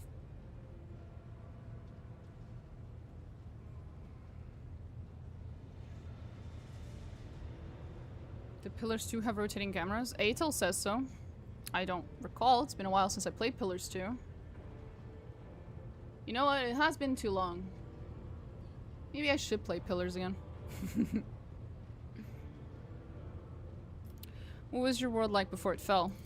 Krudarok cannot be described in your language. Try. It can only be sung. Encased in a filigree of sounds. A melody as complex and delicate as the Infinity Circuit. Its energy network. It can be seen in the golden hues of sunlight, felt in the breath of celestial winds. Though it was an artificial world, it was just as alive as any real planet. But I must see clearly, not only light, but also shadows. I yearn to remember only Krudarok's beauty, but it had a dark side too. My world was isolated for too long. Like a lake of stagnant water, there was no movement or renewal, and even the sweetest outbursts of life soon turned fetid. Who knows? Who knows? Had there been no stagnation, had our elders not been so blind in their dogmatism and our youths not lacking in courage, then perhaps Krudarok would still be alive even now? How do your craft worlds even work? Is idle Here we go curiosity again. a defining feature of them all? I am afraid your life is too fleeting, and your memory too feeble to encompass the entirety of my knowledge. My people ruled the stars when yours did not even have a name. But many of our songs and stories were lost, stolen by she who thirsts. I can tell you the children of Asurion lived, created, caressed the stars as if they were pearls on a string, until Cylon Thresh smothered our empire in her terrifying embrace. Different branches of the Aeldari chose different paths to salvation.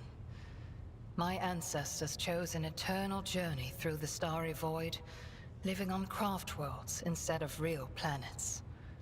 We rescued countless wonders from the days before, but far from all. You saw this on the Lilithon. Not even we can always master the gates our ancient ones built. This is the story of the Azuriani. There are branches that chose a different path, gruesome and frightening. But I do not wish to tell you about them. That is our dark side, just as your kin have many dark sides of their own. Oh? Really? You keep mentioning She Who Thirsts. What can you tell me about her? Why ask this question? Is it idle curiosity, or something else? Do not turn your thoughts towards Cylon Thresh, whatever your motive. She is downfall. She is hunger. She is the enemy of all that is good in the universe. She is an enemy to the aeldari, and I hope to you as well.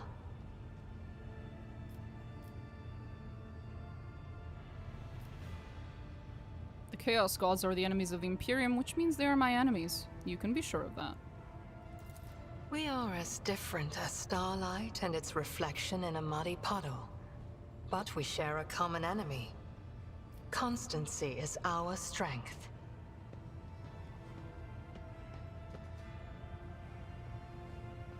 Retaining the camera and pills between her two is not possible. Oh, okay. But the Portuguese wine, let's see if it's going to be super delicious. There we go. These are the most underrated wines in the world. I'm surprised you'd call them underrated. I'm fairly certain Portugal is relatively well known for its wines. As you wish, Elentark. My country is not super well known for almost anything, but for wine? Yeah. Allow me to ask you a few personal questions. What do you wish to talk about? The children of Asurion.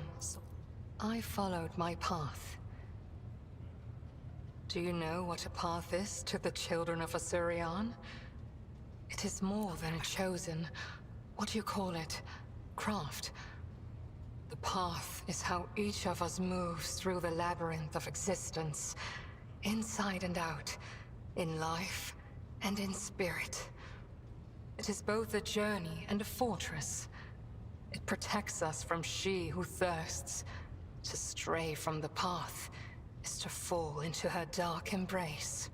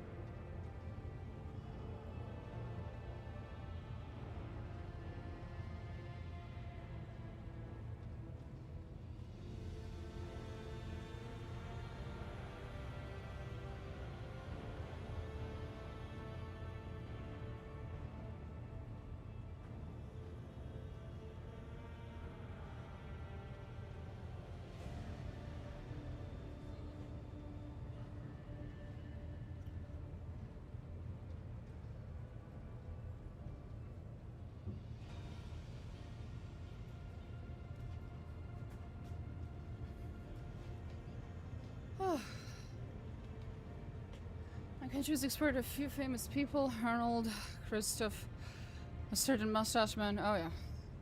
Which is good because then we can pay 10 euros instead of 30. Oh, yeah. The other Portuguese wines. They're really cheap, yeah. And they're really good. At least that's what people tell me. I'm not exactly a wine appreciator. The first path I walked was the path of awakening. It granted me the ability not merely to look, but to see, and to take notice of what I saw. My second path could have been that of a warrior, but I chose differently. For the ability to see called me beyond the boundaries of my homeworld. Though not everyone was pleased by this decision, I stepped onto the path of the outcast. I gained the freedom to choose, to question, to doubt where the others merely bow before the wisdom of a farseer who dictates the will of destiny. And I will follow my path until I reach its pinnacle. Fair enough.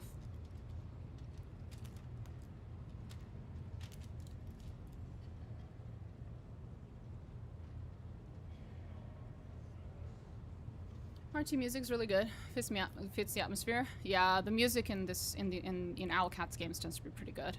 Have a nice stream. It's funny. I open random streams. Just noticed you're Portuguese by the points name. Oh yeah. They are named after a Portuguese flower.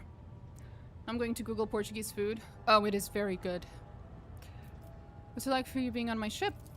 It feels like I am in the belly of a bird with steel wings. Cold and unliving, but stubbornly blazing through the dark. It lacks life with its light and beauty, but although your vessel cannot even remotely be compared to a craft world, I feel strangely satisfied. We, the Asuriani, are born and dwell on craft worlds. To find myself on a moving world again, even one such as yours, is a source of much joy. I'm gonna keep thanking for the follow. Search Francinha. That is pretty good. Oh yeah, pastel nata looks great. Ah, yes, the infamous pastel nata. The words of truth sound like music. This is what our people say. Aw. That was like the sweetest thing you've said so far, Elliot. Well, that and the fact that you, while you did insult my ship a little bit, you did also say that it was fun to be on it, so you know. I refuse to discuss this with a monkey. We are but traveling companions who happen to be following the same road among the stars. Do not even try to get under my skin. It will not work. What do you think's happening on Janus? The Lilithon is purifying herself of the corruption brought by the servants of Cylon Thrash. Gardens and birds, animals and people. Many are gone forever, and even more are corrupted beyond healing.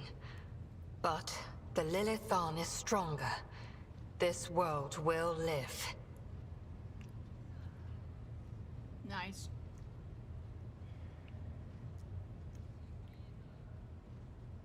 Fuck yeah. My kin are probably still looking for a means to enter the webway. May the Lilithon spirit aid them in this endeavor. Beyond the gate lies salvation, and perhaps even knowledge about the fate of Kruderok and the remaining survivors. No. No. No. Nope. Why did you agree to join me? The outcasts my path led me to had a saying. Let me translate it for you. Oh, certainly you can. If you fall off a cliff, grab the roots and do not ask if they belong to a weed or a noble rosebush. You are the root I grabbed, Ilantak, because I fell off a cliff. My homeworld is gone. My kin are either dead or hiding no one knows where. By joining forces with you, I may be able to nurture a seedling of the truth I so deeply yearn for.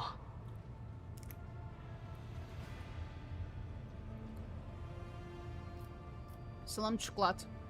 I've made it before without knowing. Oh, you've made salam? Nice. It's one of my favorite desserts. It's very simple. It's very easy to make. Very, very simple, but it is delicious. They're lucky the gate did not open. I know. Leave my void chip in my retinue for good, and I must take my leave. Helen Talk. Helen Talk.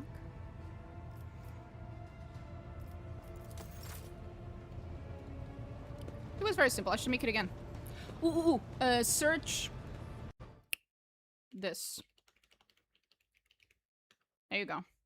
So that's bold bolacha. It literally translates to cookie cake, or cake made out of cookies. And it's my favorite Portuguese recipe for a cake. It's delicious. Technically, very technically, not a cake. As by definition, at least in Portuguese, a cake requires you to actually bake it, and that particular cake is never baked. It is placed into the fridge to harden. It looks amazing. It's delicious. There are two variants, one that's made mainly with cream and one that's made mainly with butter. Well, butter cream, I guess, but yeah, there are two variants, but both are good. I like both.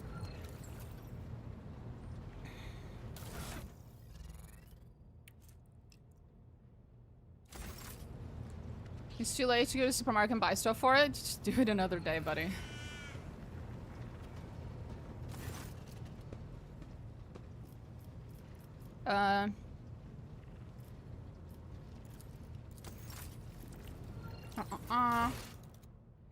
Right, I ain't doing any of that.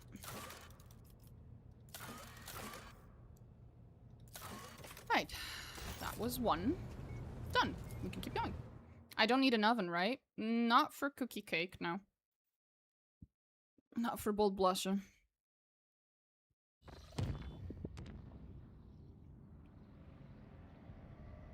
You might need a stove? Did you need a stove? You might, for some of the ingredients, might need to be like melted or something. I don't remember 100%, but at least heated up, I think. There might be a need, but other than that, no. Not an oven, no.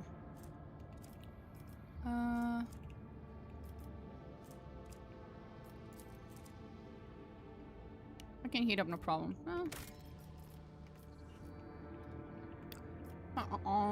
Okay.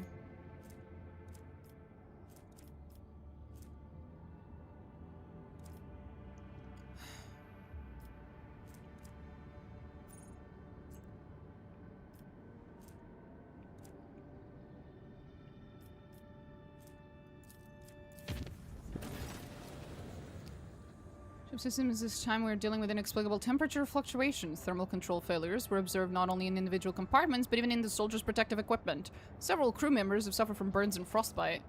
The tech priests are performing the rites of machine spirits, pacification, and remain convinced that the issues were caused by the spirits' obstinacy and defiance. The reports claim the incident remains well within the scope of expected performance parameters. Over the last few days, complaints about the malfunctioning thermal controls have dwindled, but the crew members have started whispering that our vessel is haunted. It's just Nomos. Chillax.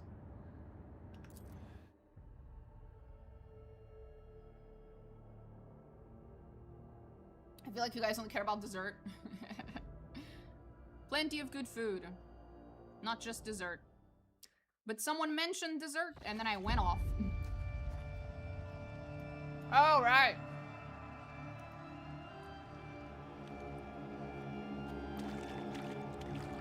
Here we go.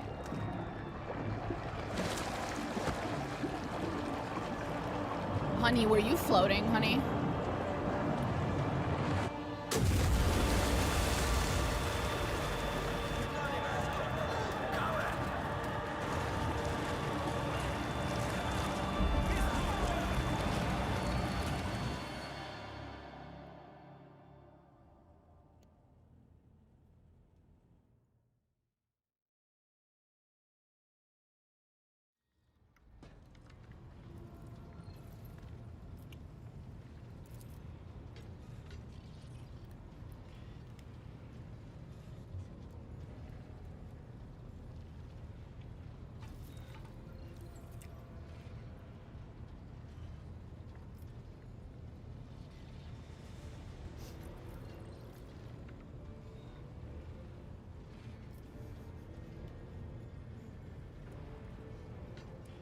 Clenches her teeth through every one of your blows. Not a single sound escapes her throat. Not even the maul's steel head breaks her nose.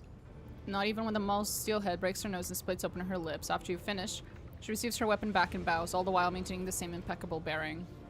You just really want me to hit you, don't you, honey? That was an assassination attempt? That's how they're assuming. That's what they're assuming, but no, it wasn't.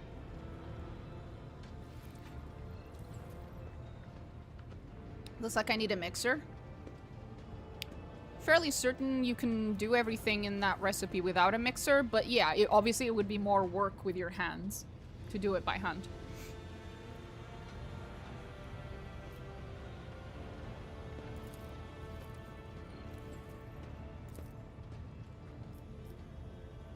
This is from the first DLC.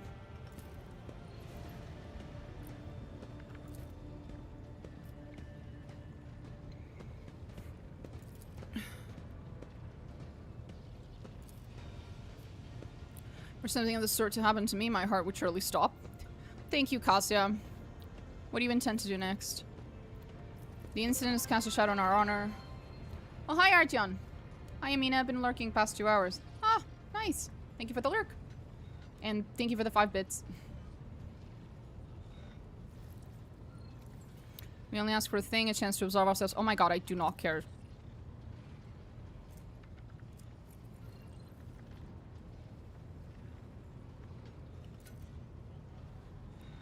I will handle the investigation myself. If they wish to challenge me, they can...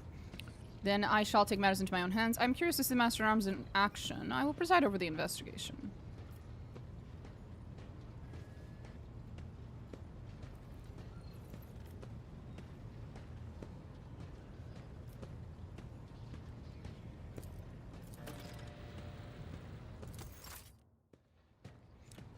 Heart stopping with all that blood around? Surely the heart would race to circulate it all. Perhaps.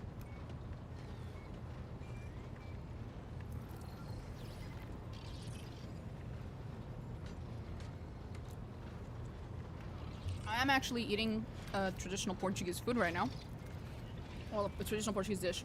Although I'm eating the, like, poor man's version of it because it's like a pre-made meal. So I didn't make it from scratch. If I had made it, it would have a few more ingredients, obviously. But it's duck rice. So in Portuguese, it would be arroz de pato. There you go, arroz de pato. But if I were to translate it, it's duck rice. It's really good.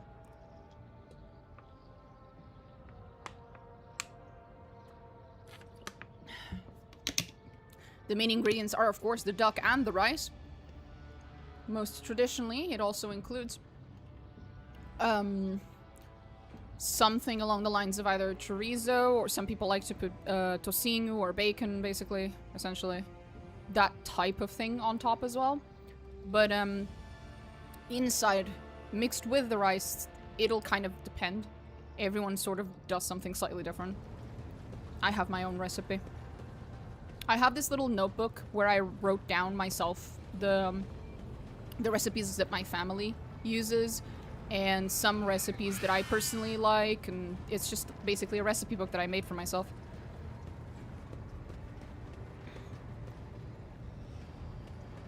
Because I have a tendency to alter the recipes that I'm given, so I have to keep it somewhere so I don't forget. The Omnissiah knows all. This statement is true. Algorithmic violations have been recorded as... May your... Okay.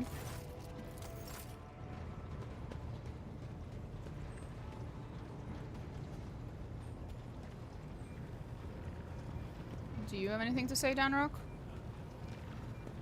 Hey, buddy. I'm still not confident it's a good idea for me to put that fucking painting in my bedroom. I'm terrified of it. It makes me uncomfortable.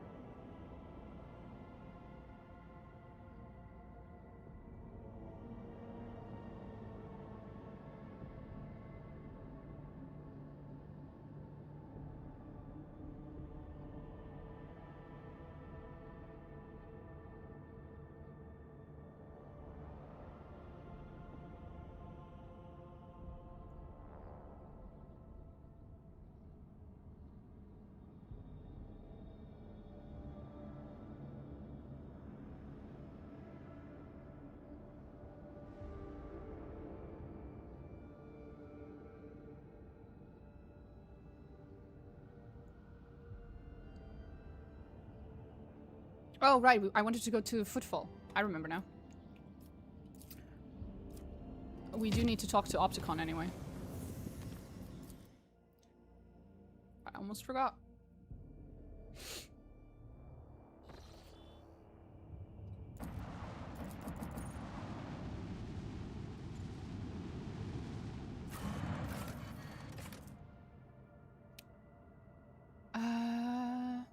Yeah, we'll talk to Opticon first.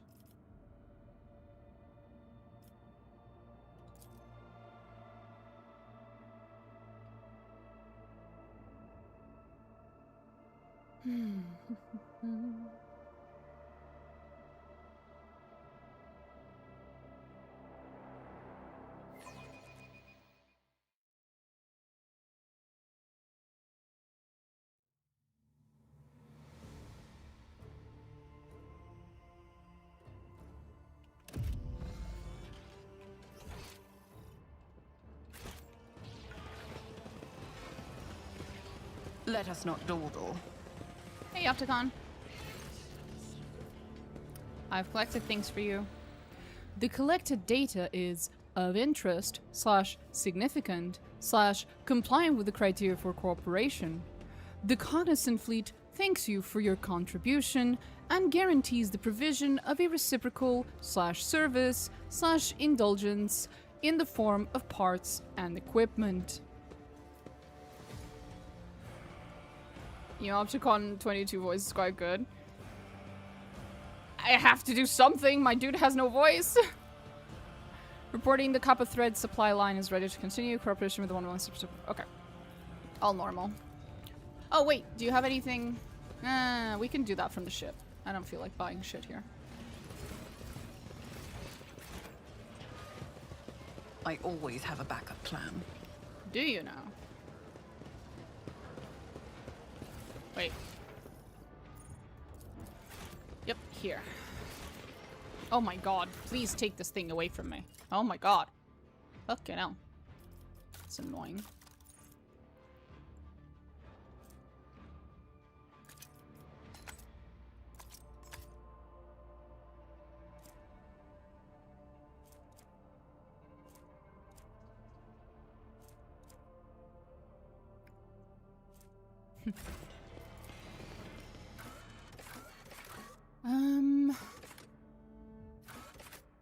We can go to the atrium and walk all the way to the Legion's Palace. I just want to see if Earliet says anything about anything. And then talk to Vladim, my boy. My boy. My boy Vladim.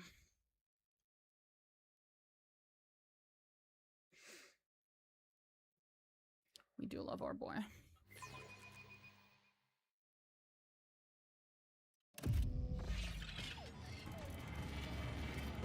Is there money to be made? Ah, look at them. They're celebrating me.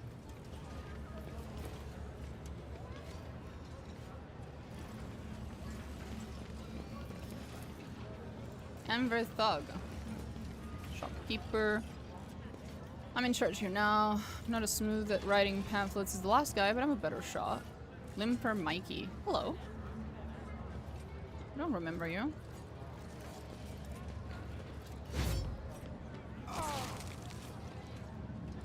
Oh, look who's here. Isn't that the bleeder who did our boss in?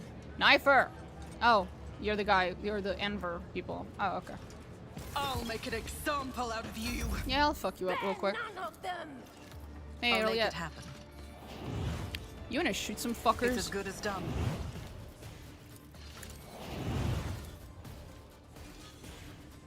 I'll make it happen. Who, if not me?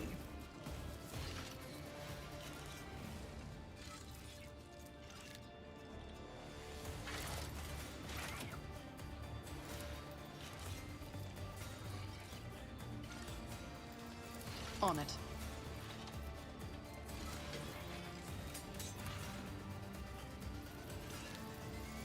I'll make it happen. I'll see to it personally.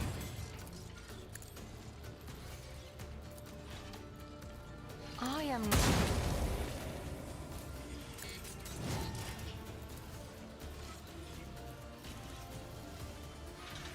I understand your intent. If it serves your cause. Who if not me? Activate calculated fury algorithm. I'll see to it, personally.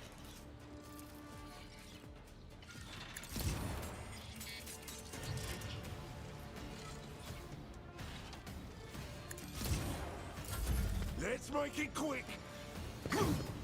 Target well struck. That didn't go well for you, did it, buddy?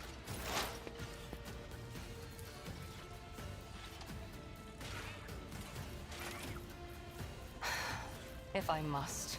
If I must. This tedium is beneath me.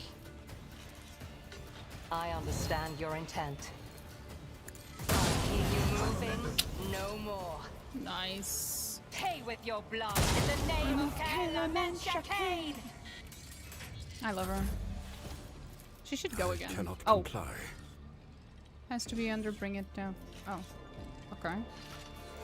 It's a little weird. Nuncius is skeptical about this.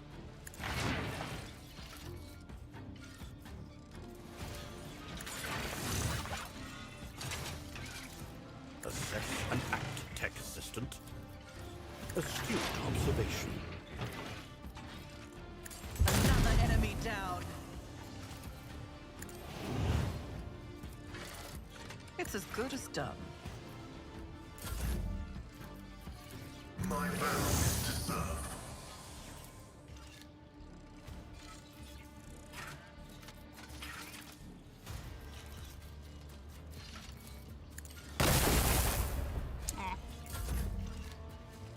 A Valerian Messiah can unmake both flesh and machine. Executing. Done. There's more. Where are they? Oh, behind us. I didn't even notice the fuckers. Hey, Juliet. Your demise is an I incontrovertible. deal death with my hands. Thank you, Juliet. She's so OP. I love her. You interrupted my thoughts. I'm sorry. Always keep your eye on the prize.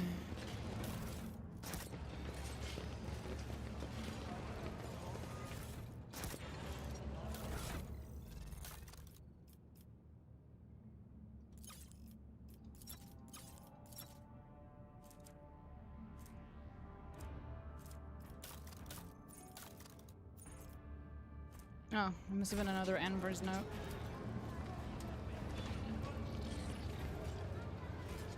Can't tell right away who just looks crazy. And who's an enemy of humanity hiding. Yeah, no enemies of humanity here. Don't you worry, buddy. Not even one. Keep your wits about you.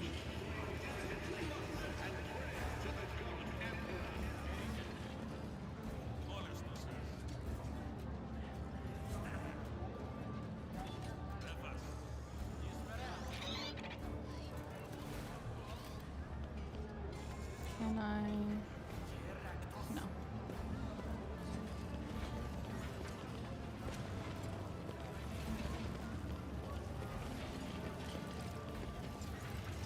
Okay. Oh, look, it's a picture of me. They're so happy. I always They keep love my me. options open.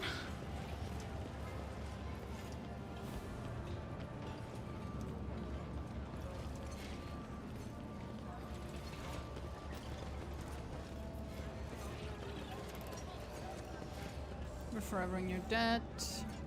That's very nice of you, but please, no. I'd rather not. Hey, Hieronymus. How you doing, buddy? I know not why his voice, vested to protect the Imperium's borders from the intrusion of the enemies of humanity, would see fit to keep an ungodly Xenos in their retinue. But I say to you, repent, young von Valentius, and pray to the Emperor for forgiveness, for your soul has forevermore been stained with the taint of an outsider. There can be no virtue in that which is contrary to his divine will. Iliad is busy studying the local architecture. It would seem that she finds Footfall's bustle far more interesting than Hieronymus's words. Based. Rise to the top, or get left in the dust. Has anything else changed? Maybe here? Nothing? Oh, Okay.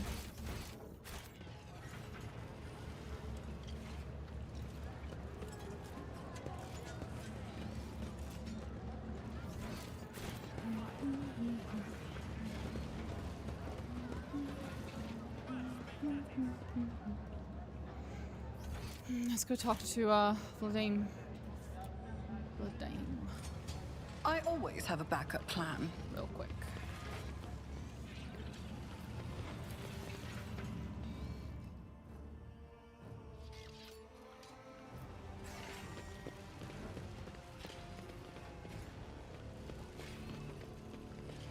Hi, Vladane.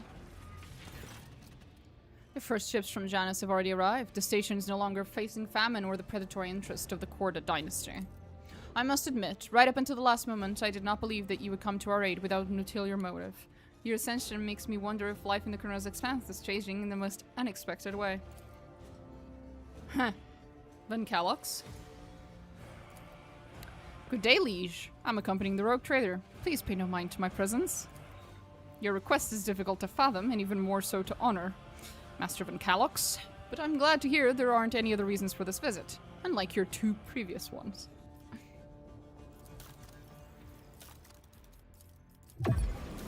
Finally. We got stuff. Yay.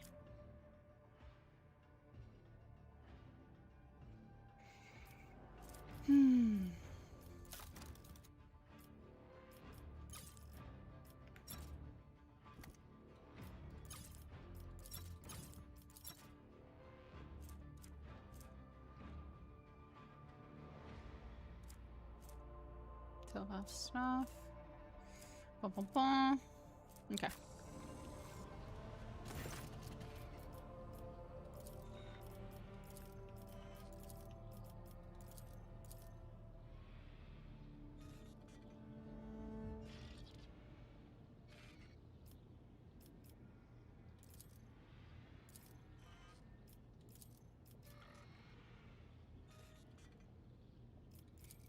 Okay. Always keep your eye on the prize. So that's that. Other than that, we could go to the Shadow Quarter and see if there's anything new in the area. We'll see.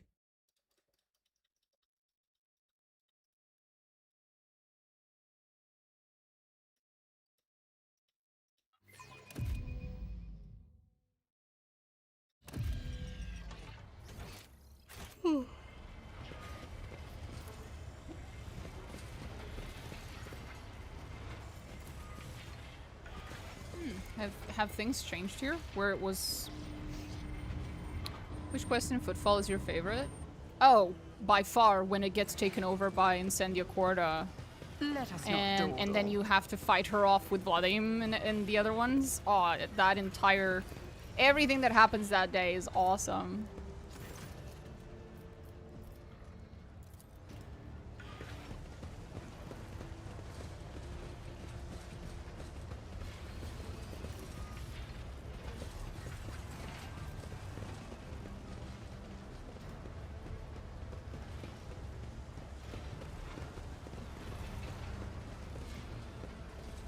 Is there money to be made?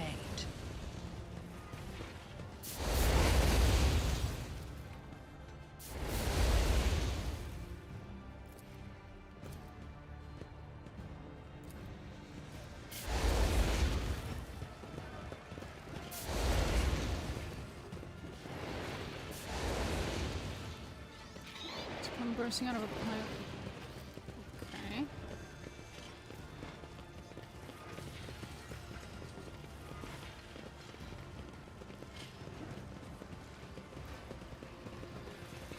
Keep your wits about you. Nothing here.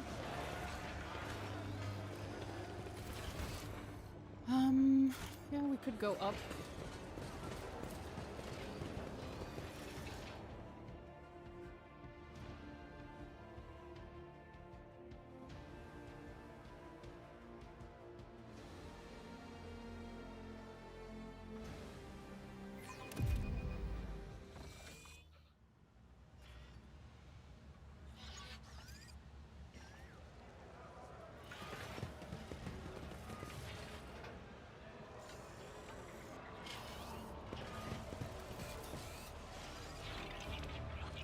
See the remains of the White Ship's life support systems. I always have a backup plan. Probably nothing new here.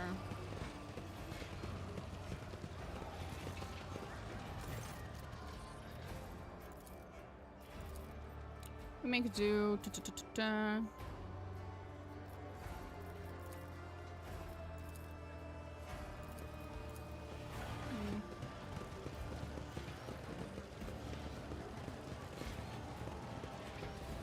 Nothing special.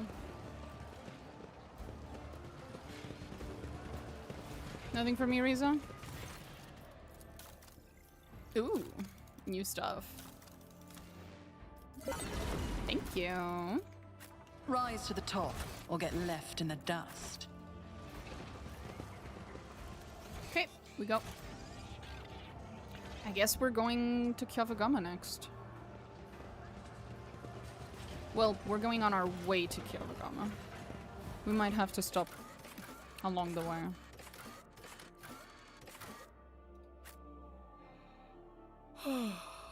Might be stuff along the way.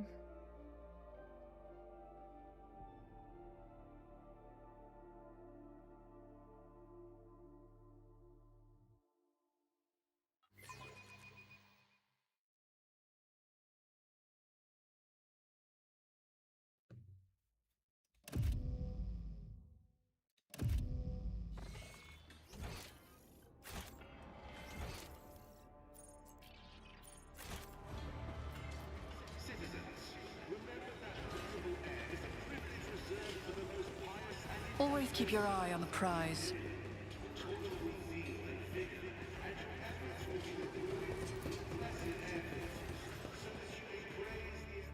Will you soften Heinrichs or not? Most likely yes. As in, I'm not gonna let him go full, radical.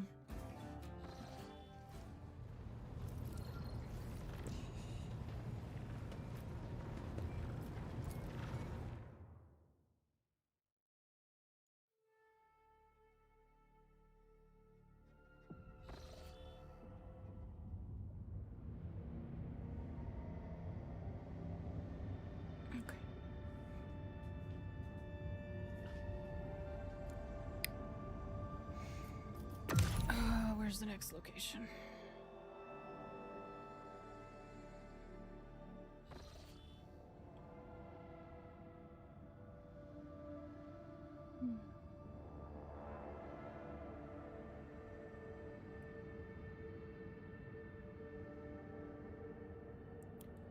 Did on my second playthrough, it feels like he becomes more of an asshole. Don't think so.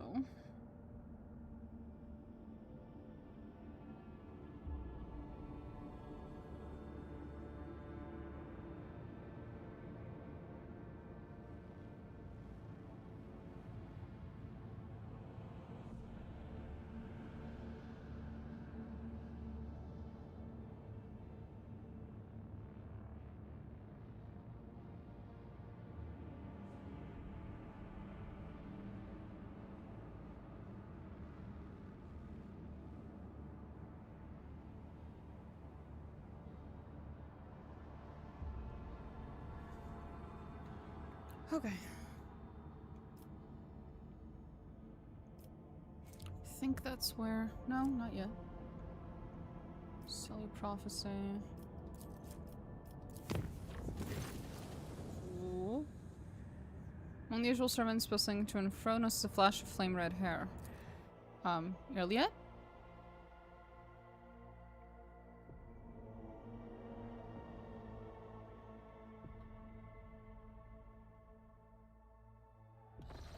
Yeah.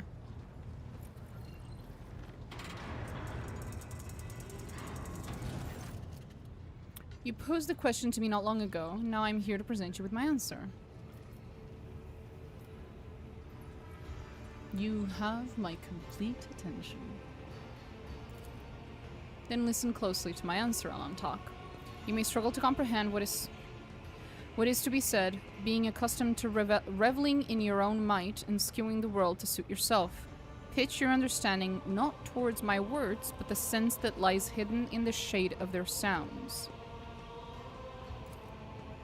You try to split the world into pieces, to fragment it into light and dark, truth and lies, self and other. But I see the world as a single whole, and in this lies its simplicity and complexity. It is not enough simply to see the world and hear its voices, you must understand it. Think of the Lilithon, the world on which our paths crossed. What is it truly? What is its essence? The Lilithon's magnificence comes not from the green of its vast forests, or from the depths of its waters. Its beauty is in the word, in the way it dances on the tongue, and even you, Elentok, can sense it. Try, say the word, slowly, delicately, casting aside all stray thoughts. Feel. Perhaps then you will see.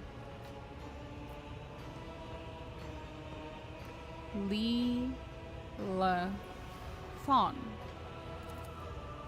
The world around you fades, and your perception instantly narrows, coming to a single point of focus on the tip of your tongue. Li. Your tongue delicately tickles the roof of your mouth, and the sound slips along your throat with incredible silkiness, warming as it goes like a sip of fresh recaf. La. The tip of your tongue touches the same place again, and air softly rushes from your chest. The sound like the susurration of leaves as the wind weaves through a forest canopy. Thon. Your tongue taps your front teeth, and a gentle vibration spreads through your body, sending a shiver along your spine. Guarded interest gleams in Iliet's eyes when your gaze meets again.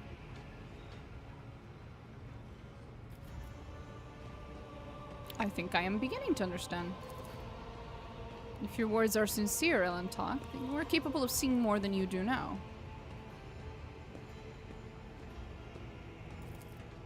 Instead of the lifeless clamor of the monstrous mechanisms, the roar of engines, and the discordant voices of your followers, I hear and attend to silence.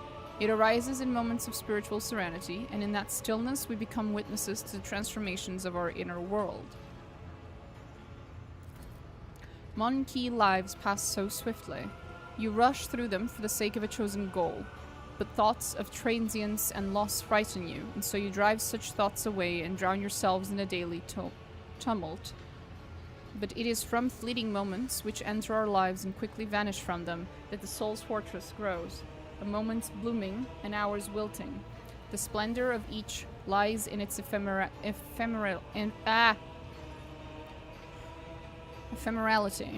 So too the memories of those who have left our side and no longer walk the path with us. And in you, Elentok, I see much more than just another Mon-Ki. Your true essence lies in your will, which is capable of changing the world around you and within you. It lies in your ability to create and to understand your creation, and in your ability to destroy. It lies in what your kin's mind cannot grasp, what their primitive sight cannot behold. But I can see it.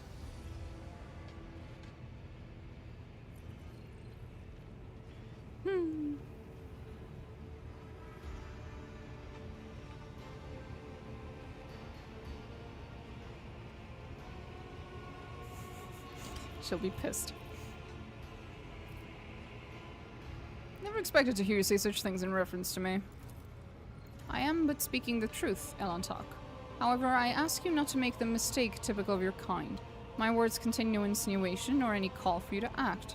Your soul shines brightly in this world. I see you, and this will never change. That is all. Thank you for telling me how you see the world. And what do you make of it, Elentok? How differently do you see the world?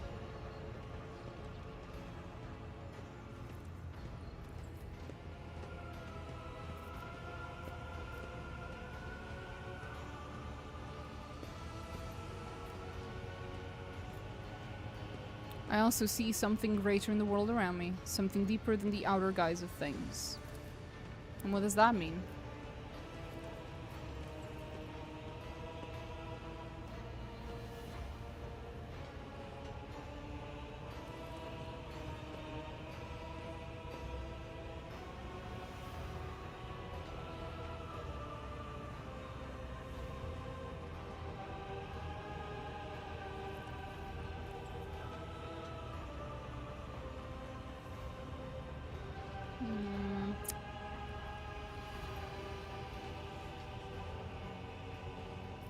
Sure. I see the uniqueness of every creature and everything, and it pleases me.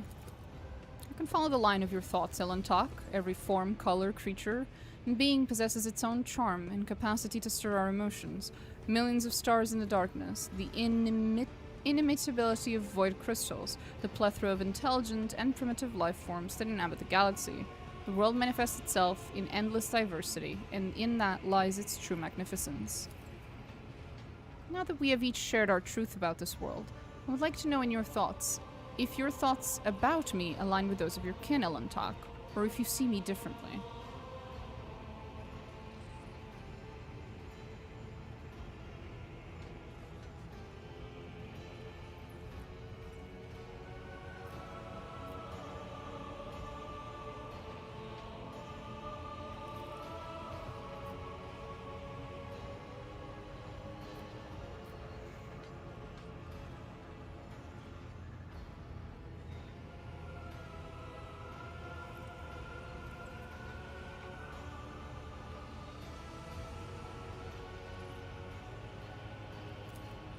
Sure. It seems there are many facets of your soul that I have not yet considered, Elentok. Interesting. I accept your answer and thank you for speaking with me. This is the first conversation on board this vessel that has truly brought serenity and joy to my soul.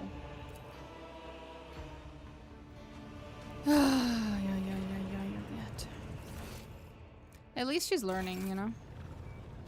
Lord Captain? Lord Captain. Lord Captain? Lord Captain.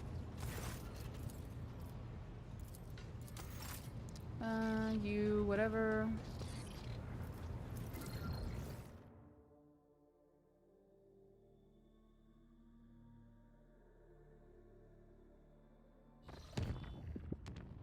Okay.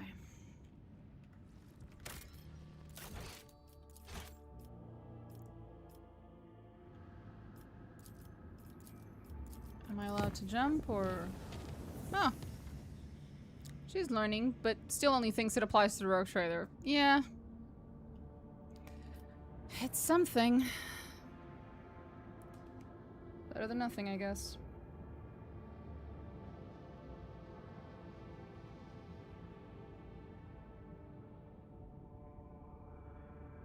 Celio Prophecy. That way.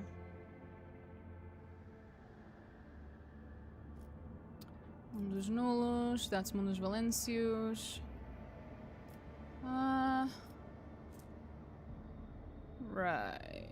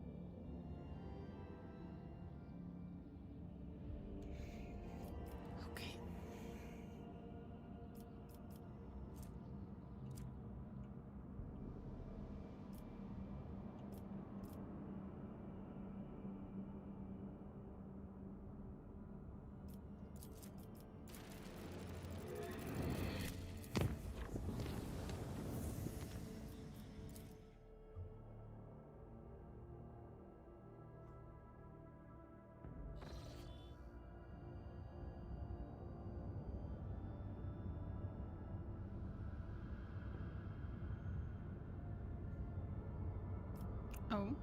Oh, pirates. Okay. Can deal with that.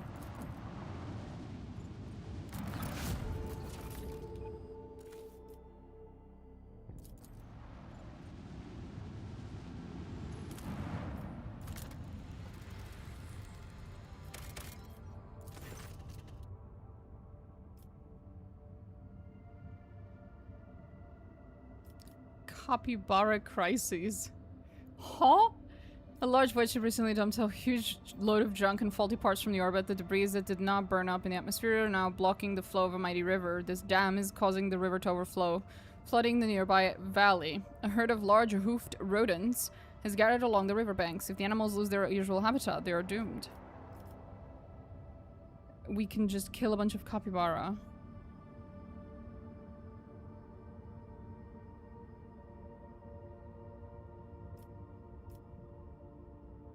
Well, Captain orders the removal of the space debris from the riverbed. It's a long and laborious process, but the animals will have a chance to survive. It takes many planetary turns and hundreds of crew members to remove the heap of trash and unclog the river, letting the waters flow freely once more. The rodents run back to their pastures without so much as a backwards glance at the people who saved them. Yeah, but we help the wee little aminals. You know?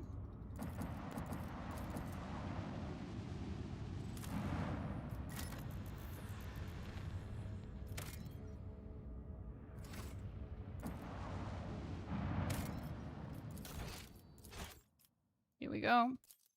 Space battle.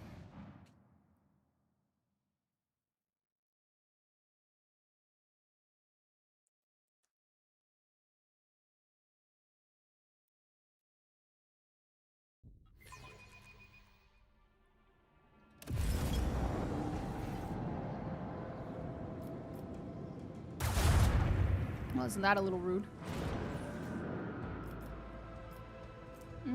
Indira's not there.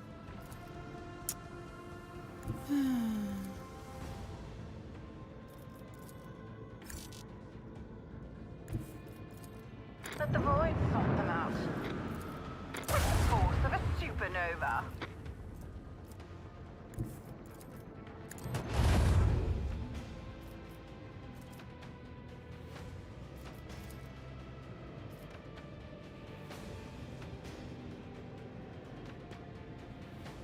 Helmsman, take us in.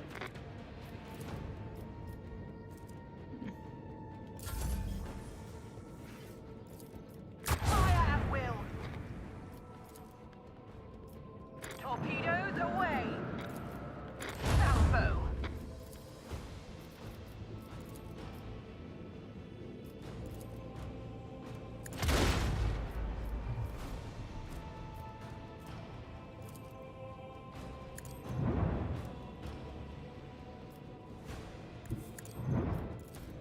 Let them taste our fury.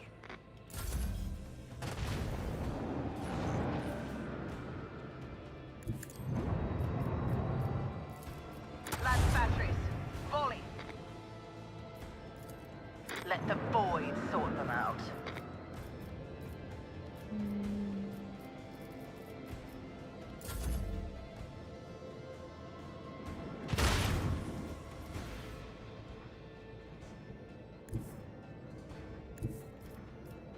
Coordinates set.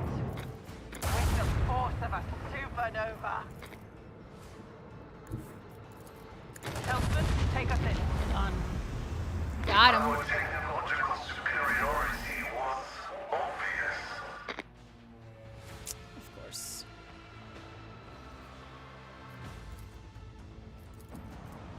Hey yo, little planet. Cute. Now we get out of here. Although we should fix the problem with Aeldari missing.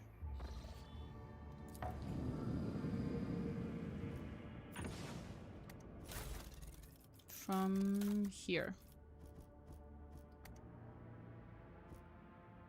That's not Aeldari. It's Cassia who's missing. No. There we go. That was Aeldari. There we go.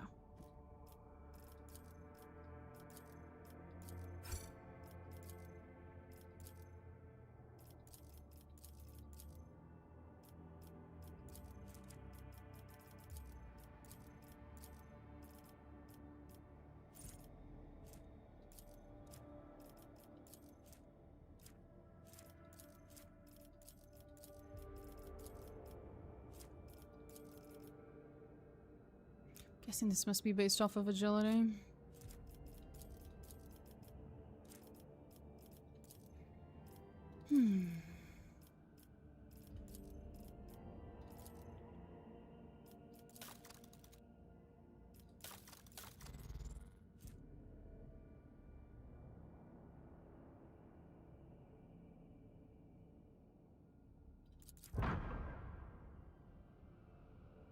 I have no idea why people randomly leave the posts, or at least it feels random. I'm guessing it was because for a while she was technically not in our team. You know, during that one quest, Idira's quest, where she is an NPC and not an ally. Basically, that's probably why. Aim for each sector. Blast attacks.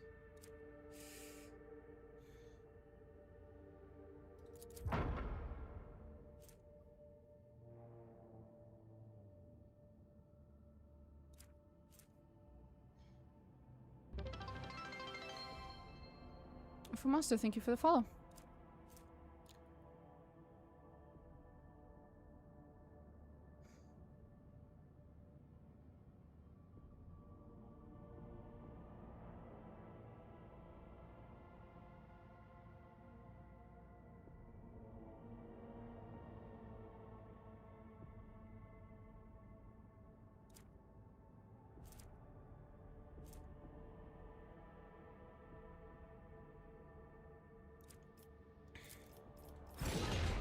There we go.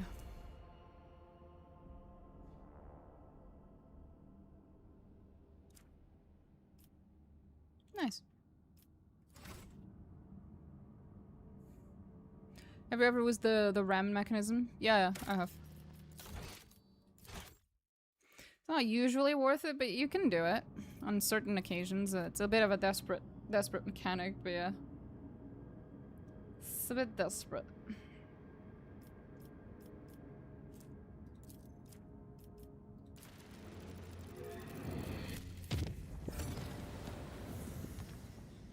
Oh.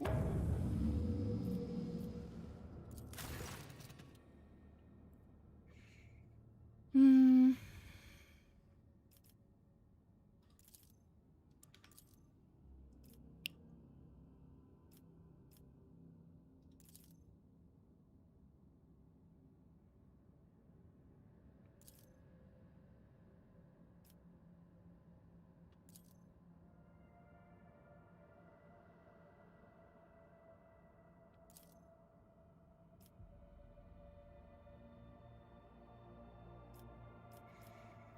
Hmm.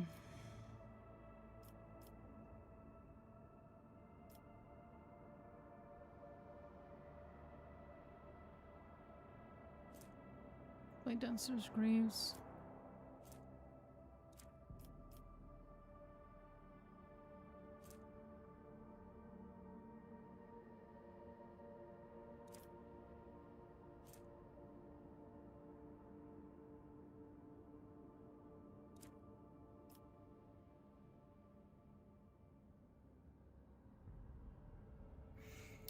Let me actually read this. An argument broke out. The tomb was damaged in the fray. Pilgrimage revering Keith's rival, Philopimines of Malpi, claimed Keith to be a thief who had stolen the relic of St. Cognatius, violated the sacred mystery of his resting place to sate his greed. The Order of the Hammer is furious.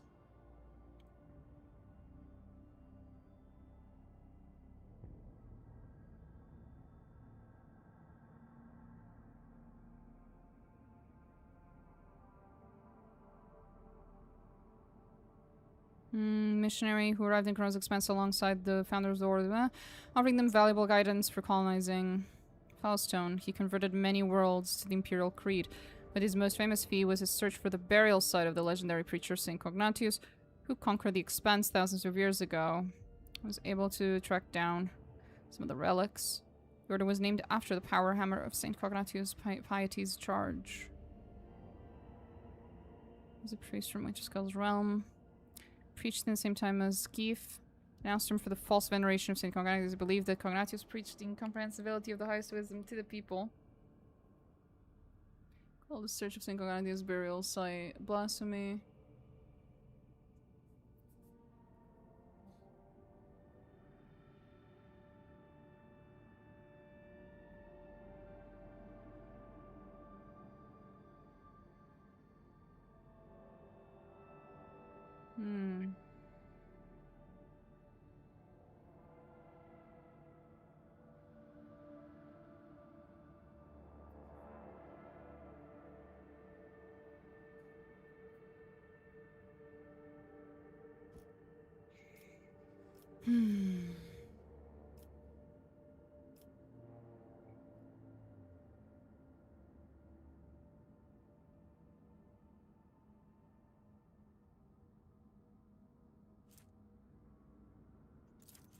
Malpian Shroud. Melee attack, they gain +10 temporary wounds.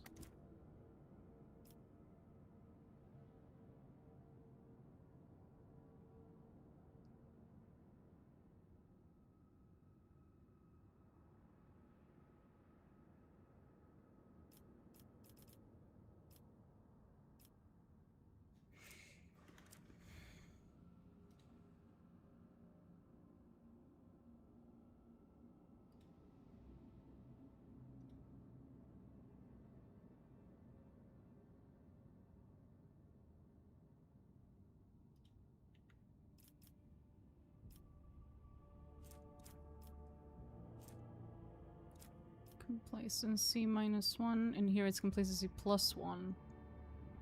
But you lose efficiency. Affects the amount of resources produced by the colony. Affects the amount of profit factor produced by the colony. The speed of projects. Guys, oh, hi, Eris. Hi, big girl. Hi.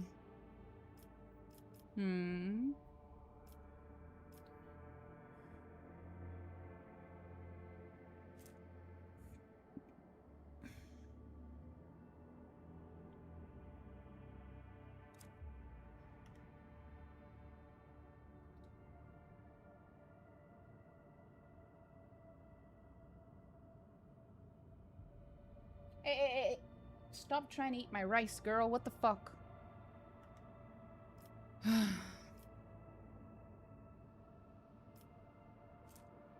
Security.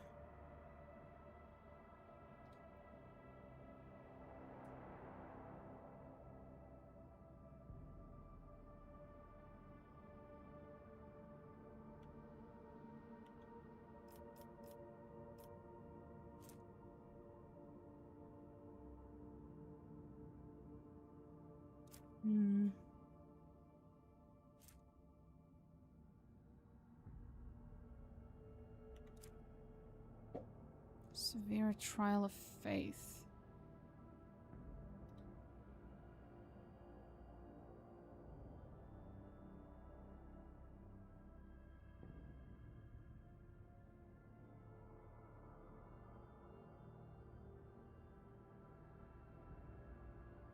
You know what? We'll deal with that.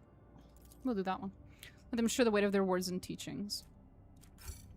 100 Malpians have volunteered to undergo the trial of faith. 62 have survived, proving the steadfastness of their beliefs and earning the respect of the Order of the Hammer.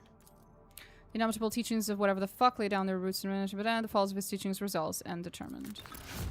There you go. You're welcome.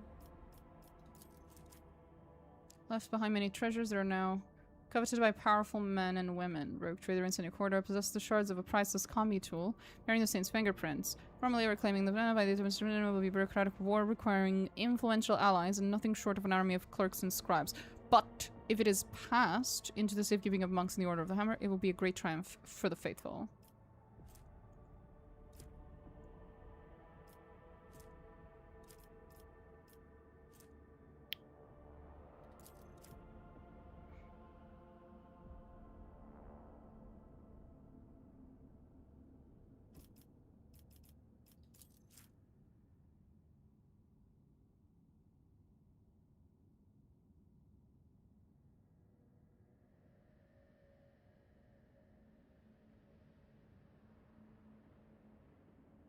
Okay.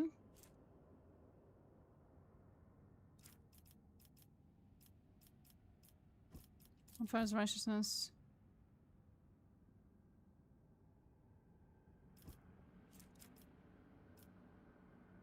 Nah, I'm good.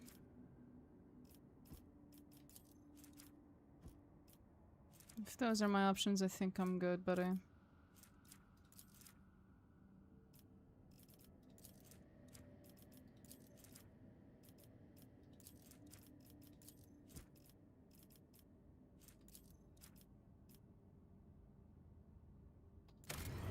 We'll do that one.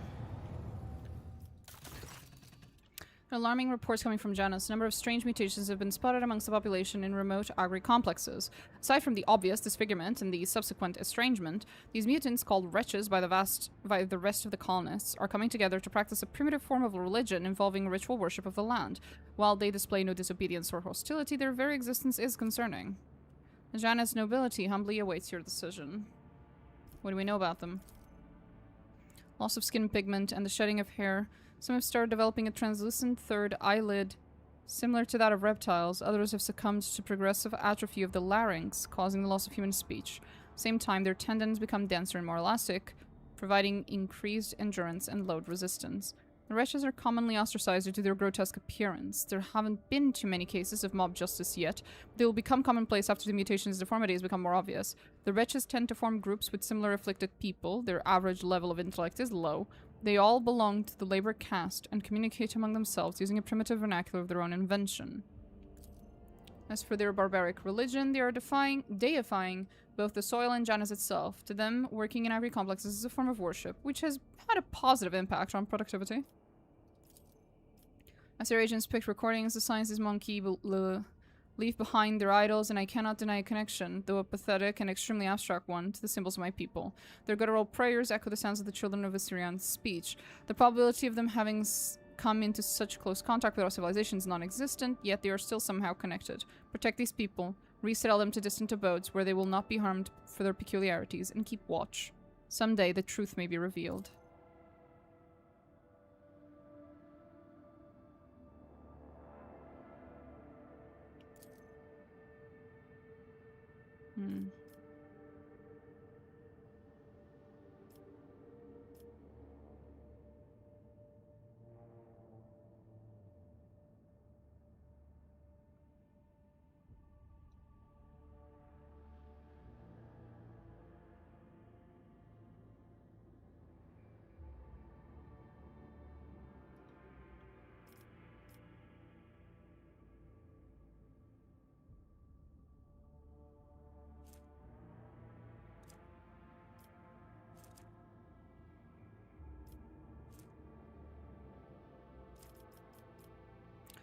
Resettle them into separate agri-complexes where the crowds will not tear them apart. We will study them.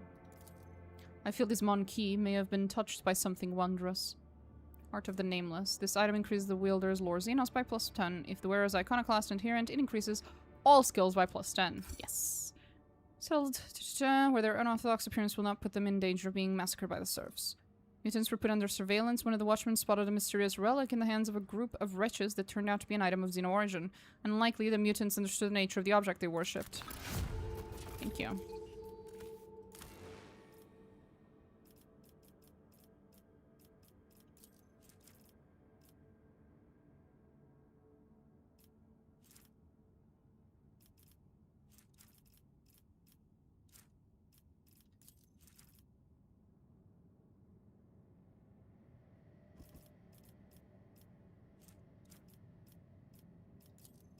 I don't have the necessary stuff for any of this.